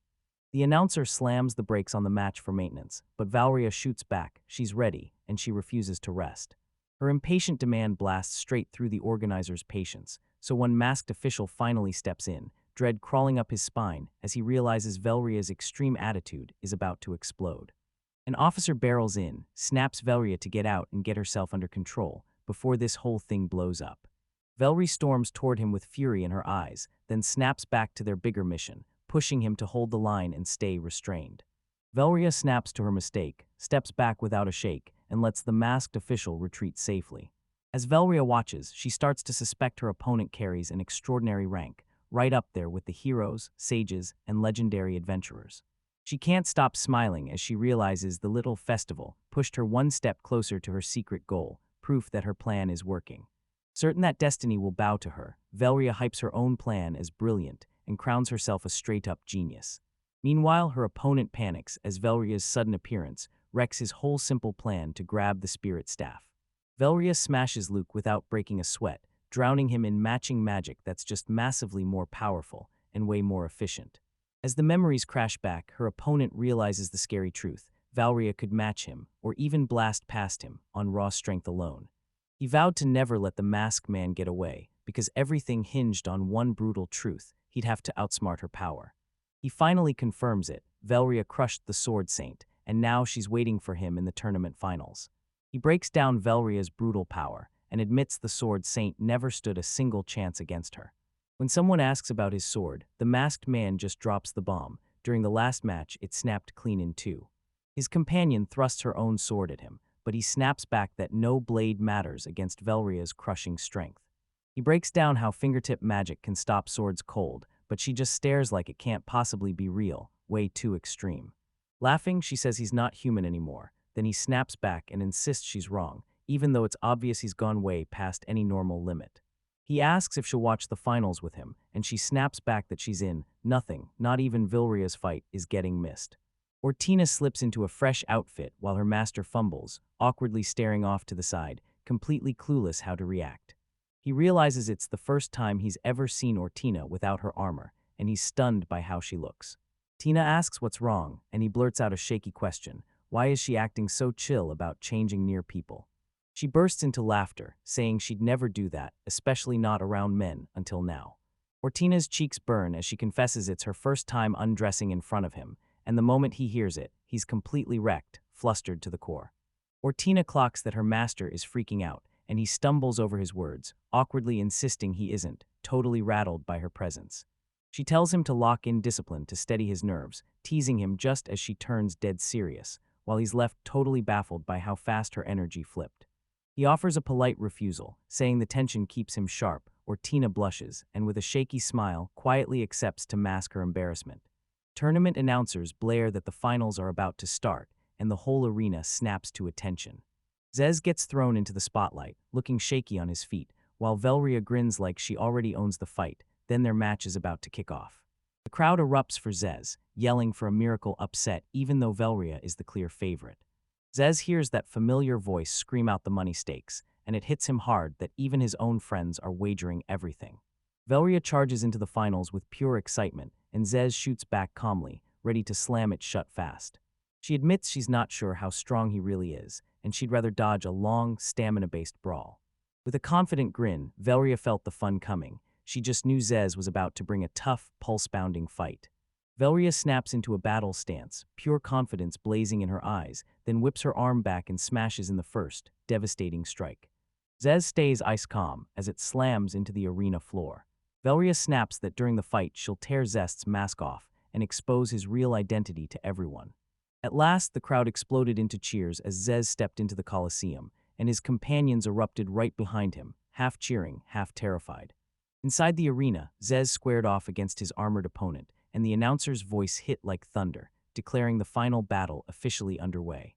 Zez hesitated, eyes locked on his enemy, trying to gauge the damage ahead, Then a thrown pebble tore through the wall, and the sheer terror of his raw power burst into view. Fists clenched tight, Zez planted his feet and steadied his stance. No matter how his nerves screamed, he was ready to slam into brutal close-quarters combat. Zez took one sharp breath, then launched forward. His fist slammed into the enemy's blade in midair with a violent crack. Zez's punch crashes into the enemy's blade, and she grins like it's nothing, smoothly turning aside the brutal hit. She yanks his arm in the middle of the fight, praises his restraint, then slams down, "Show me your full strength." Zess might be shocked, but he admits he's already been trying. Still, he nods and says he'll go all out from this moment. Zess unleashes his special technique, and divine energy pours out of him, so loud the arena trembles beneath the war god's presence. Zess barrels forward at breakneck speed, slamming with unstoppable force. His enemy snaps their guard up, weapon drawn, because the impact is coming fast. Zess lunged in, and right on cue, she struck back. Boom. Our clash of hands crackled with pure raw force. Stunned by her brutal pressure, Zess hesitated, then looked down and realized she'd slipped in a grappling move he didn't expect. Knockback. Zez regrouped, and her monstrous strength hit him like a wave. Then she erupted in laughter, loving every second as the danger kept cranking higher. No matter what he did, she kept pushing the bar higher, so Zez had to dig deeper and force himself to go even further. Zez unleashed a ruthless power-up. Flame rage erupted in a brutal barrage, and a burst of energy blasted outward as he squared up to strike. She watched Zez like a hawk, calm as steel. Then the moment she sensed magic rising, she snapped into position and readied her next move to shut him down. Zez tore loose a raging wall of fire, blasting the arena in a violent explosion that rattled the stone floor. She snapped back at once, slamming a frozen glaive forward. Then their spells crashed together in midair and detonated into yet another massive elemental blast. Zez clocked her, copying his spell style, then snapped into a new plan and slammed down dark elemental magic.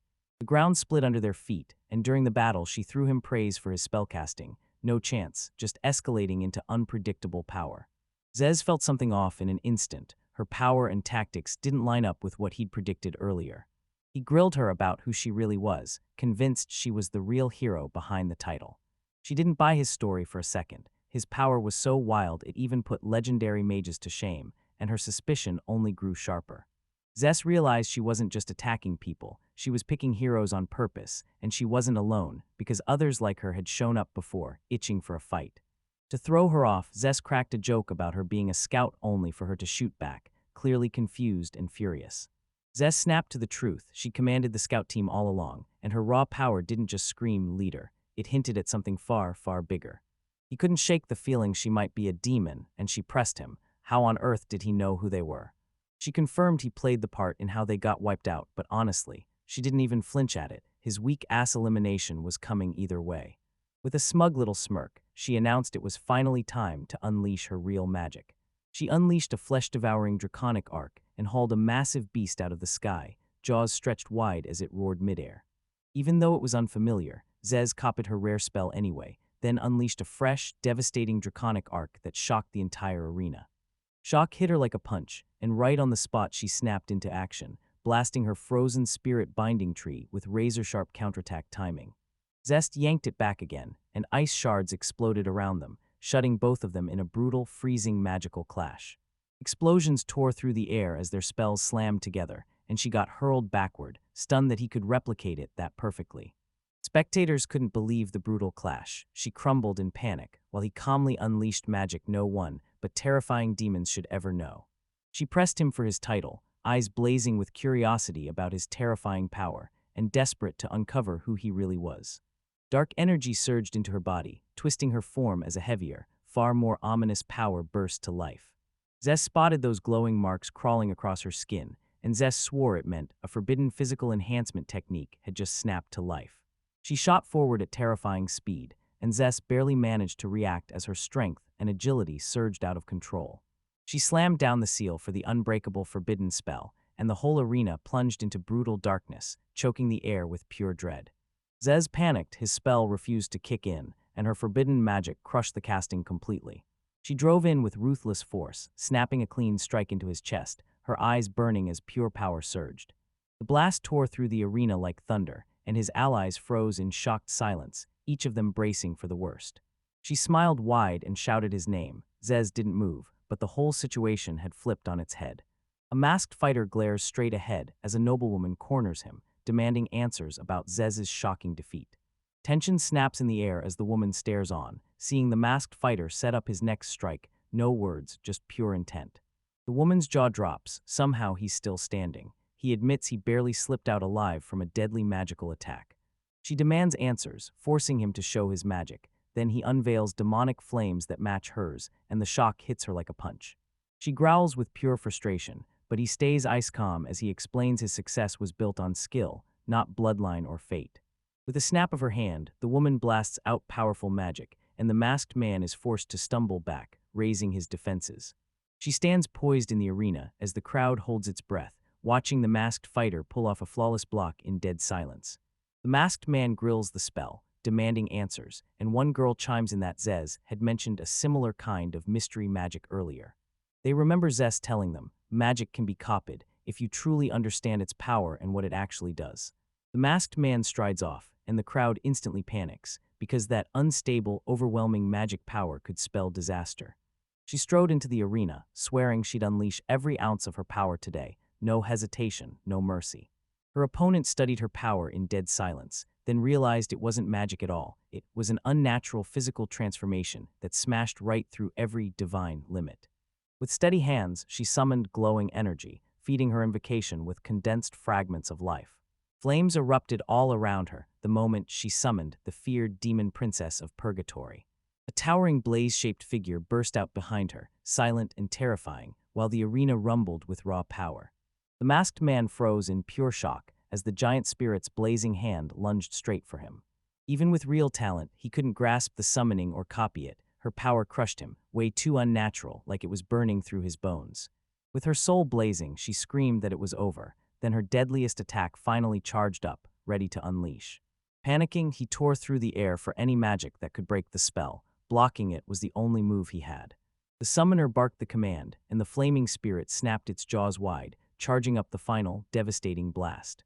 He lunged forward in panic, both hands stretched toward her as he tried to cast a dangerously risky spell. The forbidden sealing spell slammed into the spirit's core, freezing the whole attack in its tracks before it could finally unleash. The summoner choked on a gasp as her link to the spirit started snapping apart in real time. The summoned entity let out a terrifying scream, then its body melted into smoke, and magical flames burst across the arena. She froze solid when he slipped up behind her, grinning like he'd already won, then left her reeling, stunned, and doubting everything. He clamped her arms down, and the shock hit her hard. She demanded to know where the forbidden sealing spell truly came from. She erupted in disbelief, screaming that the spell hadn't been used in centuries, and that no human could ever reach it. The truth hit hard. After losing her brother, she forged the spell herself, with no one else involved. It's only for the wielder. As she thrashed, he kept his grip, and calmly told her the big magic wouldn't work unless there was enough distance. With defeat crushing her, she flushed hard, swallowed her pride, and surrendered, handing herself to him exactly like they'd agreed, under those dual terms. Zez blinked in pure confusion, only to realize, too late, that his final move had already ended the match. The crowd erupted in wild cheers as the announcers declared Zez the winner for taking down Velria with a crushing hug. Velria swallowed her pride, nodded in defeat, and admitted she'd been fully subdued. No more arguing, no more complaints. Zez finally let him go, and as she gave him a light scolding, he froze for a moment, then steadied his mind, ready to wrap up his mission. With the crowd roaring, Zez shot his arm skyward, grinning like a winner as his wild, overwhelming victory caught everyone off guard. Right from the crowd, his friends crapped all over his win, questioning the victory and even hinting at shady, indecent motives. Reeling from everyone's reactions, Zez couldn't shake the feeling. Why were they all treating him like a villain? Later, Zez stumbled into the wrong room, and Velria calmly grilled him about why he was suddenly there. Velria blurted that they were partners now, squeezing her logic tight to justify her presence, while Zez fumbled and flat-out denied any connection. After that brutal showdown, the two challengers march up to the winners and grin anyway, shaking off the loss with pride. Ashamed of losing, the older man seethes with bitterness as the girl stays calm, defending her strength without a single crack. They announced they were leaving, then locked back in for more training, swearing they'd never forget the winner's face. He declares he'll crush their next rematch. The girl scoffs and doubts him, yet he doubles down, hell-bent on redeeming that loss. The girl beams and calls her ally out, then warns anyone trying to take him down again, because this time, it won't be that easy. The The crew splits up in calm peace, yet even as rivals, they trade respectful goodbyes that quietly scream, "Next time we're fighting." Both sides size each other up and admit the same truth, so fate will almost certainly shove them back into another fight. The girl can't stop herself. She's buzzing with curiosity, desperate to see how the Sword Saints bounce back after that brutal defeat. She laughs at his grind, saying training can't break her stubborn belief that he's got what it takes, because she's determined to prove his identity as a true hero is solid. He dodges her question with an awkward laugh, and she just shrugs it off, accepting that he's got the win for now. As the award ceremony kicks off, the victors step up in front of royalty and a sea of spectators. Everyone goes deadly quiet. The masked champion and his crew traded theories about who the king really was, half intrigued, half clueless, like they were chasing a shadow with no clue where it hid. The king erupts in praise for Zez's power, then hands over the staff, calling him the rightful tournament champion. Zest slips the staff away with calm precision, and the king's jaw drops, shocked by Zest's bold directness and his eerie quiet. Before the staff is handed over, the king demands Zez drop the mask and reveal his face, convinced the truth is hiding there. Zest ducks out of sight, leaving the king totally baffled, while Velria quietly watches from nearby. Zez panics inside as the guards bark for obedience, but if he flashes his true identity right now, his whole plan detonates. Suddenly, a fierce female warrior steps into the scene, points him out by name, and blasts the crowd with an explosive accusation. A mysterious man drops down from above, seething with rage because Velria ditched him just to sneak off and play in secret. The crowd stares, utterly lost, because this man practically radiates power, and then someone shouts his name like it's a royal decree, King Xantes himself. The arrogant man sneers at their reaction, smirking like, "Do you even know who I really am, or what I truly stand for?" He tears off the mask and reveals himself as the Demon King of Shamhari, leaving royalty, guards, and every onlooker in stunned silence. Panic detonates across the arena as terrified civilians scramble to escape, convinced the sudden demon presence will end their lives. Laughing at their terror, the Demon King spits insults at humanity, sneering that they're weak, pathetic, disgraceful, and beneath contempt. Velria steps forward without a tremor, takes the blame on her own shoulders, and as the Demon King of Garda, she readies herself to confront him. Zez freezes when Velri drops her title, and his mind scrambles. Did he totally mishear her? Velria declares herself the top Demon King, rising above the others without flinching. Even his fancy title can't shake her. When Zest finally realizes what's really on the line, panic rips through him, because what felt personal is now capable of shaking the entire world, and he pulls back instantly. Zez can't stop worrying about his allies' safety. Then the group finally spots him and starts shouting his name to get his attention. Zez rips into the group for stalling, then slams the truth down. This Demon King is still right around the corner. The girls burst into teasing Zez, reminding him, loud and clear, that he's a hero built to take down Demon Kings. Even with a heavy heart, Zez gets swept up, because everyone's in awe of how he always steps in when danger spikes. Zez squares up for the fight and, in a low voice, asks if anyone's got strong mana potions to spare. The moment she confirms it, he snatches the attention from everyone and barks for every last bottle right away, shockingly, with pure, breathless urgency. Zez downs the potion even with the cost biting hard, and the instant it hits, his energy surges back. He lifts his hand with a steady, determined gesture, ready to go. Zest yells for everyone to save the civilians, then rockets ahead to back Valria up. Everyone falls into place fast, fired up and ready, because when Zez vanishes, they rush to evacuate and protect his absence. Jo waves Zez goodbye with a soft smile, begging him to stay safe. Then she makes the very same wish right back. Zez thrusts the champion's staff back into Patty's hands, swearing it's hers, and that the elves know it. The crew pushes Patty to take it, and Cess blurts that he'd only end up crushed by the weight either way. Patty snatches the staff with a grateful gasp, and Zez turns his back, ready to take on the danger by himself. That demon enemy roars with wild excitement, ready to throw down, and declares he'll crush the opposition. Velria snaps face-to-face with a cocky mage, her aura battered and thin, yet her battle readiness still screams loud. The enemy charges up a finishing spell, and Velria's fading strength screams that she can't fight back fast enough. Velria snaps back with a brutal counterattack, blasting the man flying and leaving him totally blindsided by her secret strength. Shaken and battered, he staggers back to his feet, still dazed, just as a masked figure emerges out of the drifting smoke. Velria snaps at Zez for butting in, swearing this fight is still hers, no matter how worried he got or how suddenly he came back. Velria snarls at Muto to hold Zez back, but Muto snaps that he just doesn't have the power to step in. She orders Muto to keep a close eye on Zess, making sure he stays out of the duel and doesn't interfere. Muto speaks up with respect, tells Zess to step back, and does it exactly on Velria's orders, still proper, still distant. Zess goes quiet as Muto snaps, reminding him they're right now inside Balto's territory, within the human nation. This place is way more dangerous than we ever imagined. Once you step in, it turns into a nightmare. Velria suddenly burst into laughter, clearly enjoying the tension, while Muto stayed silent, watching as the demon snapped its glare with impatient fury. The demon demands attention, jabs a finger straight at Zez with sharp suspicion, and when he realizes they've brushed off his looming threats, insulted rage floods the air. Zez calmly declares he's the reigning tournament champion, and the demon scoffs, because it's shocked to see Zez looks totally human.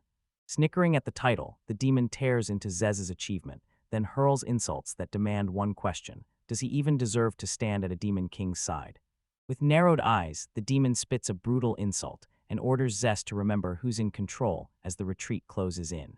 The demon king strides up and declares he's going to marry Velrea. If he wins, he'll prove he's got the right to rule. Zez is totally thrown off by the proposal, and he can't stop wondering, do all demons flirt by throwing down in battle?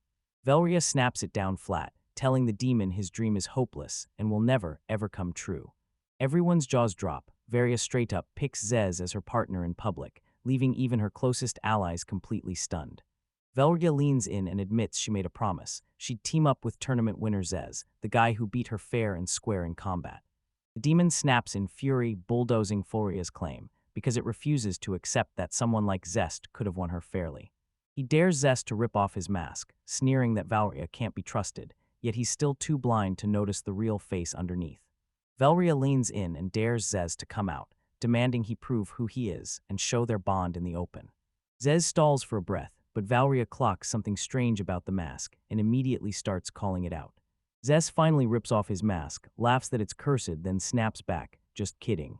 Even after Zez's reveal, the demon still snarls and twists his face into mockery, and Velria, seething, can't believe she chose someone this unimpressive. Zez swears a man's worth has nothing to do with looks, yet this demon just can't wrap its head around how Velria ever accepted him.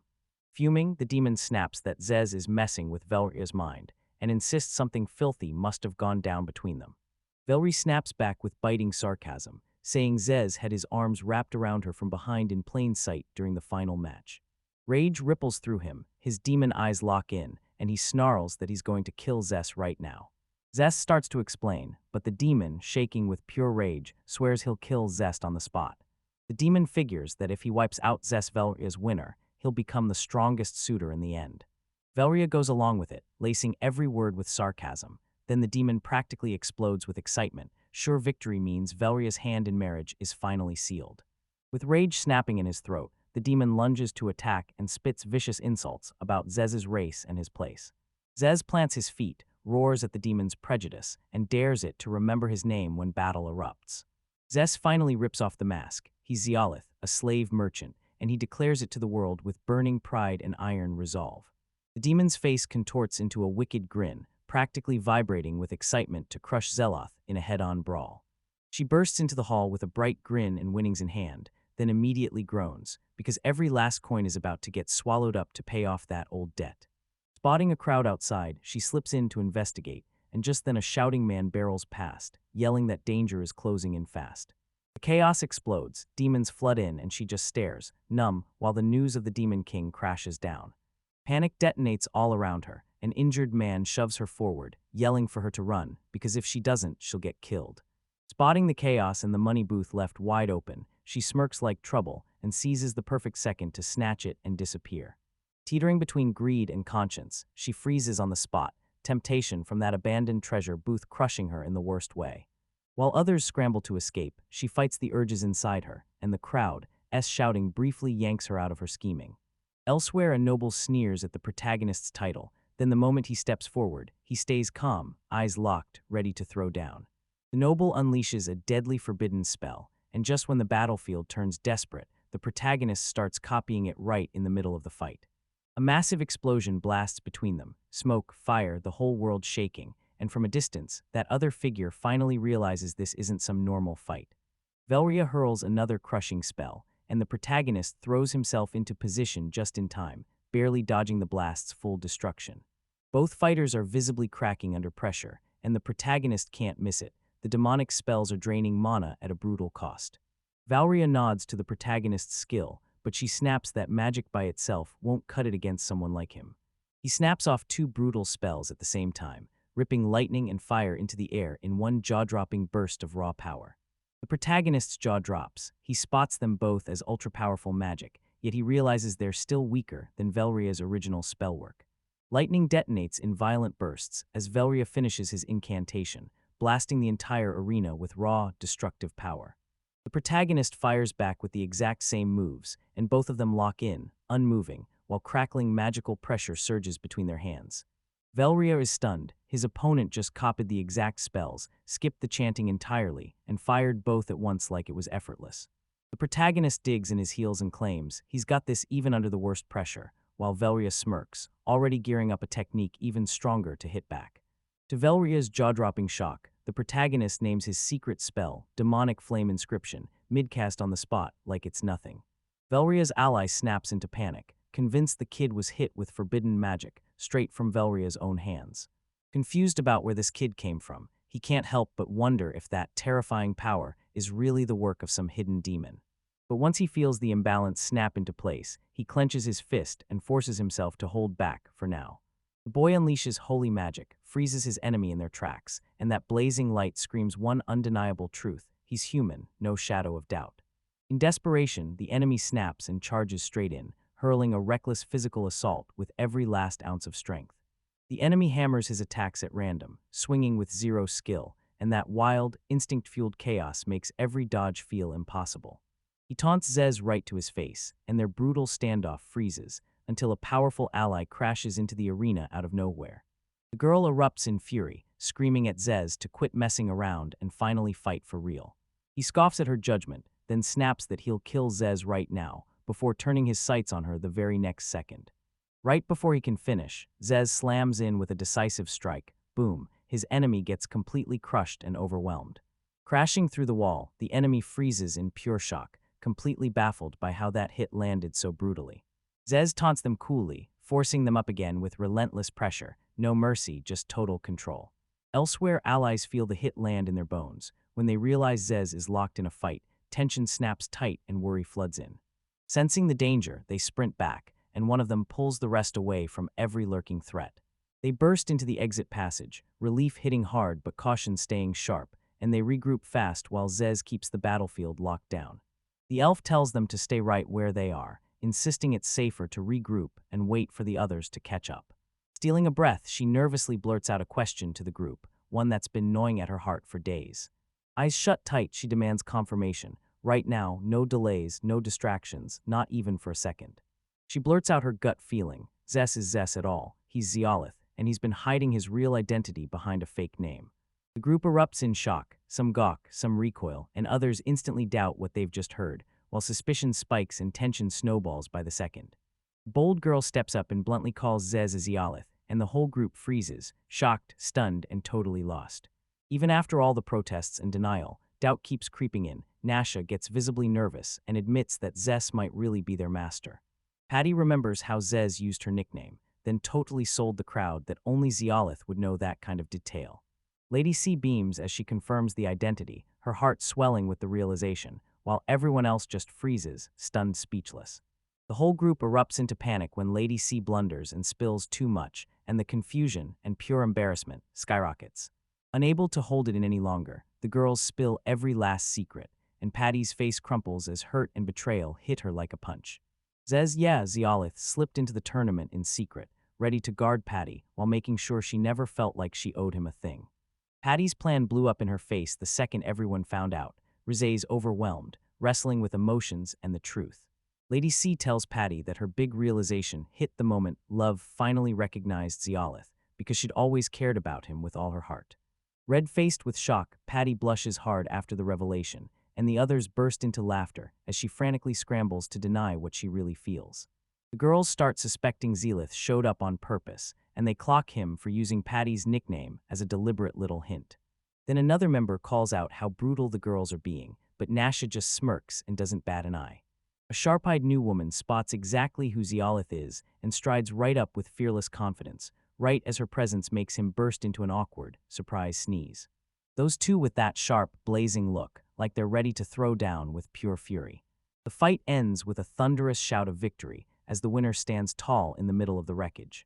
Bloodied and still defiant, the demon claws his way back up and swears he hasn't lost, not yet. He punished her hard, then she struck him down, screaming that his dishonor was pathetic and his dignity was gone. Blazing with shame and fury, the demon bursts free and rockets into the sky with wings spread wide, while everyone else just watches in stunned silence as he bolts. Dark energy churns around the woman as she tightens her grip, seconds from unleashing her next devastating spell. She morphs into a blazing divine giant, looming over the battlefield and crushing the retreating demon's courage. The demon starts breaking apart in midair, stunned as the sheer wave of magic crashes down on him. Snatched mid-flight, he gets crushed in the woman's blazing grip, yelling in terror and total confusion. She unleashes a devastating beam blast, and the ground around her sizzles and scorches as everyone nearby clenches up, bracing for the impact. A brand new guy shows up, totally lost in the wreckage, and the chaos in front of him leaves him staring in pure, breathless shock. A demon pops into the scene out of nowhere. Then she speaks cool as ice and tells them Oman is already finished for good. The demoness snaps that Valeria broke the treaty, but Valeria fires back that she had nothing to do with Oman's death. To dodge the blame, Valeria snaps that Zeolith killed Oman, and Rui and the others are left staring in stunned disbelief at the accusation. Rui gets caught off guard and nervously flicks her gaze aside, acting all innocent while her revealing outfit makes it obvious she's distracted. Rage and disgust twist across the demoness's face. Then Varia declares Zeloth her chosen consort, even though he looks like he wants absolutely nothing to do with it. Velria drops that claim, and the demoness just scoffs, because the idea sounds so absurd to her that she can't help calling it ridiculous. Velria tears into the demoness for her jealousy, and suddenly the demoness snaps back with furious, childish accusations about her romantic tastes. The demoness pivots fast. She reports Oman's death to Shamahari's kingdom officials and detonates political chaos. She demands Velria drag himself back to Galda and give answers, but Velria snaps back, refusing outright, then quietly calls for Mudu. Maudu nods, agreeing to come back by himself, already bracing for how this will go, and then he has to defuse the whole situation with pure diplomacy. He leans in and warns Zeloth, one wrong move, and boom, a catastrophic war between demons and humans ignites. Maudu slams Zeolith with a brutal warning, forcing him to remember exactly what his choices could unleash. The demoness vanishes in a burst of magic, swearing she'll report Oman's death, and Muru gets ready to leave right after. Velria snatched a contact orb and was ordered not to ring her during the night. Zeolith freezes for a second when they ask where they're headed, but Velria shoots back with full confidence, like the answer should be screamingly obvious. She declares they're rushing to their love nest, and Zeolith blares back that it doesn't exist, totally mortified. Zeolith spots the incoming soldiers like a warning flare, and when the fighting finally ends, a massive armored unit barrels toward their position. Panicking about being recognized, Zeloth rips open a teleport and vanishes before the soldiers can even pin his face down. Still lost and spinning, he blurted a reckless teleport spell and snapped himself into motion. Darkness swallows them whole as an unfamiliar voice snaps back, warning that they've touched down somewhere they never should, and it smells like danger. Velrius lounges atop Zeolith, grinning at the painfully awkward mess their sudden teleport just created. They crash into Zeolith's room, and Velria smirks at him, claiming he brought her here on purpose. Zeolith panics and swats away her guess, and Velria smirks, boldly offering himself instead, cranking his mistake and embarrassment even higher. Crushed under the pressure, Zeolith shatters apart with a dramatic breakdown, shouting out messy, incoherent words while Velria stares in total confusion. Suddenly, everything goes haywire. Zeolith crashes or vanishes, and Velria blurts his name in pure panic twice. Zeloth catches a far-off voice crawling through the darkness, and as he slowly comes to, confusion smothers his senses like a thick fog. He's dropped into a strange, endless void, and he can't remember how he ever wound up here. A radiant glow shoves urgency into him, screaming that time is running out, and the answers will have to wait. Zeolith's voice cracks, and you can feel his soul breaking down from how hard he's been forcing dangerous magic, putting his life on the line. Right before it fades away, the voice spills a jaw-dropping truth. Its soul is identical to Zeolith's. As the power fades, Zeolith is left staring at a final request: protect someone, 7th Zeolith. Lith snaps awake in bed, and the room floods with familiar faces. Everybody's relief hits hard now that he's conscious again. He tries to piece together what happened during his collapse, then he learns everyone else stayed behind, watching him like something out of a nightmare. More girls rush over, buzzing with excitement. He's awake now, and they've been waiting nearby with permission from the dorm. Zialith is stunned when he realizes he's been out cold for 3 whole days. Now everyone's freaking out with nonstop concern. Zialith squints at the weird crowd, and when he demands answers, his friends admit they befriended the Demon King while he was knocked out asleep. Velria slips out a secret lie, claiming she saved Zialith to kill the suspicion and melt the others' trust back into ease. The girls drop another bombshell. Patty finally realizes Zealith and Zez are literally the same person. Zialith slams into despair because his plan to keep Zez's identity secret totally crumbled, and Patty already knows everything. The girls snap their attention to him and warn, if you sleep 3 days straight, that's not normal, that's a sign of something dangerous. Zealot insists he's totally fine, but then slips up and admits he keeps waking up from dreams where some strange voice keeps calling his name.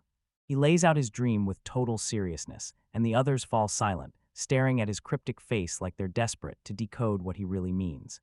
He blurts out that they share a soul, and as the past visions crash back, the girls freeze, because his words line up perfectly with what they've lived.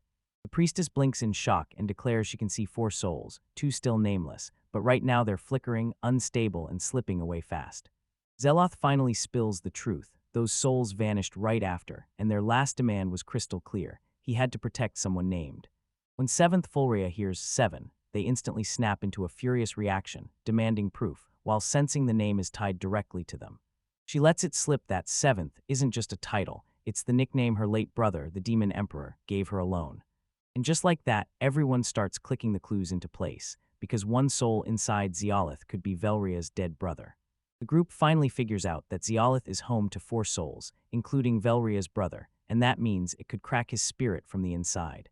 Zeolith clocks the danger right away and drops a bombshell, admitting he's already got a gut feeling about who the other people really are. Zealot steels himself, decides to lay it all on the table, trusts the crew completely, and starts getting ready to unleash his secret titles. He finally confirms what everyone feared. He's no ordinary slave merchant. Then he turns right to Velria and delivers his message like it's got weight. Zeloth finally admits he's been stacking titles like trophies, Demon Emperor, Great Sage, and Hero, right alongside Slave Merchant. The girls snap into shock as Zeloth casually offers to back it up, pulling out his official identification card. Velgia brags about his power, and the others stare in awe, realizing he's been exceptional all along, no matter what they used to doubt. The priestess panics as she struggles to explain everything, and Velria presses her. What forbidden spells did Eolith unleash during that battle? Zeolith calmly labels it his soul-spirit dual transference, then everyone remembers how he crumpled the last time he dared to use it. Velria admits his collapse, and then bursts into laughter, because it's somehow hilarious to him, and that reckless streak is exactly what fuels his ridiculous mystique. She breaks down how the spell is meant to work, and why anyone who activates it typically drops dead on the spot. So when Zeolith survives, that miracle hits like a storm. A mysterious woman leans in and warns him, every soul-spirit dual transference ends the same way, the user dies. Hearing that, the whole crew freezes in stunned silence, while Yu forces a shaky smile, because something is horribly, terribly wrong. She snaps back and makes it crystal clear, the spell is demon-forged, and humans were never supposed to touch it. You piece together the truth, then the demons snap back, calling the spell a busted lie that turns deadly before anyone even fully understands it. Admitting his mistake, he can't shake the thought, why is he still alive? She narrows her eyes and decides his soul is wrong, all kinds of wrong. 3 brutal, powerful souls living inside you might have stopped his death, right there, before the forbidden spell could finish him. He didn't die, but the damage is still there, staring back at him, and now another ally steps in, asking for the go-ahead to try a possible fix. The elf girl, Patty, blurts out that secret healing magic might do the trick, yet even she's not sure it'll actually work. She blasts the warning first, this method is forbidden and can get you killed, then quickly panics, I'm sorry, for throwing it out too soon. Patty's grateful for Yu's past help, so she swears she'll back him up, especially if he ends up carrying her ancestor's soul. Yu finally clocks the truth. Patty is the direct bloodline of the legendary elf sage, the one Elzed who got sealed in the second Fredio. Patty snaps the confusion into place, telling you that you misread her staff's origin because it didn't come from some random ancestor at all. They realize this room isn't just full of heirs, it's packed with descendants of both the demon emperor and the great sage, all at once. The others trade jokes about some hero lineage, but you snap back that you're not one. You say your father never once mentioned it. To break the tension, tea gets poured, and everyone slumps into a breath, while struck by how effortlessly they brewed something this good. The girls swap tea tips and certificates, teasing each other with soft grins, stealing a rare quiet moment together. Yu realizes they're out of options and wastes no time. He tells Patty straight up to use her magic. Patty agrees instantly, and the other girl nods like she just proved a miracle. This rare art might even pull in national support. Yu realizes they're going to have to ditch Jill's, while Patty frets that his own body might not hold out for long. They decide to leave right now, and the priestess snaps that time is running out, so everyone better gear up and get out immediately. You nod and promise to consult Professor Nils, and another teammate blurts that you should hit the guild office first. You're totally baffled. Why does the guildmaster want you? She's been hounding you nonstop, begging for you over and over with urgent urgency. The guildmaster erupts in fury because Yu's late, and Yu fumbles through an awkward apology, completely swamped by everything. Elena slams the door shut and locks the room, while the guildmaster vents again, swearing he's drowning in work, understaffed, and completely overwhelmed. He admits they pushed for more participation, but now you've gone way too far, and even the church is getting pulled into it. Yu realizes things are spiraling out of control, then the guild gets official requests about who he really is. The guildmaster lays it out. Juventa cranked the chaos even worse by spilling Yu's secret involvement. For years, the church has chased that man title, so the second the Demon King falls, they snap into action. Even with that oops, I didn't know act, the guildmaster leans in and reminds you, he's still got a debt he plans to collect, and the situation is deadly serious. The church refuses to back away. Headquarters just sent a warning. An investigation is coming, and danger is right around the corner. The church knights are moving in any minute, and you and your ally snap into action, alarm blazing as soon as the news hits. As the blazer snaps into action, they warn, once those official church agents seize control, we can't protect you anymore. If the church digs through records and spots Seha, the whole group gets ripped wide open and exposed. Blazer tells you to ditch Jill for now, but he makes it crystal clear, this isn't an order, it's a hard-hitting suggestion. You agrees because they were already set to bail out, and then a cup shattered like a warning bell, screaming that the rush ahead had started. The whole crew jolts at Yu's sudden call, and his ally blurts out, so you're coming back. Yu says he's gone in a few days, but whether he'll come back, for now, nobody knows. Right before they head out, Elena steps in and hands him a personal gift, something meant to keep him safe. It's a flower-shaped hair ornament, once owned by her sisters, and she grabs his hand, insisting he holds on to it like it's precious. You protest, saying it's way too precious, and Elena quickly shoots back that she's only lending it, not handing it over for good. You vows he'll return the ornament, and Elena beams, urging him to come back safe and sound. Elena whips around to Nasha and fires off heartfelt encouragement, urging her to take the leap into this journey with you. Nasha shoots back with pure determination, and Elena throws their support into the air, practically begging the universe to see that Nasha and Zeloth's bond is something more. Together, they set off for their next stop, Professor Nils's place, ready to grab his guidance. Right before meals, they run into familiar faces. Old friends light up, asking how they're doing and how their health is holding up. Yu hears the chief master is on his way and immediately agrees to meet him, because he needs that information, and he needs it right now. Zeloth and Patty burst into the room, and the women already deep in a serious discussion instantly freeze in shock. The women drop the truth. Turns out they'd been hunting for Zeolith all along, and they can't stop praising his perfect, thoughtful timing the moment he shows up. Zeloth says they were talking about the rescued comrades, and then, boom, several men outside are secretly eavesdropping. He blurts out, asking if the comrades are finally making it back home, and the elf woman hesitates, clearly, painfully, before answering. She tells them to play along, act like the comrades are slaves during the trip, so the real slavers won't sniff them out and attack. Zeloth gets it. He tackles the allies, enslavement from the start, snuffs out any confusion before they can interfere or turn dangerous later. Patty rips into the truth. Slave status has to be erased, and then she vows to ride out with the toothless Black Panthers right beside her. Tina and the others huddled together to hash out the chaos, and now Zeolith finally gets what Patty was warning them about earlier. Zeolith locks eyes with the truth and says they're coming for him for real, while Patty blurts that the guild just received urgent news. The talk snaps to the tournament, and Zeolith confirms the guild info is tied straight to that exact event. They're terrified the church knights will move the second they learn Lady Zhu is alive, because once that truth leaks, disaster won't wait. Ortina suggests Patty go with Lady Zhu, but Zeolith snaps up the reins fast, pointing out the leadership and timing issues right away. Ortina pushes the idea to hand command to others while they're gone, so the toothless Black Panthers don't lose their leadership. Zeolith leans in for Zhu's take, and she answers calmly, no hesitation at all, eagerly agreeing to jump into the upcoming journey. Z admits she's no fighter, but she refuses to sit on the sidelines. She'll still help any way she can. With planning still rolling, Nils leans in and blurts out, "Can I share something?" And the whole conversation shifts instantly. Nils confirms both students are heading out soon, and Zeolith shoots out an awkward apology, because this is an abrupt goodbye. Nils swallows the excuse, but it still stings. He can't shake the regret of not seeing them walk across the stage and graduate in the right way, even with all that talent. She suggests a brutal final exam, escort the rescued elves and get them safely home. Zeolith grins gratefully, but Nils drops a sharp, teasing comment out of nowhere, and it completely catches him off guard. He clears the confusion fast, swearing he never once invited her to join some so-called harem. Zeloth leans in and demands that Nils show up to the auction and buy a slave for him.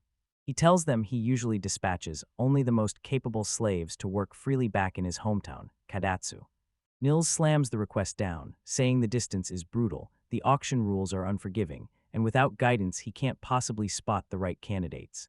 She adds that even trading documents would crawl at a snail's pace, unless teleportation whisks the files between Jill's and Kadatsu. Zeloth tosses out a plan, and Nasha steps in as the trusted messenger, carrying Nils's message straight to the village. Nasha's jaw drops as the announcement hits, and she lets out a loud, panicked protest, completely crushed by this sudden weight of responsibility. She snaps back at Zeolith's call, insisting she's going with him, and grilling him for deciding everything like she's not even part of it. Zeloth insists this role can only be done by Nasha, and he makes it crystal clear her assignment matters. Nils confirms Nasha's life as a slave from birth, then turns and presses Zeolith straight on how he's been treating her. Nasha steps in to defend Zeolith, bluntly insisting he's never mistreated her, no matter what everyone thought her status and role were supposed to mean. Nils tells Zeloth he has to see Nasha as special, and he blurts out this awkward, shaky, "Yeah, it's absolutely true." When Nils sees someone special crush the task, she hypes her up, because big chances can hit right after that. Motivated as sparks, Nasha lunges into the task, blaring her full commitment at the top of her lungs like it's pure fire.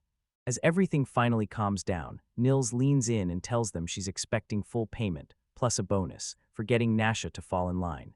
Zeolith agrees to pay Nils, but she demands Nasha keeps it under control, using it responsibly, with real results. The group locks it in 4 days until they leave, so everyone finally gets time to brace, gear up, and get ready. Patty slams down the rules and orders them to grab every last supply they'll need and get ready to bolt for departure. Ortina slipped into the blacksmith's shop, hefting a heavy load, and Zalman greeted her like he'd been expecting her all along. Zalman snapped about the young swordsman's condition, and Tina blurted back with shaking relief, thank goodness, he was still alive. Ortina yanked out battered armor and demanded repairs, and Zalman leaned in, ready to inspect it with total care. The armor disintegrated the second it was touched, crack, crumble, total shatter, and both of them froze, stunned at just how brutal the damage was. Ortina choked out an apology, her heart heavy, while Zalman stayed steady and calmly said, "We rebuild, sometimes even our tools break in the chaos of battle." Ortina told them the armor got busted during sparring with a sword saint, no monster in sight. Zalman shot up with excitement, praising the cut like it was the perfect reference for sword testing and crafting armor. Zalman decided to forge brand new armor for Ortina, totally free, pushed by the damage he'd just seen. Elsewhere, the whole crew slid back in safe and sound, and Lucas immediately geared up to spill the battle strategy to Reese and the rest. The cat girl bounced in front of Lucas, snapping him back to earn it, and cheered like crazy, while Lucas just stared on, defeated and resigned. Zeolith came back in a flash, and Velria and her friends greeted him with open arms, then kicked back on the bed, waiting for what came next. He said he'd barely been gone because everyone who mattered was right there, so they could swap details fast and plot the next move without wasting a second. Velria got praised for her smarts, and Tina couldn't ignore it. She'd somehow slipped right into the group's inner circle. Ortina demanded answers about school, and Valria, just as curious, lined in, listening while Zeolith braced to lay out his plans for what's coming next. Zeloth finally lets slip he can graduate, then everything flips, and now they're heading to Luciphilia, 4 days from now. Patty steps into the escort mission to Luciphilia, ready to reunite with the elves she once rescued. Ortina and Jade jumped into Zeolith's mission. Safeguarding the elves wasn't just part of it, it was their ticket to graduation. Zeolith finally blurted out they were leaving their dorm, even though nobody wanted to, and the whole crew swallowed the truth. They were never meant to stay forever. Ortina raised sharp concerns about moving the freed slaves, and Zeolith snapped back that Professor Nils would take over and handle it now. They confirmed Nils, their former teacher, would step in and handle the tasks while Zeolith's crew vanished soon. Zalith demanded they go talk to Professor Nils about Kadatsu's needs, because she had no clue what was going on locally. Tina fretted over the gap between the cities, but Zeolith shot back that the problem was already taken care of.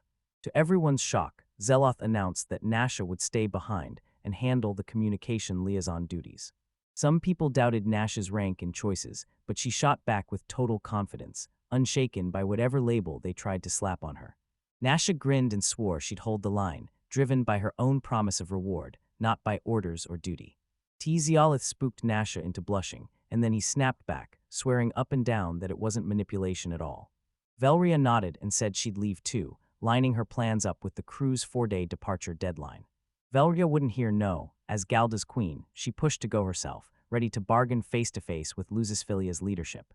She shot the words, "I'm Zeolith's wife," and demanded she go with him. Then Zeolith's panic exploded at her claim that they argued over how to fund Valria, then grimly pointed out the prize money might not be enough, especially if they had to buy slaves along the way.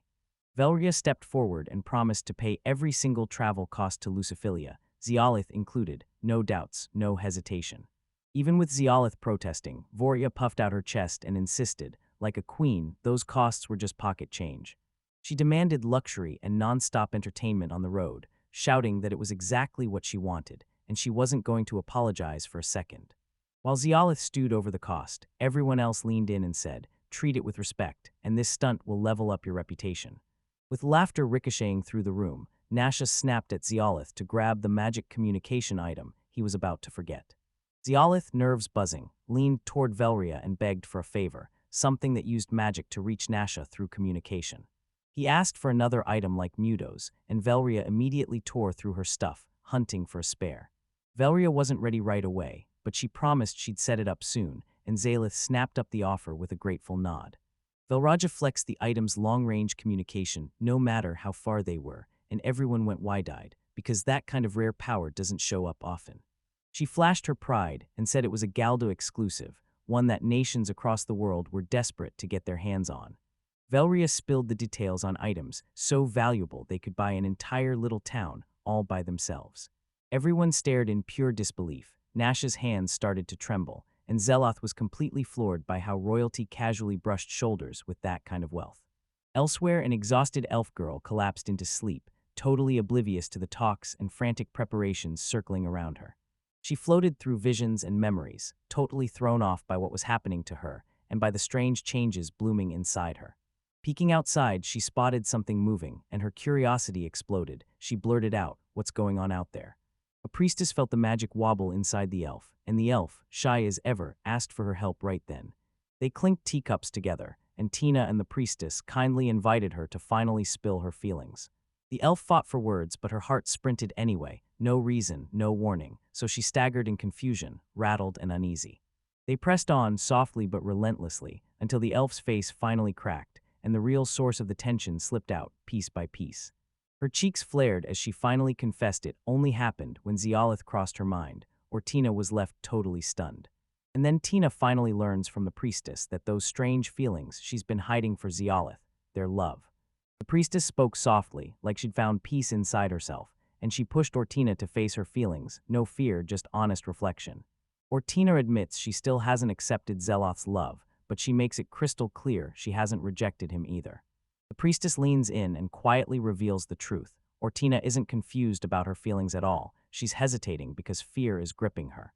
Tina finally clicks. She's terrified of what every other elf will think once they see her loving a human.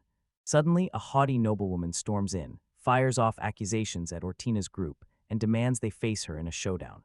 The elf council throws out a rushed apology to the girl they freed, then immediately declares she's being dragged right back into slavery. An elder steadies her with a calm, firm voice, telling her that going back to slavery will keep everyone safe and lock them together as one. He promises that humans will join them, praising how they freed the elves and then returned the vital spirit staff with respect. The elder squints at their kindness, already convinced there's a hidden motive lurking behind every generous move. The girl fiercely steps in to protect the humans, insisting their support is real, something that deserves respect, not doubt. An elder leans in and warns Patty that falling for a human could tear the elf and human factions even deeper apart. Patty's head stuck in her own thoughts when her companions suddenly shout her name during the meeting about their journey. The crew needs 28 carriages, but their wallet's empty, so they can't buy the solid, high-quality replacements for the journey. Even with those stacks of heavy money bags thrown in, the grand total still doesn't hit half the budget. Reeling from the shortfall, she quickly redraws the whole plan and realizes just how brutally expensive those preparations really were. The crew is stunned to realize those coins aren't just any payment, they're rare, insanely valuable white platinum currency.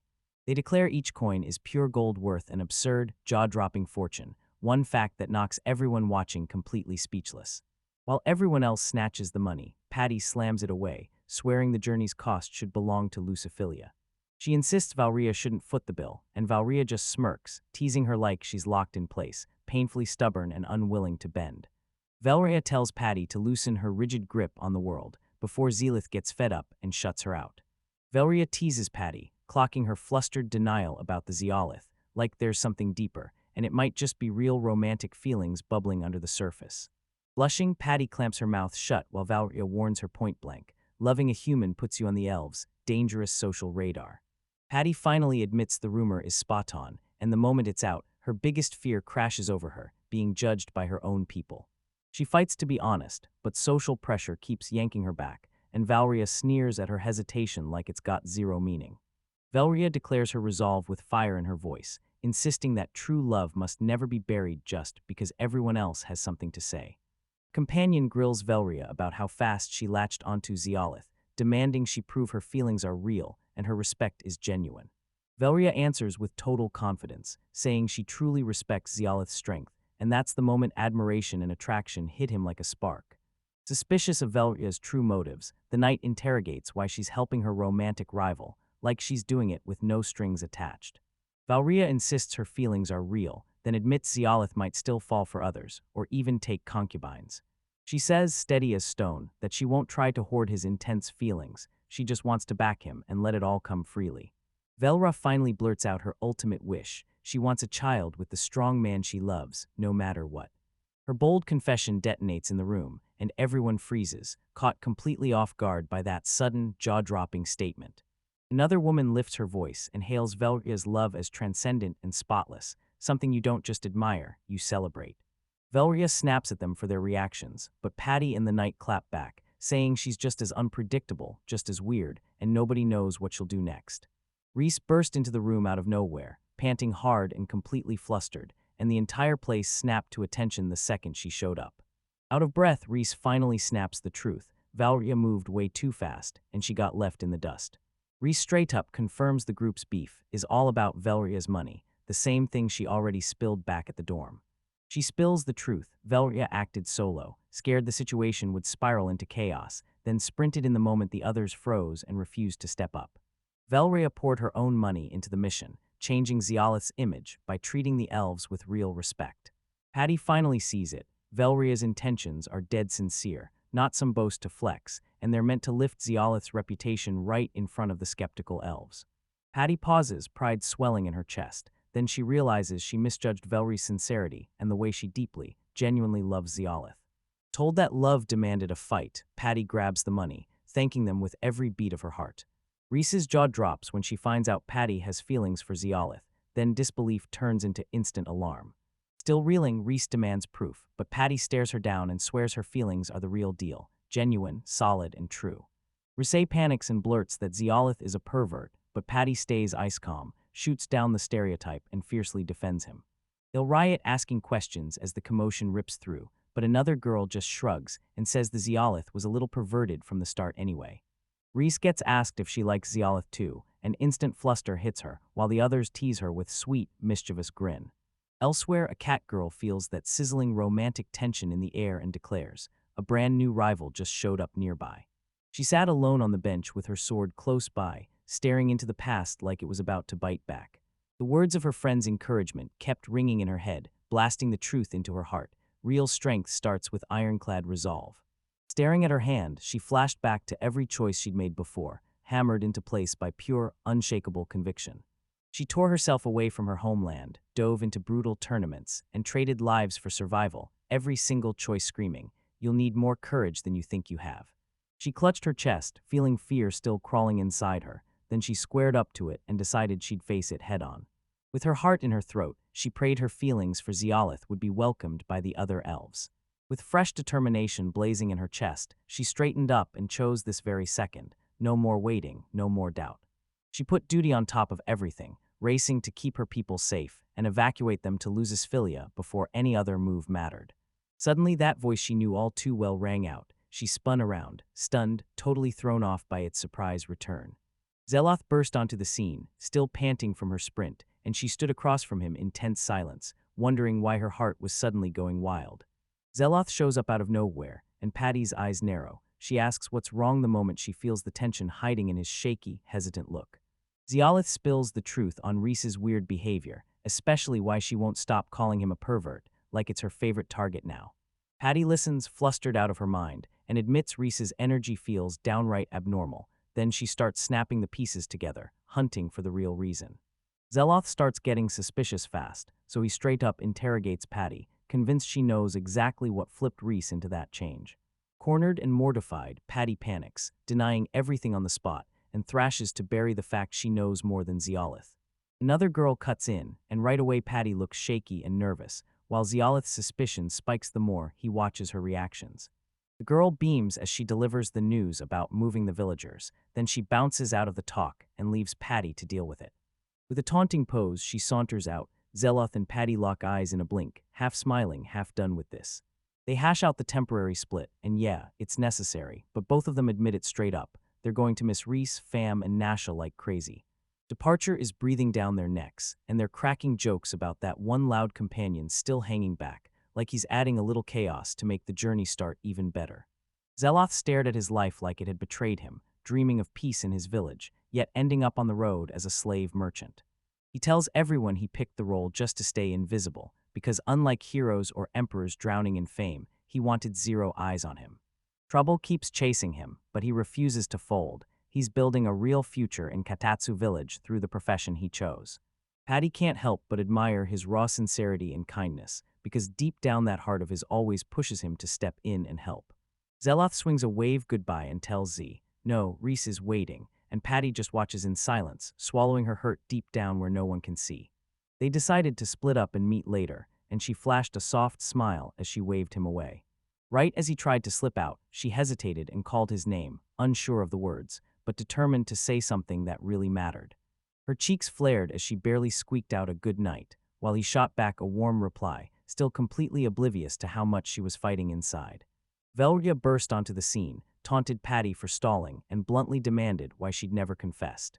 With steel in her eyes, Velria told Patty to quit stalling and spill her real feelings to Zeolith, right now. Patty insists they've got all the time in the world. Zeloth isn't claimed by anyone, yet, but her grin won't stop shaking with uncertainty. Velria can't stop thinking about how clueless Zeolith is. When is he going to finally see how Patty feels? Then she leans in and drops a single warning. She boldly stakes her claim for first place in Zeolith's heart, daring Patty's hesitation with confident, no-nonsense provocation. Velria strides out like it's nothing, and Patty's left frozen in shock. Those last words hit like a punch, begging her to move now before she gets swallowed by the gap. Alone again, Patty mumbles the words under her breath, second place, panicking that she'll fall behind. Patty snapped out her resolve. She'd climb up and become Zealot number 1, no matter what it takes. Meanwhile, the final prep clicks into place, the carriage rolls up and waits, and this crew's whole reputation hangs by a thread, one successful trip or it all crashes.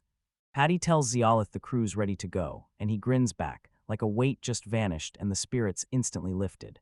Some stay put, gripped with nerves, swearing they'll protect the village, while the rest surge out to chase rewards. Zeolith surges forward with unwavering confidence, and the whole squad falls in step. Together they charge off toward their brand new mission. Turns out their destination is Lusisphilia, Patty's far-off elven homeland, and it's the one place their whole journey is building toward. Cramped in a packed carriage, Zez tears into the non-stop ride, especially when it's nothing but men. They wave his complaints aside and instead shower their female allies with praise, then get back to the duties they're already locked into. Zez looks back on a brutal month-long journey, and everyone stays on edge because ELF fights are raging nearby. At a rest stop, Zez gets pulled aside, and someone spills a weird rumor that's racing through the travelers. A shadowy impersonator keeps showing up, swearing they're Zez, and every time they pop up, they're tied right to the infamous arena incident involving Zez. Zez doesn't care about the imposter. He's happy to fly under the radar, while everyone else is pushing him to face the fraud head-on. The worry spikes as people start linking the imposter to the church, and Zez panics. He wants absolutely nothing to do with it. Right when the carriage stops, Velria suddenly pops up inside, no warning, no announcement, catching everyone completely off guard. Velria challenges the church's grip on everything, and suddenly you can feel the tangled truth underneath, because everyone sees it differently. They reveal the church runs adventurer guilds worldwide, crushing every last guild into blind obedience to the Pope's orders, no excuses, no exceptions.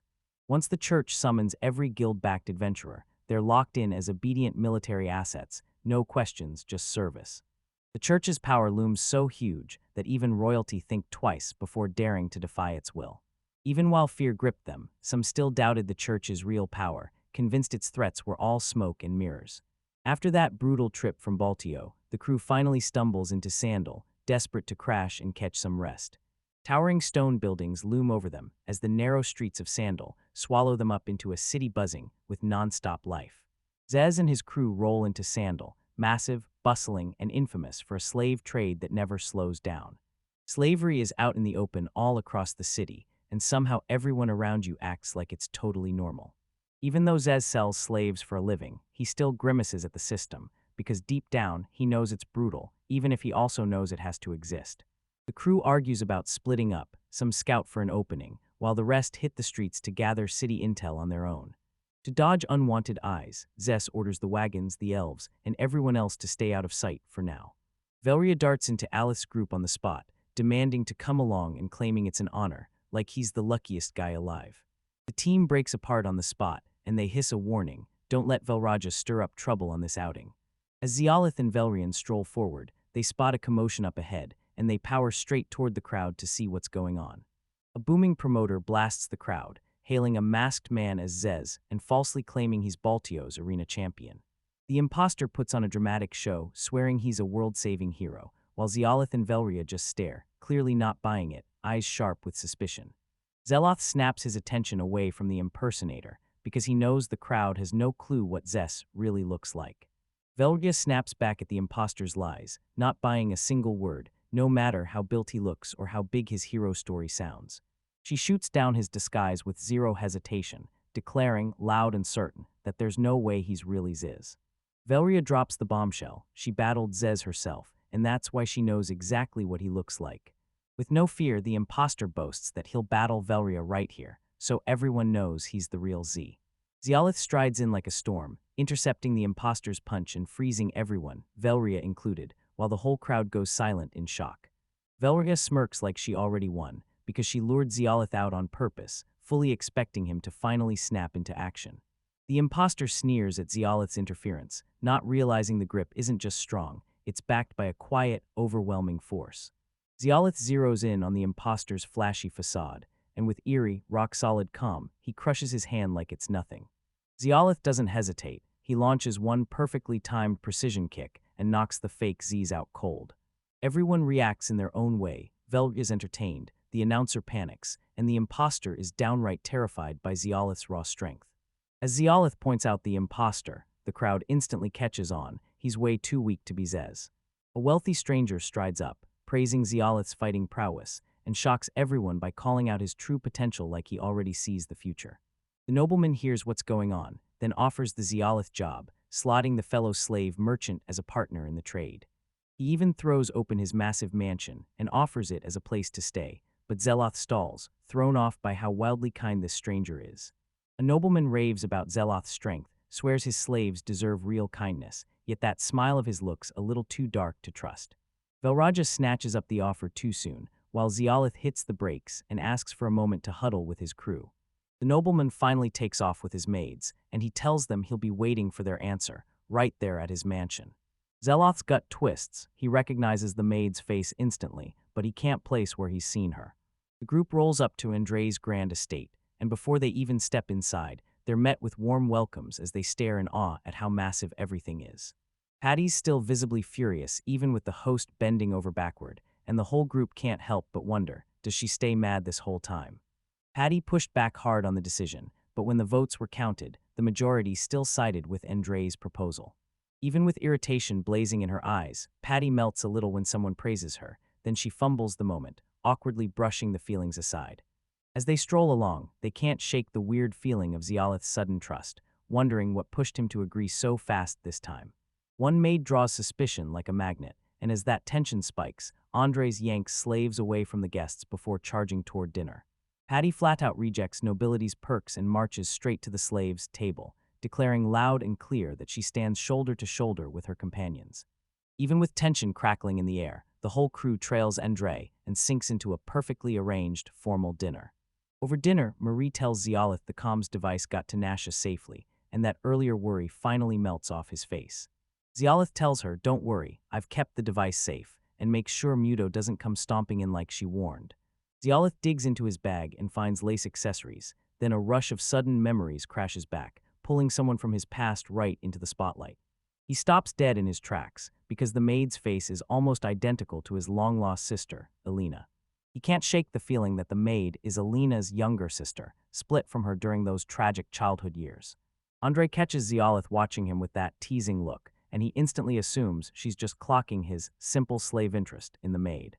Andre tries to sell the maid like property, and he has no clue Zialith feels a way deeper, personal bond with her. Andre dangles the maid for a jaw-dropping $2 million, then slashes it down, offering her for just one-night rental. Zialith panics when his friends totally misread what he means, and even Marie steps in, offering to pay herself. Andre demands the maid go in. Zeloth fumbles, mortified by his own reaction, while everyone else scrambles to explain it away. Zeloth slips away to meet the maid in private, and she introduces herself as Myri. Then Zeloth answers back, careful with every word. Right as they're finally catching their breath, Velya barges in uninvited, claiming she's just waiting her turn.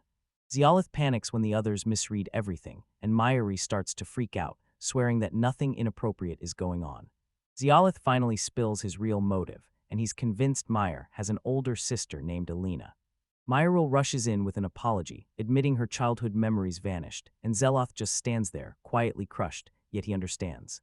Velga blows everyone's minds by insisting magic is the key to restoring lost memories, leaving Zialith and Myri completely stunned.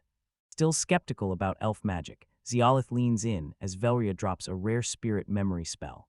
Velria tells him the light element spell doesn't just heal, it drags memories back with spirit power, but after that, the user has to stay in full control.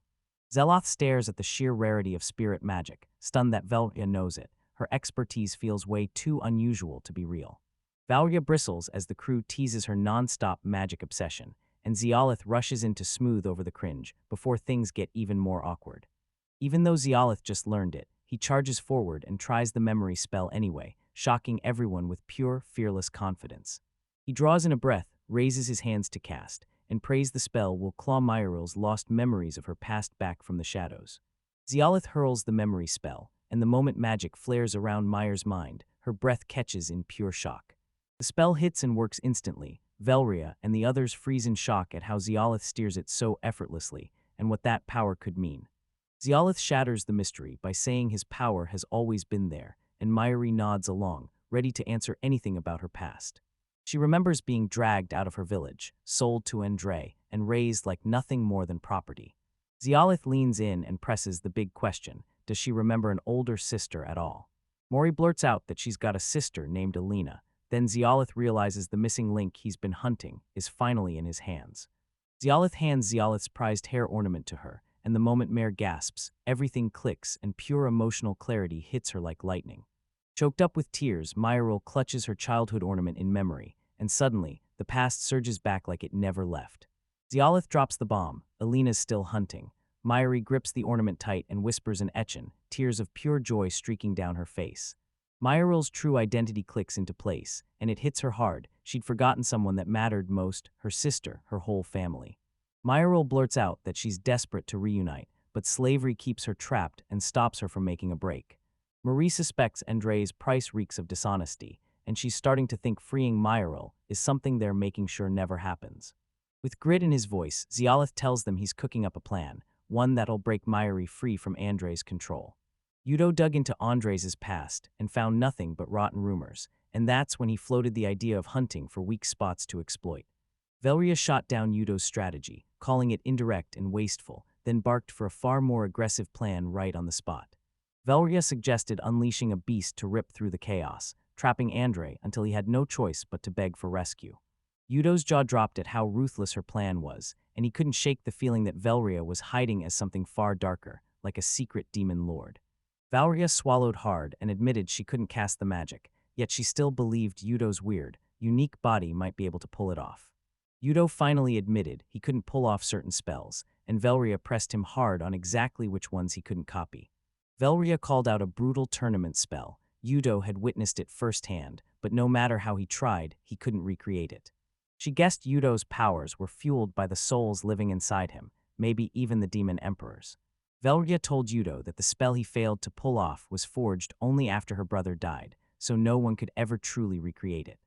Yudo finally clocked it. Neither he nor Velria could use summoning magic, and that meant their whole plan instantly fell apart. They rounded everyone up and laid out the whole plan, praying the spellbooks would finally cough up a real lead. Mayuril looked completely lost and swamped, then finally admitted she never understood the strategy people had been talking about around her. Yudo tore up his pride, apologized for leaving her out, and swore he'd finally lay out their real plan to rescue her properly. Mary felt the tension melt the moment they promised to reunite her with her older sister, Elena. Everyone snapped into agreement to back the rescue, then they got blindsided when they learned Mary was Elena's younger sister. The group dug into Elena's past help, and once Marais heard how it all went with them, he flashed a warm, heartfelt smile. Yudo shot out a sincere apology for the mix-up, and once everyone finally understood Marais' situation and why he did it, they dropped their doubts and accepted his explanation. They yanked out a spirit magic book, praying it held summon spells Yudo could actually use. Yudo told them to lean on mid-level spells so they wouldn't burn out, and everyone else stared in shock at his wild, never-seen-before replication power. He figured that with the perfect trigger, he could unlock the legendary figure's terrifying magic at full power. The crew argued over whether to launch the operation, but Yudo cut in fast. Let's bargain with Andre one last time. Yudo nodded. If talks collapsed, they'd move straight to summoning, while everyone else scrambled to warn the team. Andre smirked and demanded 5 million gold for Marais, over double what they'd even agreed on before. Yudo shot back at the sky-high bill, but Andre snapped that they were responsible for the damage and used it as the excuse for the sudden price hike. When they refused, Andre slammed down a shocking trade for Velria instead, and his offensive offer left everyone stunned. Patty slammed her palm on the table in blazing fury after Andre insulted her, and the whole room tightened with tension. Yudo begged for calm, but Patty, furious at the offer, threw it back and demanded they use summoning magic right now. Realizing this chaos was the point, Yudo decided that casting the spell on sight might be the perfect move. Meanwhile, Andre chuckled with total confidence, believing Yudo couldn't touch him until the truth hit. He'd been completely outplayed. Andre ripped off his mask and confessed his greed, scheming to squeeze out 10 million gold using fear and pure deception. Andre laughed with arrogant confidence, totally oblivious as the summoning kicked off. Then the whole building shook because destruction was already charging in fast. The colossal skeletal beast smashed straight through the wall, and the whole building buckled under its terrifying, unstoppable presence. Panic tore through Andres as he screamed at the top of his lungs. He couldn't make sense of where the monster came from or how it managed to arrive. Zeloth strolled in like nothing was wrong. Andre's panic exploded as he blurted out he was innocent, because the monster's sudden arrival sent everyone inside into full-on chaos. With desperation in his voice, Andre begged for help and tossed out 2 million gold. Zeolith pretended to stall, then backed away like he was scared. Zeloth shut down Andres begging on the spot, demanding Marais and 5 million gold, leaving that greedy merchant utterly stunned. As the monster's roars cranked up to a nightmare, Andre, shaking with terror, gave up everything, tossing the gold and Myril at them just to stay alive. Cornered and shaking like a leaf, Andre begged for mercy, pleading with them to stop the summoned creature. Right as they tried to speak up, a brand new beast burst into the scene. Panic exploded in everyone, and nobody had a clue where it came from.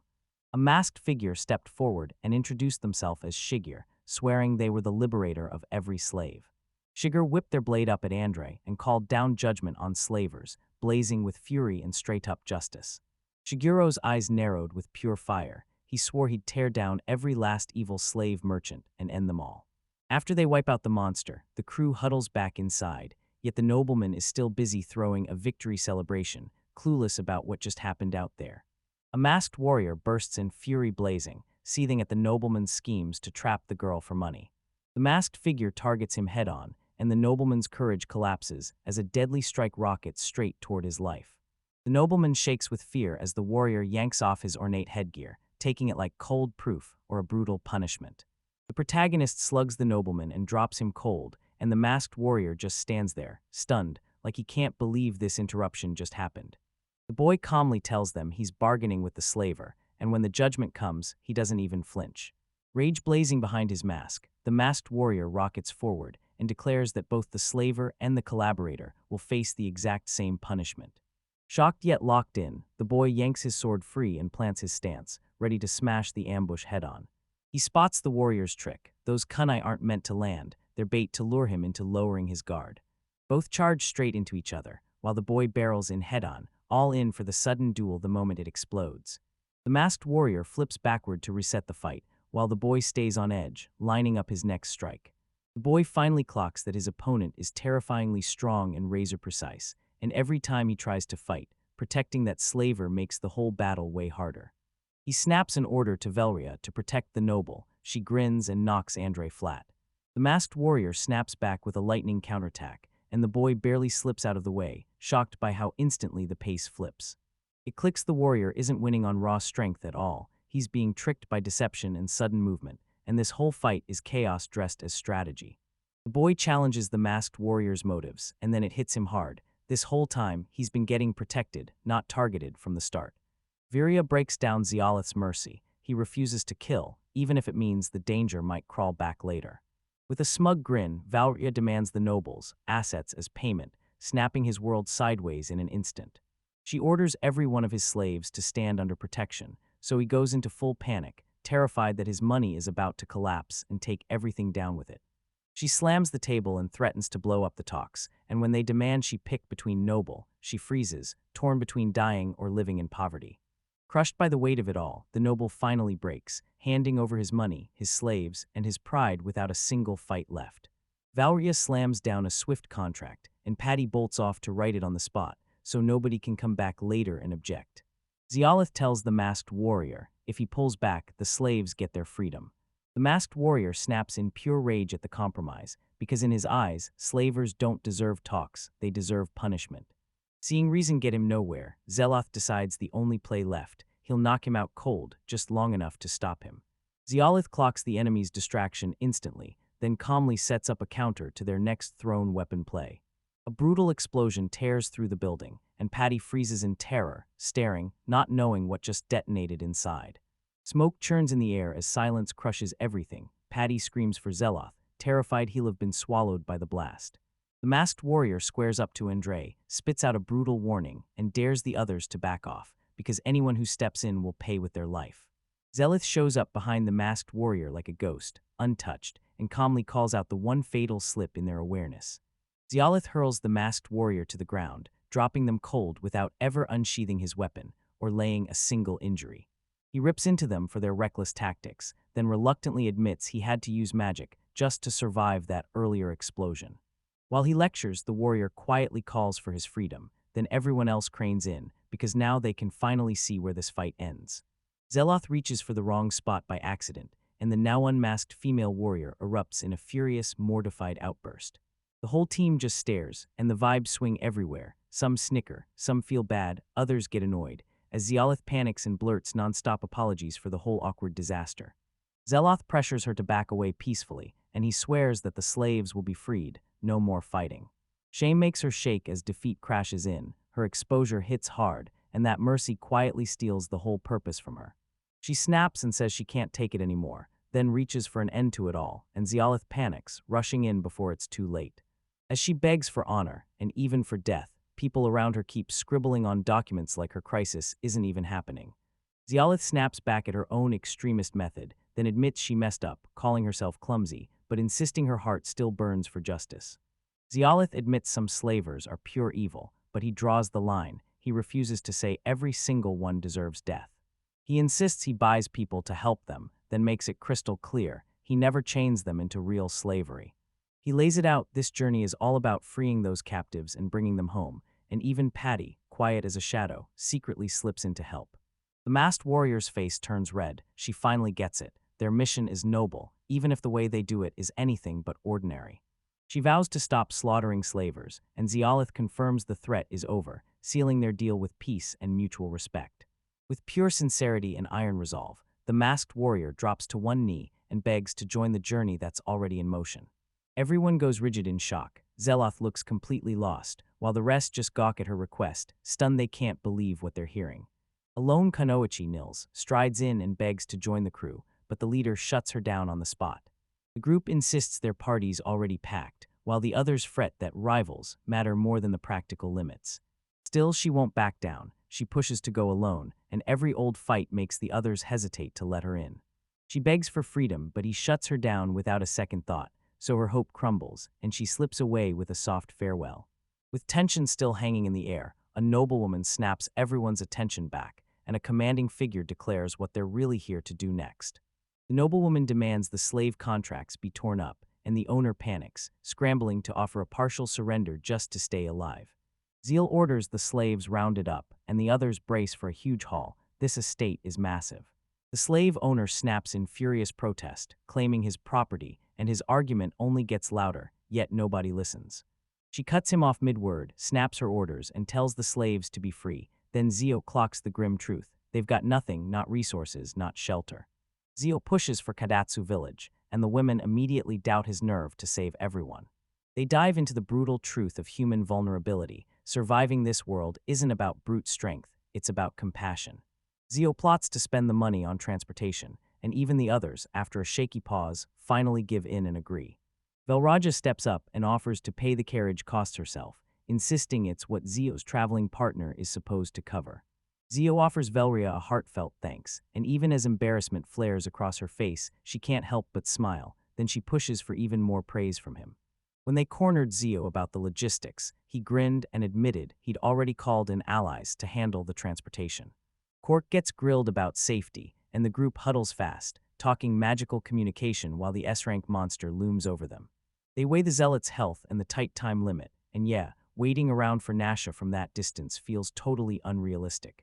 Zio shoots back with total confidence that reinforcements are right around the corner, and the whole crew goes wide-eyed when a familiar presence barrels in, hurting for time. Nasha bursts out of the sky on a dragon, grinning ear to ear, as she shouts at the group frozen in shock. Everyone stares, jaws dropping, as the dragon touches down so gracefully that the whole group's faces flip from shock to pure amazement. Nasha jumps off her dragon and strides over to greet the group, while Zio quickly assures everyone, "Don't worry, I've got your back." Everyone greets Nasha with open arms as she beams back with cheerful energy, and the maid just stares, silent, shocked, and caught off guard.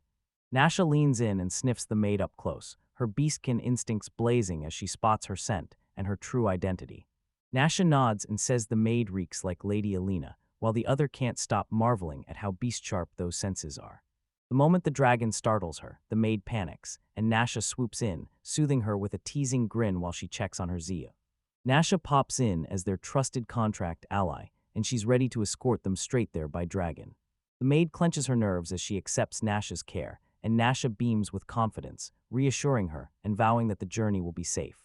Zio hands over a hair ornament meant to make things right, and the maid takes it with a hesitant, quiet breath. She begs Zio to hold on to it a little longer, and the way she says it makes it clear, this isn't just kindness, it hits way deeper. Zero nods he'll wait, and as they scramble to leave, everyone falls silent and quietly hands over that gut punch of an emotional goodbye. Zio fires off heartfelt goodbye instructions and makes sure to tell them, call us the second anything goes wrong. The maid pours out heartfelt gratitude, and Zio makes sure she knows he's cheering for her, because happiness is waiting again with her sister. As the moment of departure hits, Nasha double-checks every detail, while the maid grips her nerves tight, preparing for her very first dragon ride. The dragon roars into the sky with a thunderous burst of power, and Zio's crew is left on the ground, staring up as they frantically wave. Nasha pilots with fearless confidence as the maid clings on in terror, shocked by how violently fast they launch. As the dragon vanishes into the sky, the group stands in stunned silence, watching until it's gone, and they finally confirm it's truly left. Even with that chaotic flight freaking everyone out, they're convinced Nasha will still get Jules safely there. Zialith hurls a vial like a grenade, and scorching acid splashes across the hostile slimes that were creeping in to ruin the group's travel caravan. The busted, melted gear flashes the truth about Slime's damage, then the team scrambles back together, reeling from how corrosive that encounter was. 4 days after Sandal, Zialith replays Andre's fury in his head, wondering if they'll ever reach Eusophilia, or if that road will crumble first. Ja tiptoes up to Zialith and spots his fatigue instantly, and even when he tries to smile, the exhaustion bleeds through it. They huddle together beside the caravan, and Zialith throws out a casual question. Ja answers softly, steadying him with quiet emotional support.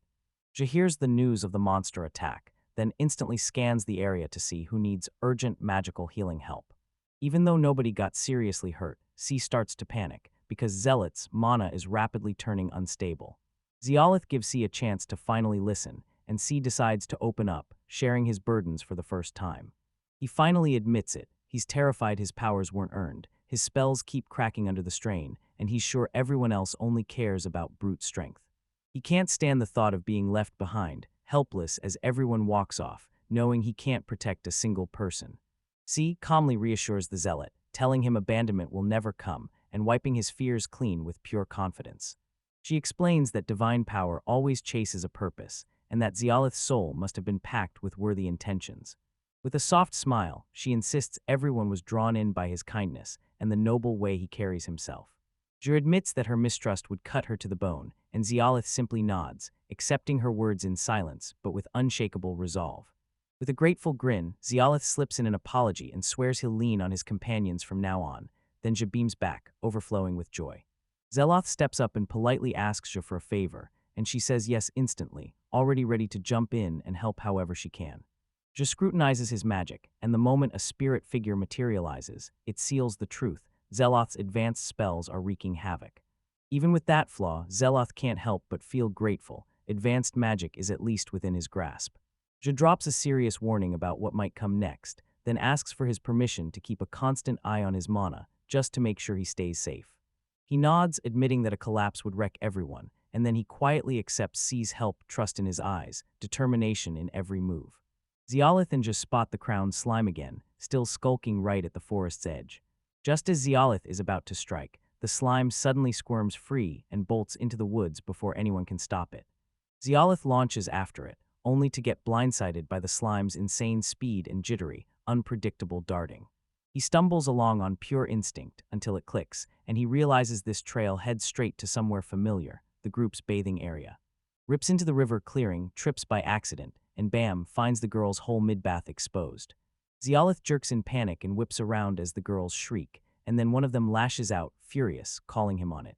Some start scolding him, others grin and tease him right in his face, and suddenly that awkward moment snaps into confusion and real tension.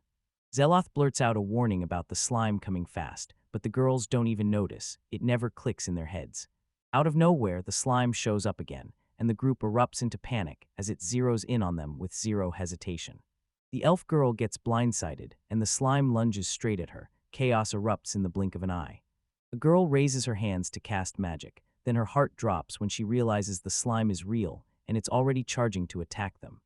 Zeloth panics when the girl yells at him, fighting to help while his eyes can't make sense of what's happening. Another girl snaps into action and goes to grab her weapon, staying cool while the chaos rages and the shouting swarms around her. She snaps into action and smacks the slime barehanded, shattering it instantly before it can cause a single more problem. Velria takes the thanks with a calm smile, reassures everyone she's okay, and shuts down the danger on the spot, no hesitation at all. The girls confirm Velria's victory. Zeloth exhales like a weight's finally lifted. Then, out of nowhere, someone yells his name. Hit with judgment, Zeloth is told, "We'll talk later," and he just swallows it, quietly accepting the consequences headed his way. The group corners Zialith, convinced he's seen it all, but the moment others push back, arguments explode. Who saw what and when until the whole place turns into chaos. With tensions spiking, Seiya snaps his focus in a new direction. Yet as they get closer, their connection sheds philia, and everyone's behavior stays unnervingly unstable. Their trek is almost at Lus Ipsilia, right in the middle of the road, where they ready themselves to hand over the captured elves. The carriages slam to an unexpected stop at a heavily guarded entrance, and the whole traveling group freezes, curious, then suddenly worried. An elven woman spots the reason in seconds, and that checkpoint ahead slams the brakes on their way through the secured border.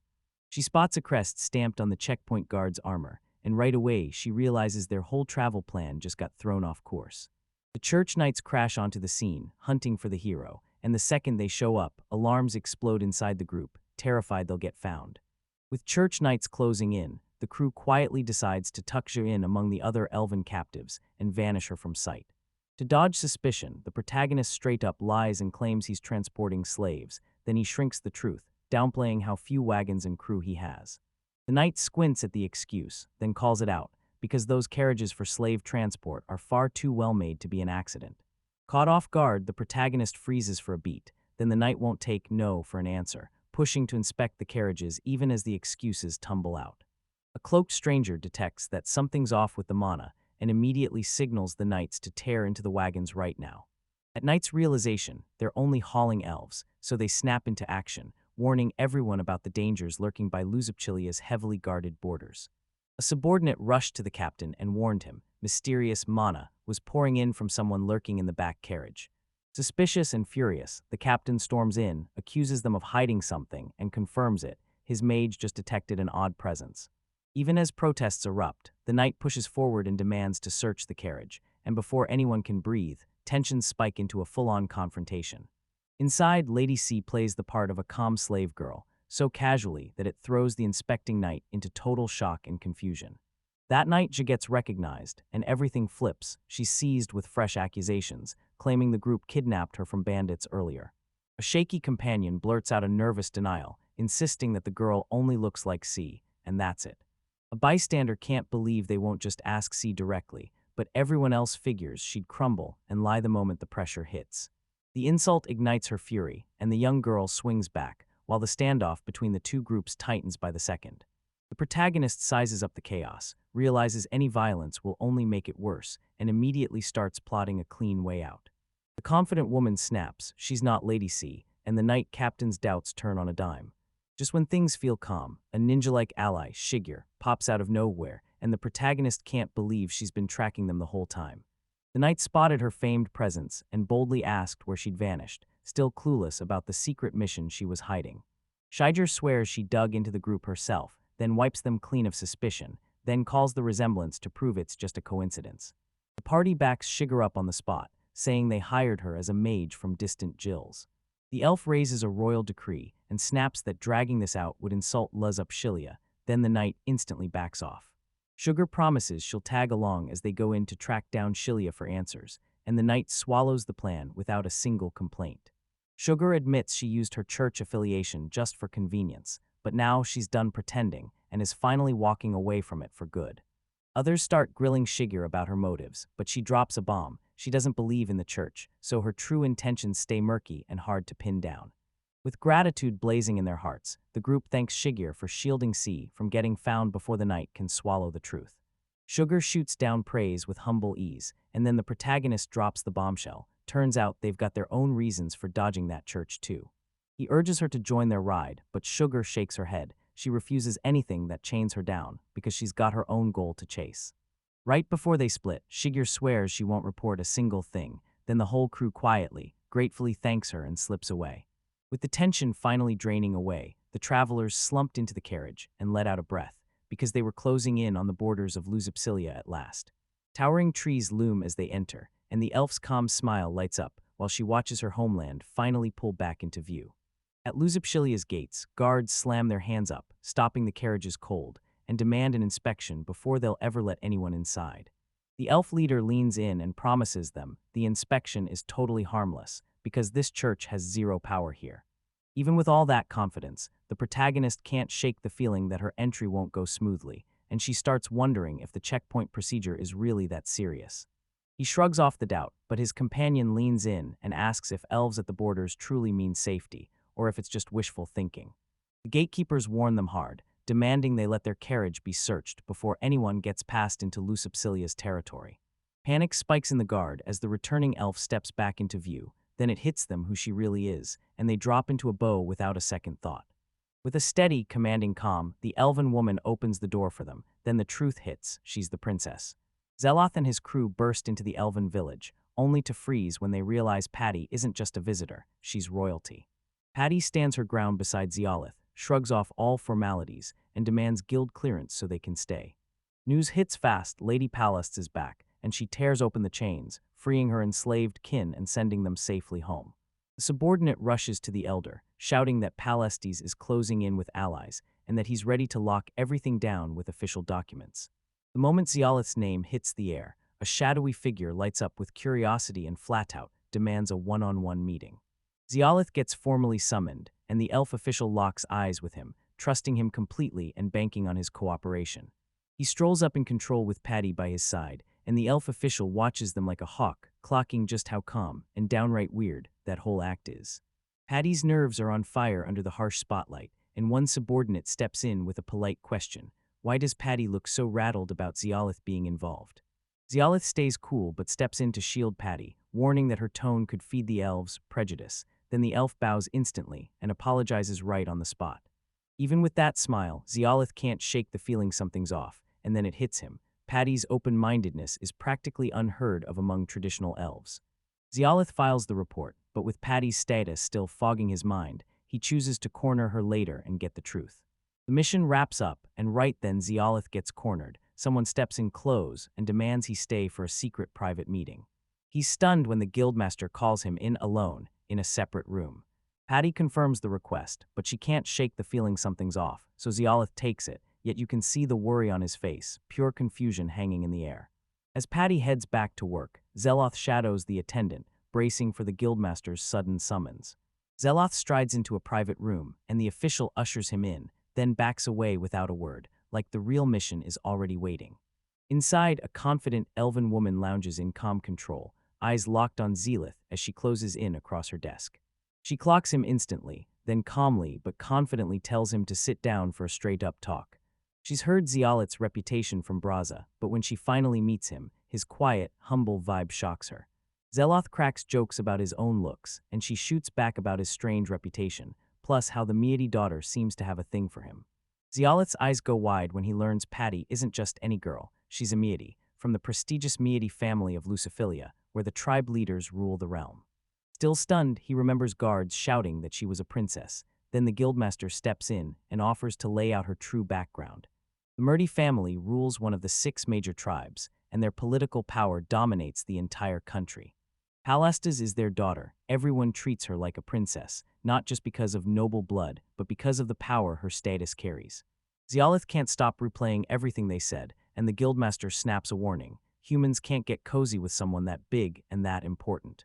The guildmaster praises Eolith for shielding the elves, then drops the smile and dives into a tense, personal interrogation. She grills him about the spirit staff. Instant panic hits Zeloth, and he scrambles to deny any link to its recovery. Even after Zez trained him, Zeolith barely knows a thing, and the guild can't ignore it. They're sure Zez is secretly connected to people all around. Zeolith deflects pressed the guildmaster, asking if he was really in sync with the Crest Church's political grip. She lays it out like a prophecy. Luciphilia's refusal to ever bow to non-elven power is where the guild's elven control was born. The guild master lays it out cold. Their god isn't tied to the Crest Churches, and the guild stands on its own, totally independent. Zeolith exhales in relief, silently realizing his worry isn't random. It's proof he's tied to those secret religious activities still running in the shadows. She sizes him up in her head, sharp, guarded, and right on the money, and the more she watches, the more she's convinced. Then she lights up, praising Zeolith's raw potential and calling him exceptional, and just as the hype peaks, she snaps into action and demands something from him, right then, face to face. Blushing hard, she catches him off guard and blurts that she wants his seed, making her bold, personal intentions impossible to ignore. Zeolith panics when the guildmaster lays out elven fertility troubles and admits she wants strong genes. Even with shock screaming in her face, she straightens up, repeats her demand like it's law, and storms right up to him without a shred of hesitation or shame. Patty storms into the room, seething over the suggestive scene, and snaps at the guildmaster with everything she's got. The guildmaster shrugs off the interruption like it's nothing, then smirks that the talk was only just getting good. Patty snaps back to defend what she did, but the guildmaster fires back that she's really just keeping sacred elven survival traditions alive. Patty snatches Zeola's hand and screams that she'll never hand him over to that ruthless guildmaster. As Patty storms out with Zeolith, the guildmaster can't help but pause and admit it. Patty's instincts were spot on, and he still can't shake the feeling that he let the moment slip. The guildmaster's smile sharpens as he watches Patty's feelings bloom, then it hits him. She's falling for a human, right in the face of tradition. After that nasty misunderstanding, the elf girl snapped out an apology, caught totally off guard. Then the boy stepped in fast, reassured her, and melted her worries. She abruptly snapped, swatting away the embarrassment and insisting she'd done nothing improper. And even after her outburst, he stayed icy calm, calmly recognizing that she was just worried. Side by side under the trees, he let slip that he'd found out her noble bloodline. Then she winced and confessed how weird and uncomfortable it felt being called a princess. She stared at her reflection and realized her status had everyone treating her like fragile glass, like she'd never lifted a finger to deserve it. Chasing independence, she tore herself away from her homeland, even though it felt impossible, but she swore living on her own terms was the only road that mattered. When Patty finally rolled back into the village, she couldn't stop replaying her journey. She'd built real friendships out there, and the one she treasured most was her unforgettable run-in with Zeloth.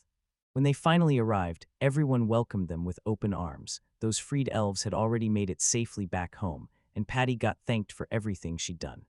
Right after the news hit, a visitor showed up, and the whole group immediately realized someone had come in with a message. A loud envoy from the tribal chiefs of Luciphilia burst in to announce a meeting was coming, and with their arrival, you could feel the start of something huge. Zeolith realized the chiefs weren't just asking for a meeting, they also wanted to thank everyone for the rescue. Patty brought up that her father, Sahar, was coming to the chiefs' meeting, and she couldn't wait to introduce him to everyone. The meetup spot got locked in 2 hours from now, and one of the guests stepped up, ready to lead them straight there. As Zeloth hesitated, the girl shot him a reminder. This invitation wasn't just an invitation, it was thanks for everything they'd done. Her motivation was way simpler. She lit up and talked about the fancy tea and sweets they'd probably serve. Meanwhile, the meeting hall hung in tense silence, and at the head of the table sat a stern man, probably Sahar, alone, waiting to unleash the talks the moment they arrived. The crew finally burst into the meeting chamber, faces calm and ready, standing shoulder to shoulder as they lined up before the chief's long-awaited audience. Patty's father, Sahar, clocked her the second she came in, his whole face lit up with relief, and he immediately showered her with praise, greeting her like the proudest win of his life. When they finally reunited, Patty grabbed the moment and demanded introductions, so Zeloth stared hard at the man and the truth clicked. Yep, this was the father she'd been talking about. Patty introduces Zeolith as her classmate, and the fellow slave merchant fighting alongside her to free the captives. While the others talked like they had the answers, one girl froze. She opened her mouth, but the words tangled up in her throat. Velria stepped up like she owned the moment, declared she'd speak for herself, and with that unshakable tone, the whole room's attention snapped straight to her. With a wicked smirk, she introduced herself as the Demon King of the Kingdom of Galda, and that bold claim instantly sparked laughter, because one of the chiefs mocked her looks and tore into her title. Unbothered, Velria shot back a chilling glare and spat out words dripping with menace. Tension finally loosened its grip as another chief stepped in. Dayton seized the moment, greeted everyone with open warmth, and thanked them for showing up after that brutal long journey. Didon didn't just thank the rescuers, he stepped up and praised Zeolith himself, especially for snatching the spirit staff back. Zeolith teased Patty, smirking like maybe she'd cranked up her report, and Patty's face flushed. She blurted out a quick, furious denial. Sahar's face hardened in full-on outrage, and he snapped that only he, her father, had the right to call her Patty. Tension snapped tight in his chest as he grilled Zeolith about his bond with his daughter, and Zeolith got flustered fast. Then Patty cut in, making it clear that every one of her companions talked to her that way. Even with her father blasting protests, Patty insisted. She'd already asked Zeolith to use the nickname. Dayton snapped the conversation back to why they were meeting in the first place. Then he said a message had come in from Patty and asked if they could finally hear her request out loud, officially. Patty dropped into a deep bow, then fired off a wild request. She demanded to perform the rite of celestial soul on Zeloth, leaving the whole room stunned. Her father's face snapped with shock, like her proposal had yanked a nerve he didn't know he had, and the ritual she mentioned wasn't some casual idea, it carried real weight. Sahar tells him the celestial soul's rite is a forbidden technique, reserved only for people whose souls were brutally, irreparably wounded. She admitted her report might have spun his efforts into a plea, and as Zialith overheard it all, he realized she wasn't making moves to manipulate him, she was acting out of pure worry. Dadden gave Zialith credit and raised no objections, but unleashing the forbidden ritual would still demand a deal. At least 4 of the 6 tribal chieftains had to agree. One of the tribe's leaders shot her hand up in approval, backing the ritual on the spot. Then she openly admitted she loves strong men, and didn't bat an eye when it came to Zeloth getting the right of celestial soul. She didn't hesitate for a second. She shot Zeloth a bold request, urging him to offer up his seed after the ritual. As the debate snapped into high tension, the other tribal chiefs stepped in and laid out their thoughts. One of them flat out refusing to back a single human. To settle the whole mess, they demanded a fight. Zeloth had to prove himself in battle. Even with all that hype, Sahar narrowed his eyes at the whole plan. He hated how they were trying to make serious calls with nothing but force, and he couldn't shake the question of whether this was really the right way to go. The chieftains slammed their thoughts together over the next move. One of them demanded a trial to test Zeloth's strength and true character, because they wouldn't greenlight the ritual on faith without proof. Savit, one of the 6 chieftains, got the job of judging Zeloth, and he took it with a smug little grin, fully aware that choosing whether the ritual would. Patty snapped her gaze to Zealoth, and with quiet grit blazing in her, she asked for his nod. Then he agreed to the challenge, because he knew exactly how high the stakes really were. Sahar slammed it into the air that the trial would kick off tomorrow at the mansion, and he even offered Zealoth and his crew a place to stay so they could rest up before the chaos. Right before they bolted out, Sahar snapped that Zeloth's crucial rescue had saved their kin. A female chieftain let loose a sharp tease at Sahar, warning him that Zealoth might be lying just to worm his way close to her daughter, and that single jab planted doubts in his head. Sahar, shaken to the core, decided to watch the boy even closer, her face going stone serious as she kept Zealoth in her sights from afar. Watching Zeloth get surrounded by those gorgeous elves only made Sahar's suspicions burn hotter, so he decided he'd size up the kid's real intentions himself. Later, Zeloth pushed deeper into the forest with Patty, and that earlier tension still hung between them like a live wire. Trapped in dead silence, Zeloth stared at the mess he'd landed in, panicking over how to make the next move. Zeloth ran into an elf woman, so bold it nearly knocked the surprise out of him, and her straight-up demand shattered everything he thought he knew about elf culture. Even after Patty denied it earlier, her actions still haunted the back of his mind. Zeloth couldn't stop himself from comparing the 2 encounters side by side. Seeing Patty in that revealing shot, staring at a tire full of temptation, slammed into his thoughts, and now he couldn't stop wondering if her calm, composed mask was hiding something far wilder. That sudden realization totally threw him off, like, wait, maybe Patty wasn't what he thought at all. Velrhea sat there, fuming, while everyone else casually grabbed rooms. Zealoth stayed behind, alone and curious, and that sting of irritation kept growing with every single heartbeat. Locked in their quarters, the group strained to hear the eerie sounds bouncing outside, then figured the trial was finally underway, only for boredom to creep in and crush the excitement. Fed up with waiting, Velrhea snapped and swore she'd break free, certain nothing could hold her back, and the others froze, stunned by her defiance. Concerned, one voice warned that even a small disturbance could ignite Zealoth's wrath, and none of them want to be anywhere near that storm. Accusations ripped through the air, so was rebellion her true endgame all along? Velrhea snapped back, flustered but refusing to fold, yet her motives stayed tangled up in pride and rage.